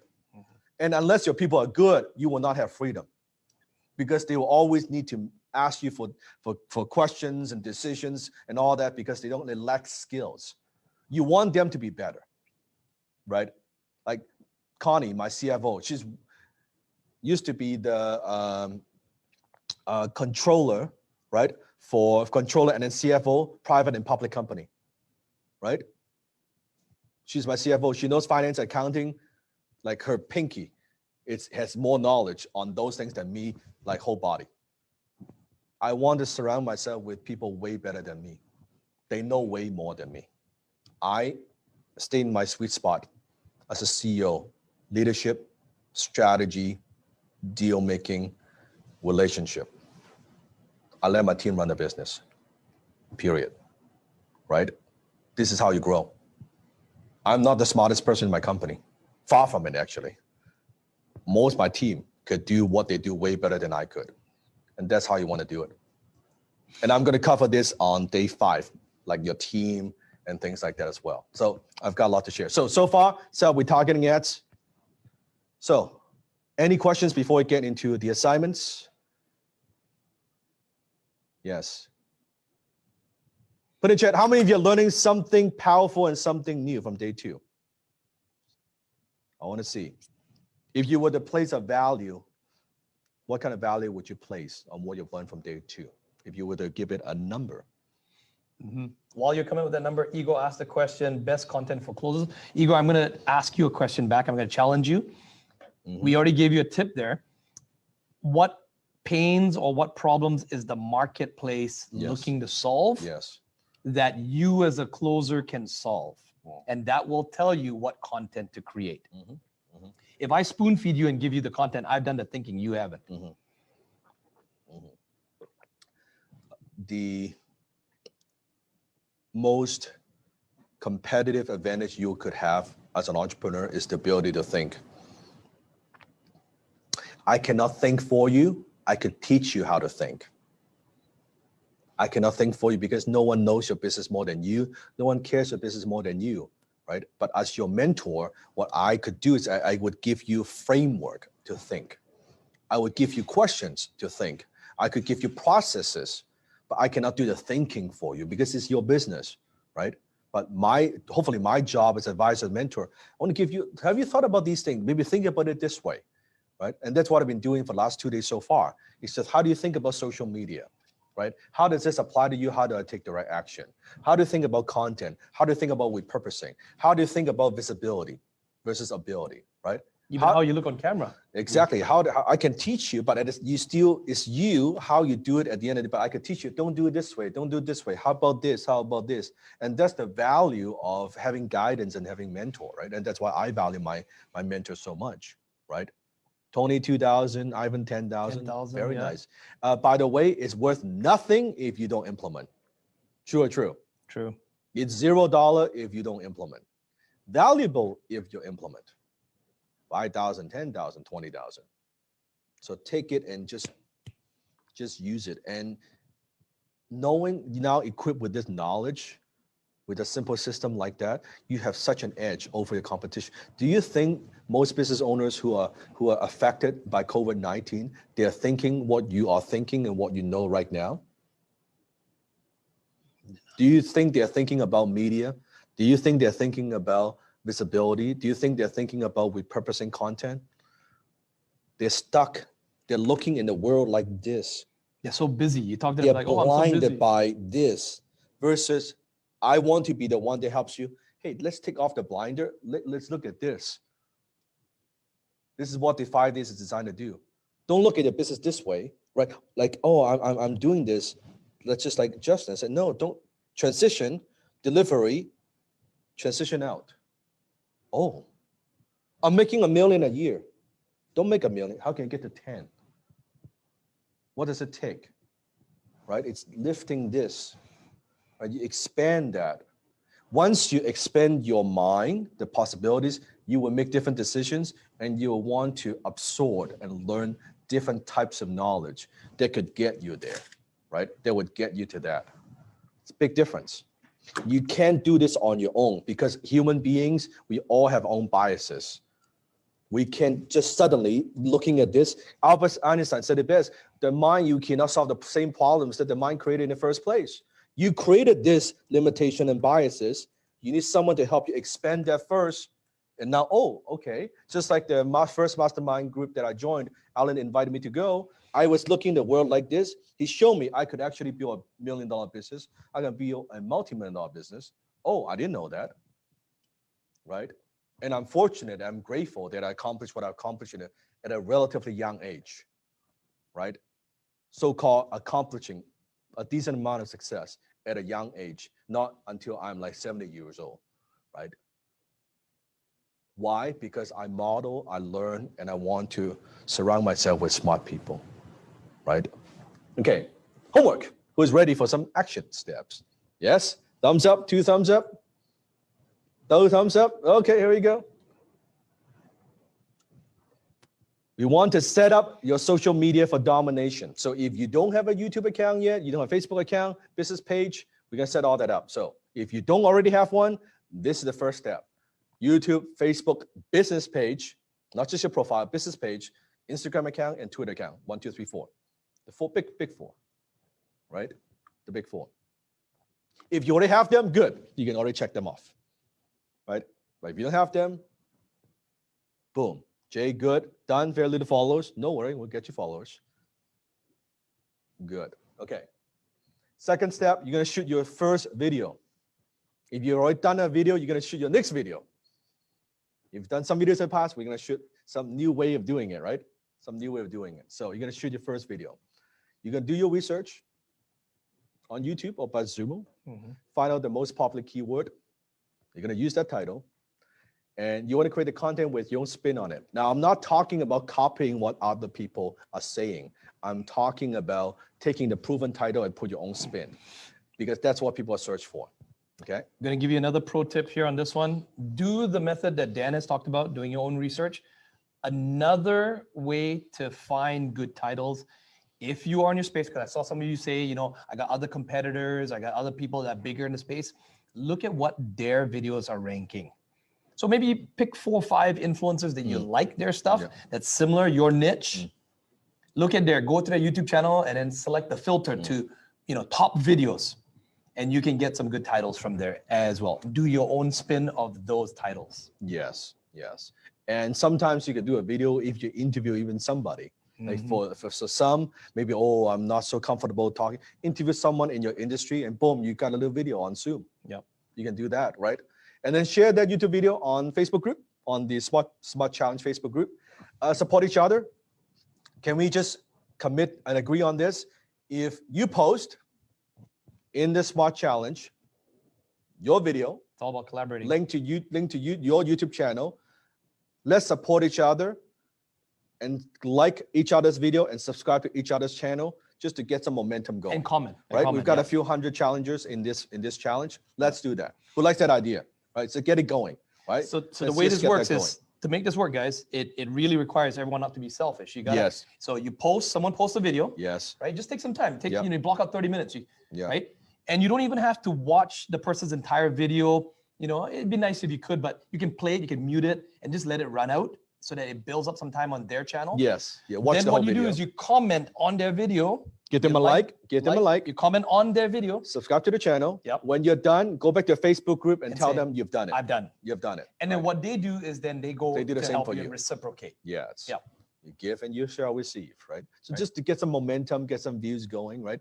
Even in a good small way, right? You know that I can have on my computer, many people that know my computer, I have many tabs open. So I can have like 20 of your videos all open, all muted. Naturally, I'm going to try to watch as many of yours and give you some critique, but you know, 20 videos open, all muted, but your videos are all playing. Yes. Then I'm going to comment on all your videos. I'm going to like all your channels. I'm going to subscribe to all your channels. Then I'm going to say done to all of you guys. That's right. Now, you know, give first, then you receive. That's right. Jay is asking deadline for this assignment before tomorrow. Ooh. We don't monkey around. Oh, but I'm not ready. I know you're not ready. I'm pushing you. I'm pushing you. You do not have to get it right. You just have to get it going. Public declaration. You do not have to get it right because guess what? You don't do it today. Before tomorrow comes, and then it's get busy and you're not going to do it. This is an implementation program. We do YouTube, we do research, we upload it right now. So as soon as we finish, go do the research. Before you know it, do the first video. I'm pushing you. Is it okay to have permission to push? Just to get you out of that comfort and just do that, right? Just do that, and boom, and get the first video. That's how you do. And then once you do your first video, you look back and say, "Hey, It wasn't so hard. wasn't so hard. This is okay. Not as scary as I thought. It's pretty good." Right? And then, okay, I'm gonna block out a time. I'm gonna block out that 1 day a month. I'm gonna shoot 4 of these. It is doable. The minute you think and you believe it's doable, then you just keep cranking that out. Right?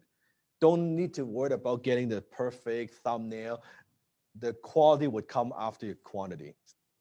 Right? Let's just make a bunch of videos first. Once you get it going, yes, then we can improve on it. We can make it better. We can do all those things. But for now, just push that. Just push that. Awesome. That is a great day two. Give yourself an applause. Awesome.